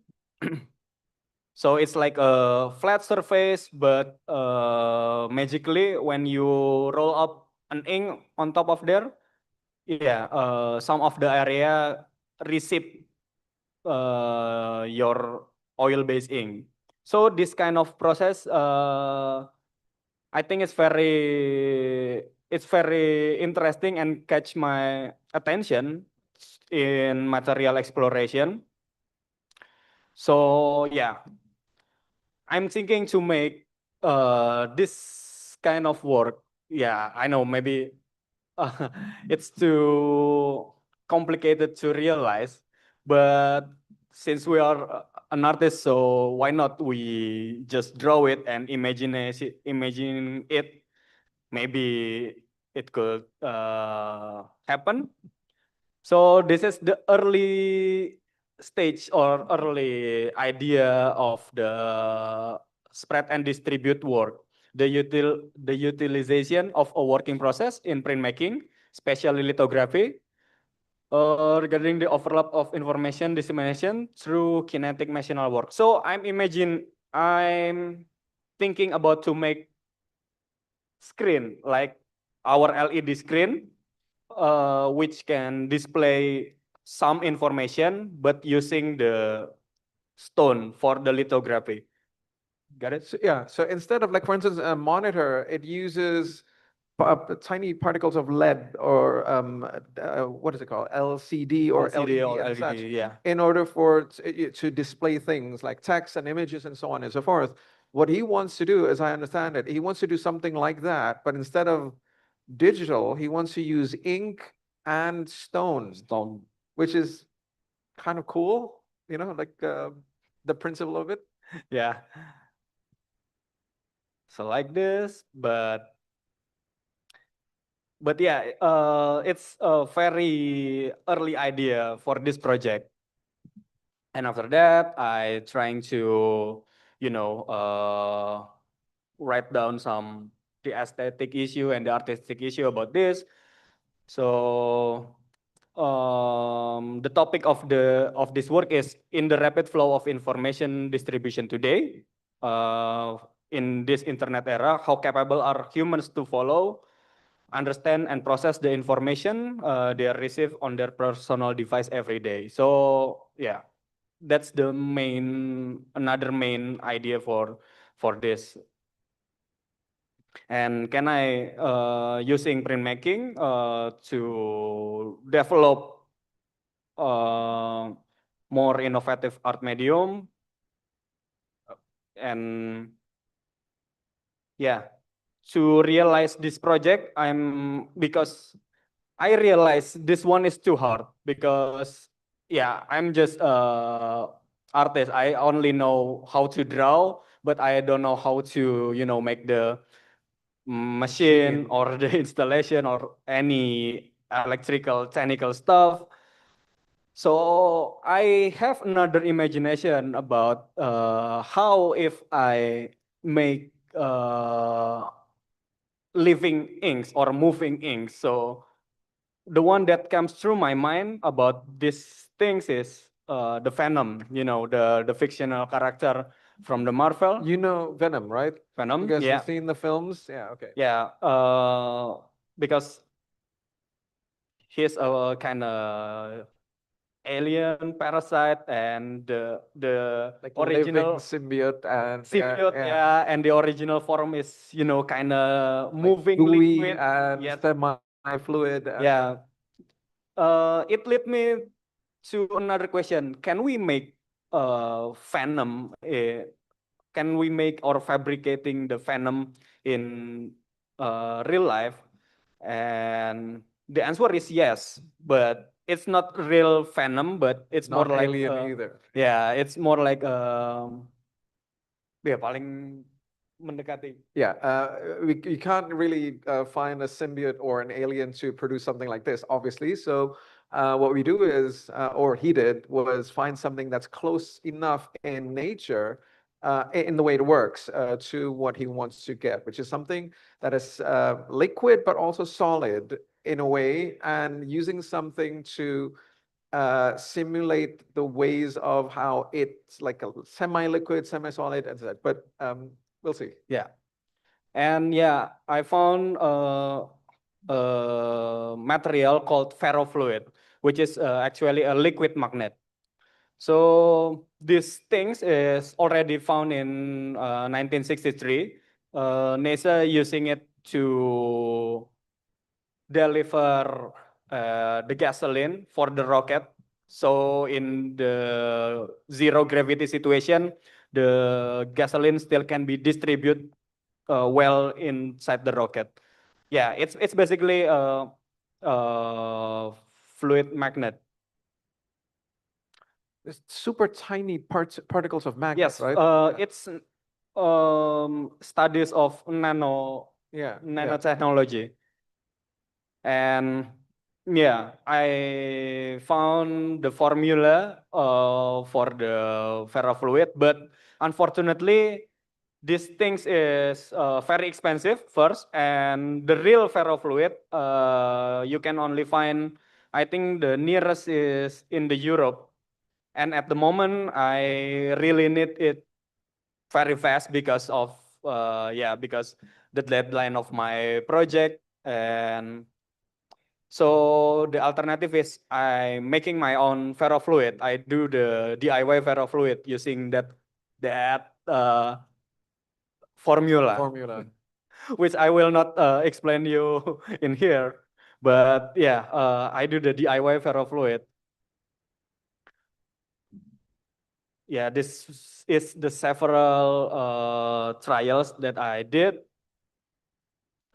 So I mix the very tiny particle of magnet with oil and other chemical and test it on the water vessel, because the ferrofluid base it's oil based, so it only work when it inside the water.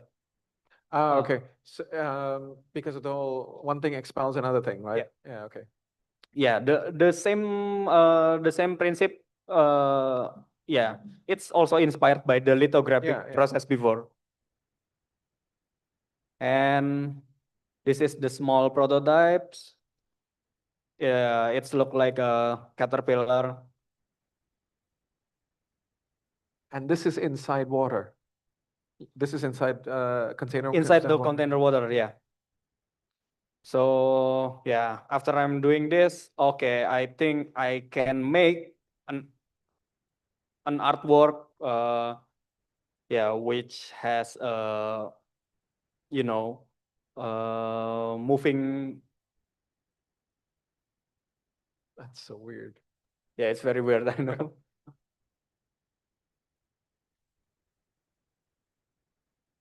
And then with more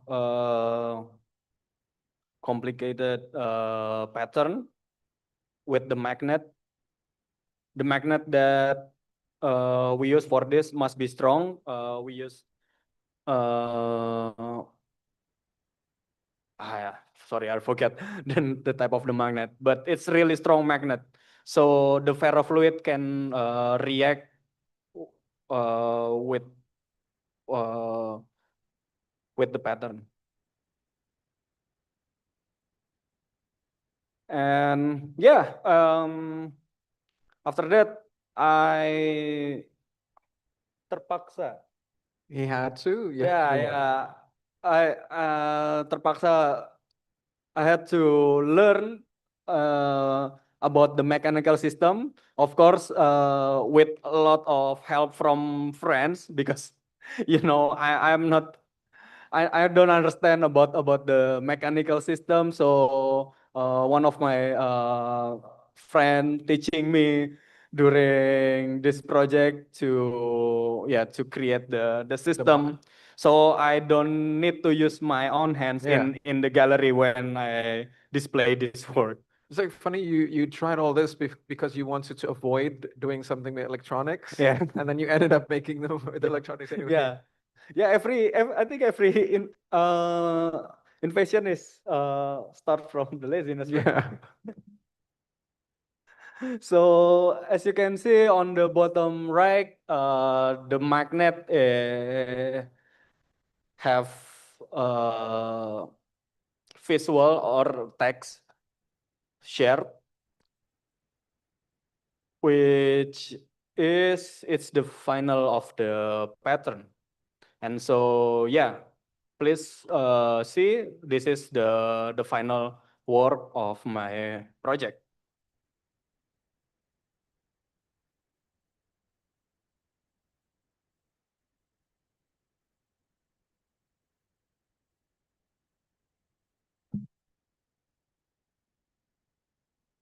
Yeah.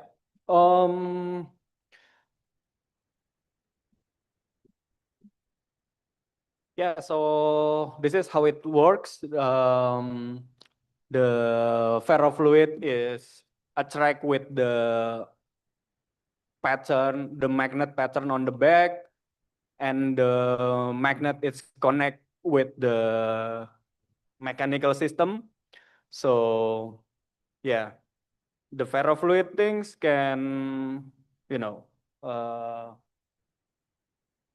mengisi pola yang udah. So the ferrofluid follows the pattern of whatever is being programmed for it to follow. So you could write things with it, you could make shapes with it, you could draw things with it, and so on and so forth. Whatever you program it to do, it will basically follow it. Yeah, yeah. You can actually put any other text on there, but since my work is talking about the the distribution of information in this internet era, so I think shared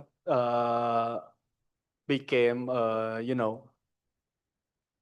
good keyword to represent the world today, because everything you have it's shared on the internet. And after it's complete,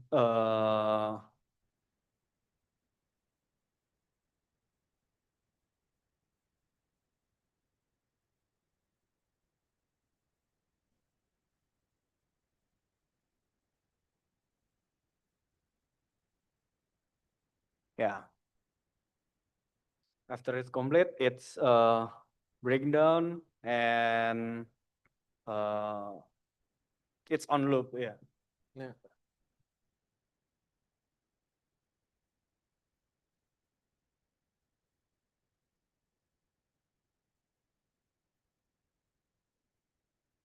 From nothingness to nothingness.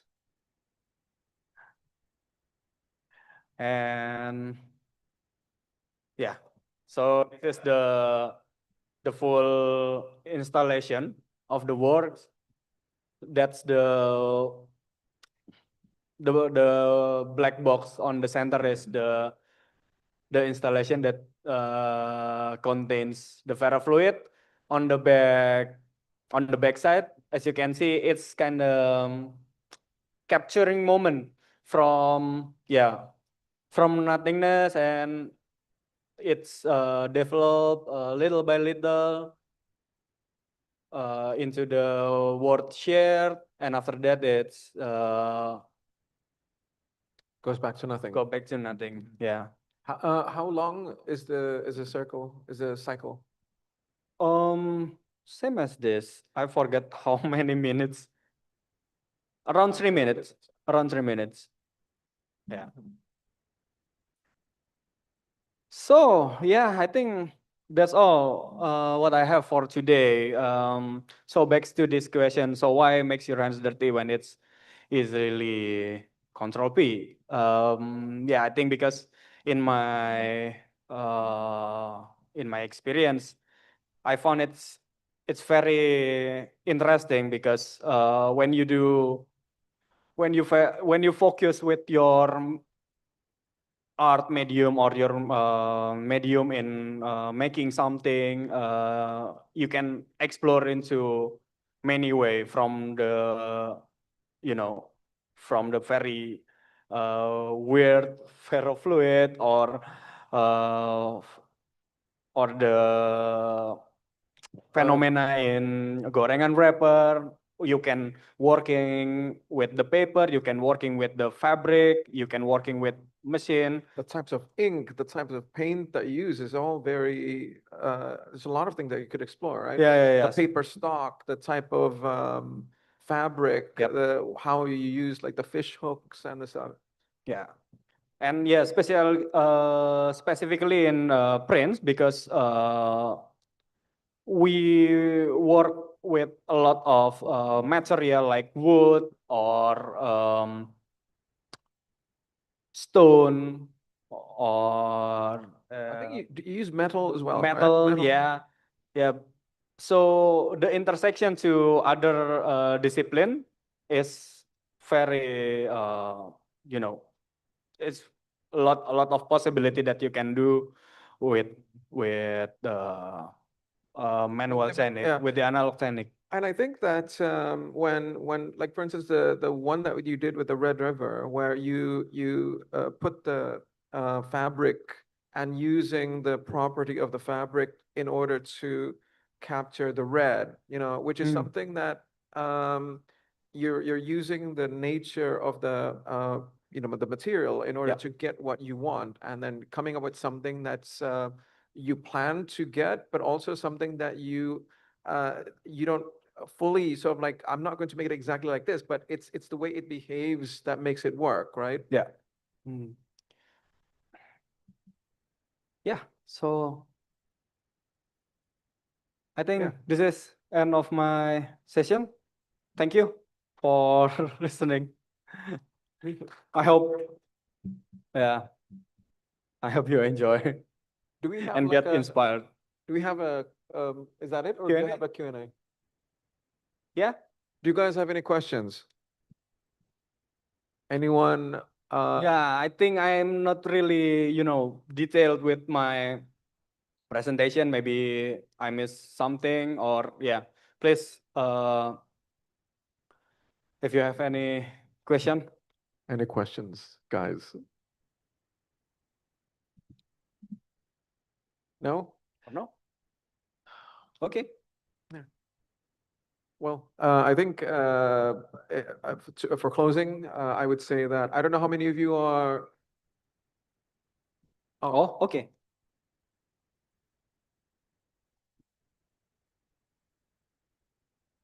Really? Yes.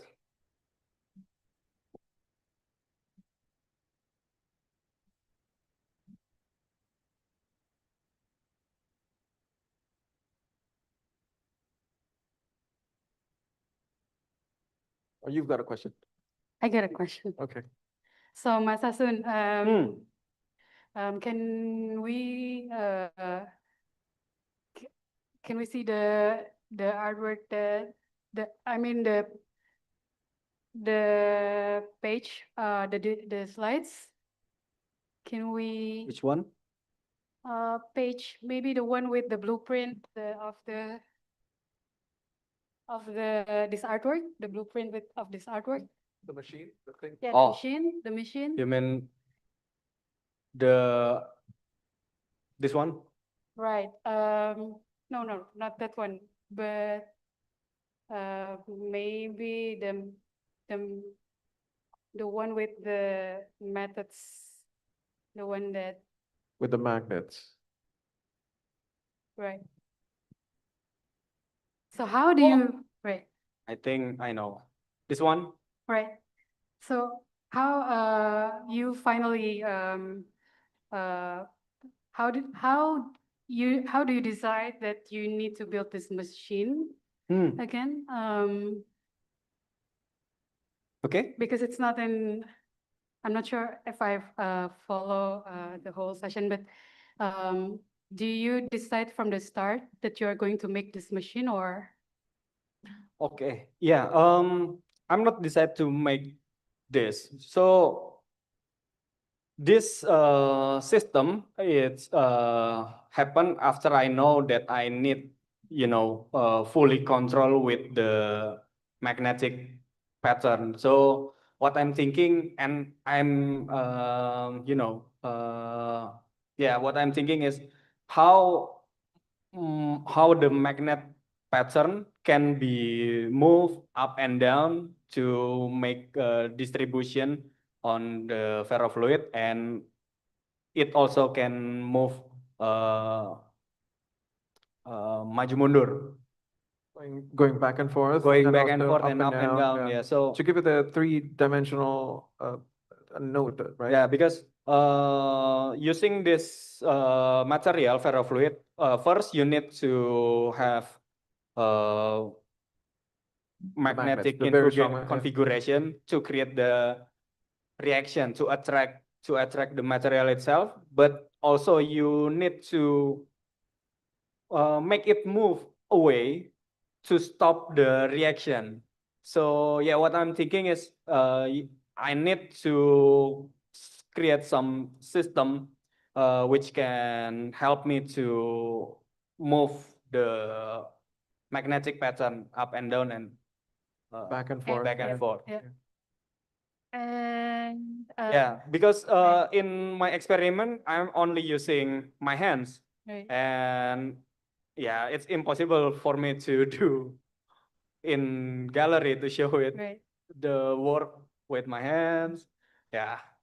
So I think that one of the things that I got out of it is that he came up with an idea Right. at first, and then he thought, you know what, I don't want to use the machine, and he did it with the ferrofluids, and then as he experimented with the thing, he figured out that in order to get what he needs, there needs to be some movement and so on and so forth. And then, so how do you get that? So it's like one thing leads to another step at a time, right? Yep.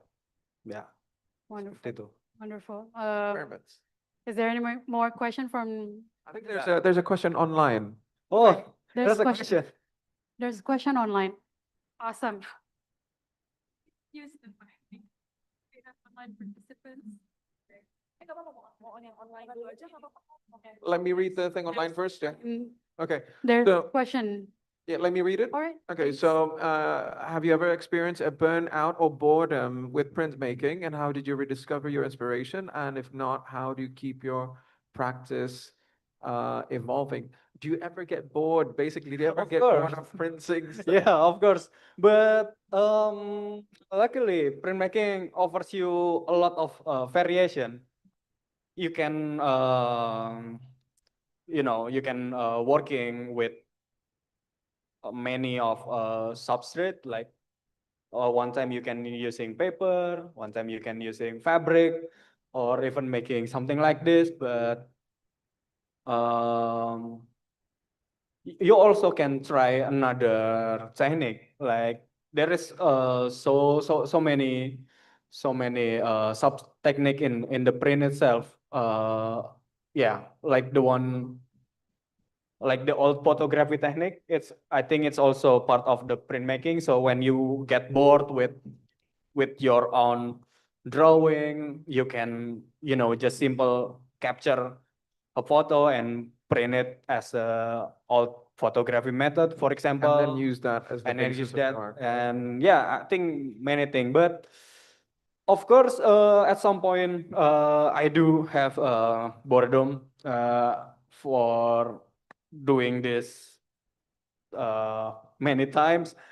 But I think, yeah, that's why I'm always trying to present my works in, unusual ways, like very experimentative, because it's, yeah, In a it's way, challenged me. yeah, It's in a challenged way, rediscovering what the question is, rediscovering your inspiration in a way by continuing to evolve your work is how you keep it fresh and not be boring, right? Yep. Yeah. So to answer the question from the presenting, it is by continuing to evolve and by continuing to experiment is how one stops from getting bored. Basically, the answer is within the question itself, right? Yeah. So does that answer the question? Or How did you rediscover it? Jan Wei Hoi? Oh, Yeah. all right, cool. So who wants to ask from here? Yeah, please. Okay, hello, Asun. Hi. Hi. I think it's better if you can explain this in Bahasa Indonesia because this is actually a way about your journey as an artist. Jadi kan selama ini dari perjalanan di karya-karya yang bertema gorengan atau bungkus gorengan sampai di gorengan buro di Museum Macan tahun lalu, banyak sekali bukan banyak. Jadi pertanyaanku adalah sebenarnya dari pertama kali kamu mungkin menggunakan atau terinspirasi dengan bungkus gorengan yang dari tadi Kentucky Dorong atau fried chicken bootleg. How was the journey? Bagaimana perjalanannya setelah itu dan kamu mengembangkan praktik artistikmu untuk tema itu karena menurutku menarik untuk menelaah sebenarnya hal-hal yang sebenarnya sederhana, hal-hal yang kecil itu sebagai menjadi hal yang misalnya jauh lebih kompleks atau yang mungkin hal kecil tapi bisa menjadi sesuatu yang sebenarnya oh, this is actually bagus, bukan, I don't want to say artistic, but yeah, it can be artistic, tapi ini sesuatu yang sebenarnya menarik untuk memantik inspirasi mungkin beberapa orang ataupun teman-teman mahasiswa di sini. Thank you. Jadi lebih ke Journey-nya kamu sih sebenarnya kayak as an artist. dan bagaimana ini nanti akan di-develop. Ya, dan gimana kamu mendevelop dari start dari Ya. isi bungkus gorengan, dan mungkin itu kan datang dari banyak dokumen ya, ijazah, ujian, sesuatu yang kita nggak pernah. Oh iya ya, ada ya. Ya, Gitu. ya, terima kasih Liv untuk pertanyaannya. Jadi ya untuk karya seri bungkus gorengan itu sebenarnya apa ya? Dari temanya aja udah pertemuan dari banyak apa ya? Dari banyak sektor, dari banyak tema gitu loh. Jadi kita kan nggak hanya ngomongin soal kertas sebagai pembungkus makanan, tapi di dalamnya juga ada apa namanya? Di dalamnya juga ada informasi-informasi pribadi yang bercecer, yang beredar gitu. Lalu kalau mau kita bedah lagi tentang gorengannya itu sendiri, apa namanya, makanan yang dianggap ekonomis penyelamat, tapi juga di satu sisi itu sangat mungkin nggak bagus kalau kita konsumsi terus-terusan. Jadi ada banyak aspek yang sebenarnya bisa ditelaah gitu dari satu tema bungkus gorengan. Atau apalagi kalau misalnya mau difokusin ke printnya aja, karena semuanya yang ada di bungkus gorengan tercetak, jadi itu udah bisa jadi satu pembahasan tersendiri gitu. Jadi dalam beberapa perjalanan karya-karya bungkus gorengan yang aku pakai itu ya pendekatannya beda-beda. Pertama, kayak yang karya ini kan lebih, yang pertama nih awal banget ini lebih menitik beratkan kepada kontennya, tentang data-data yang semestinya dilindungi gitu. Data-data yang mestinya bersifat personal tapi malah tersebar. Lalu ada lagi ya, kalau ini sebenarnya hampir sama tapi hanya main di bentuknya aja, dan itu juga bisa kita anggap sebagai sebuah apa namanya perkembangan dari sebuah karya kan gitu. Lalu misalnya balik lagi ke biro, gorengan biro gitu, ketika akhirnya bungkus gorengannya itu dimanfaatkan sebagai bentuk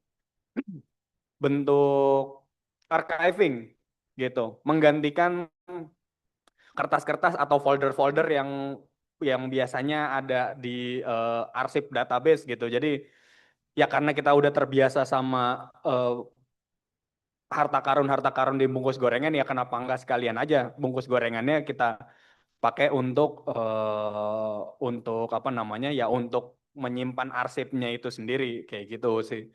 Jadi ya kalau untuk si seri bungkus gorengan pastinya masih akan apa ya, panjang ke developnya, dan yang sedang aku kerjakan di studio itu adalah bagaimana caranya membuat karya printmaking tapi dengan efek berminyak, efek oily gitu. Jadi kebayangkan kalau makan gorengan, kalau dibungkus gorengan ada bekas minyaknya yang rembes.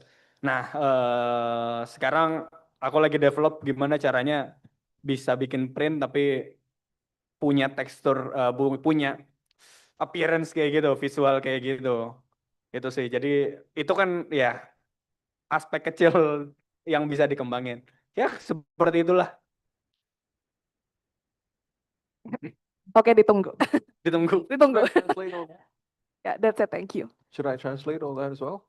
Yeah, okay. So really briefly, summary, what he had just said. The question is, how did you develop the idea of this whole gorengan thing based on the very small finding of once upon a time finding this information? And the way that he explained is that from that one thing, which is the wrapping of the food, there's so many things that could be discussed as like a commentary. For instance, the actual quality of the food, which is cheap food that you could get on the streets, which people just buy if they're like peckish or they're hungry with a little bit of money and so on and so forth. On the other hand, they're very unhealthy if you think about it, like the oils, the flour used, the materials, and so on and so forth. That's one thing that you could discuss. And another thing is how what he ended up going with is the information that is contained in the wrappers themselves. You know, the sensitive data that is often found in these things, that can be something that is addressed, and so on and so forth. And so the first thing that he did was use that, which is the data aspect of, you know, the valuable data that is within the wrappings that is commonly found, and how that can be made into something like highlighting that and displaying it as a sort of like an artwork and as a what is called installation, in order to highlight the fact that this is very sensitive information that is found on these like mundane and very cheap things. Yeah. And from there, he also thought, well, if it is something that is like a wrapping and you find valuable things on it, as if it is a container of like valuable information, valuable data and the such, why not make the wrappers itself as the medium of something that is deliberately valuable? You know, so providing the wrappers themselves as the canvas for kids to make something, you know, giving instead of finding valuable things on the wrappers, make it as the canvas of something for something valuable to be placed on it, so that kids draw and make writings on it and put information deliberately on the on the wrappers, and then displaying those as like a vessel of valuable information. And furthermore, there are many other things that can be developed out of the whole wrapper thing. Like, for instance, I don't know if you guys eat this as much as I do, but sometimes if you buy it, it's very oily, and on the paper, there's like the oil stains that is semi-transparent and stuff. Yeah. Right. Like something this way. And then he thought, what if I use that, like the whole aspect of oil on paper, and make that as something different, spin off from this whole sort of like line of thought. But he's still experimenting on that whole thing. But that can be something that is, something. So there's a lot of things to explore from this one thing. And if you're an artist, I suppose you could find these small inspiration in things that other people might think it's mundane. Oh, it's just a wrapper. Yeah. But if you really think about it, and you think about what the context is, what it says, what it's like, how it reflects society and people and so on, you could make a whole bunch of artwork based on it, I think. Right? Right. Thank you. I just wanna shout out to one of the audience in online. Muhammad Aji is the one that it's my friend of mine. He is the one who helped me to develop the machine for the for the ferrofluid. Hi Aji, thank you for attending. Okay. Okay. I think that's all. Is that it? Is there anything else? Lika, you want to ask a question? No. Okay. All right. So if that is the end of it, I suppose we should end this session, right? Yes. Okay. Yes, we can end the session and take a group photo first. Okay, thank you.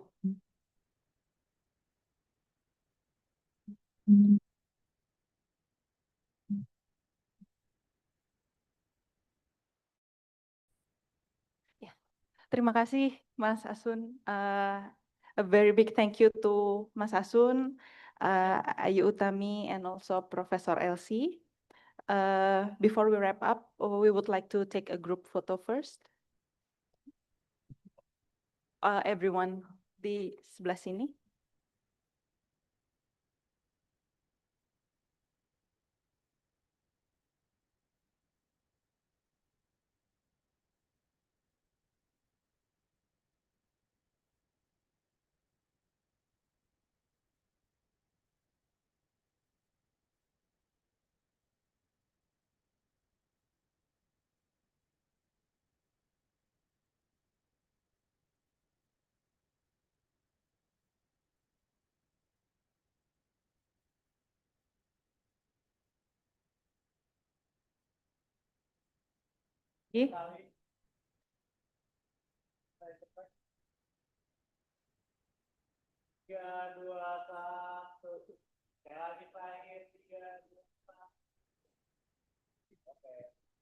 Okay, once again, thank you everyone for coming today, and also big thank you to Mas Adi Sundoro, Ayu Utami, and also Professor Elsie, and all of the participants who joined today. It's been a very insightful hour. The workshop outputs, especially the Professor Ray session, will be exhibited also at the Media X Space final exhibition in October 2026. School of Design Binus University will share more details on the upcoming preparations. Also, aku izin pakai bahasa Indonesia untuk teman-teman yang mendapatkan voucher dan belum sobek. Nanti bisa ke area meja registrasi di sini untuk bisa di clear up dulu vouchernya ya. Okay, and once again, thank you for your time, everyone. Good afternoon.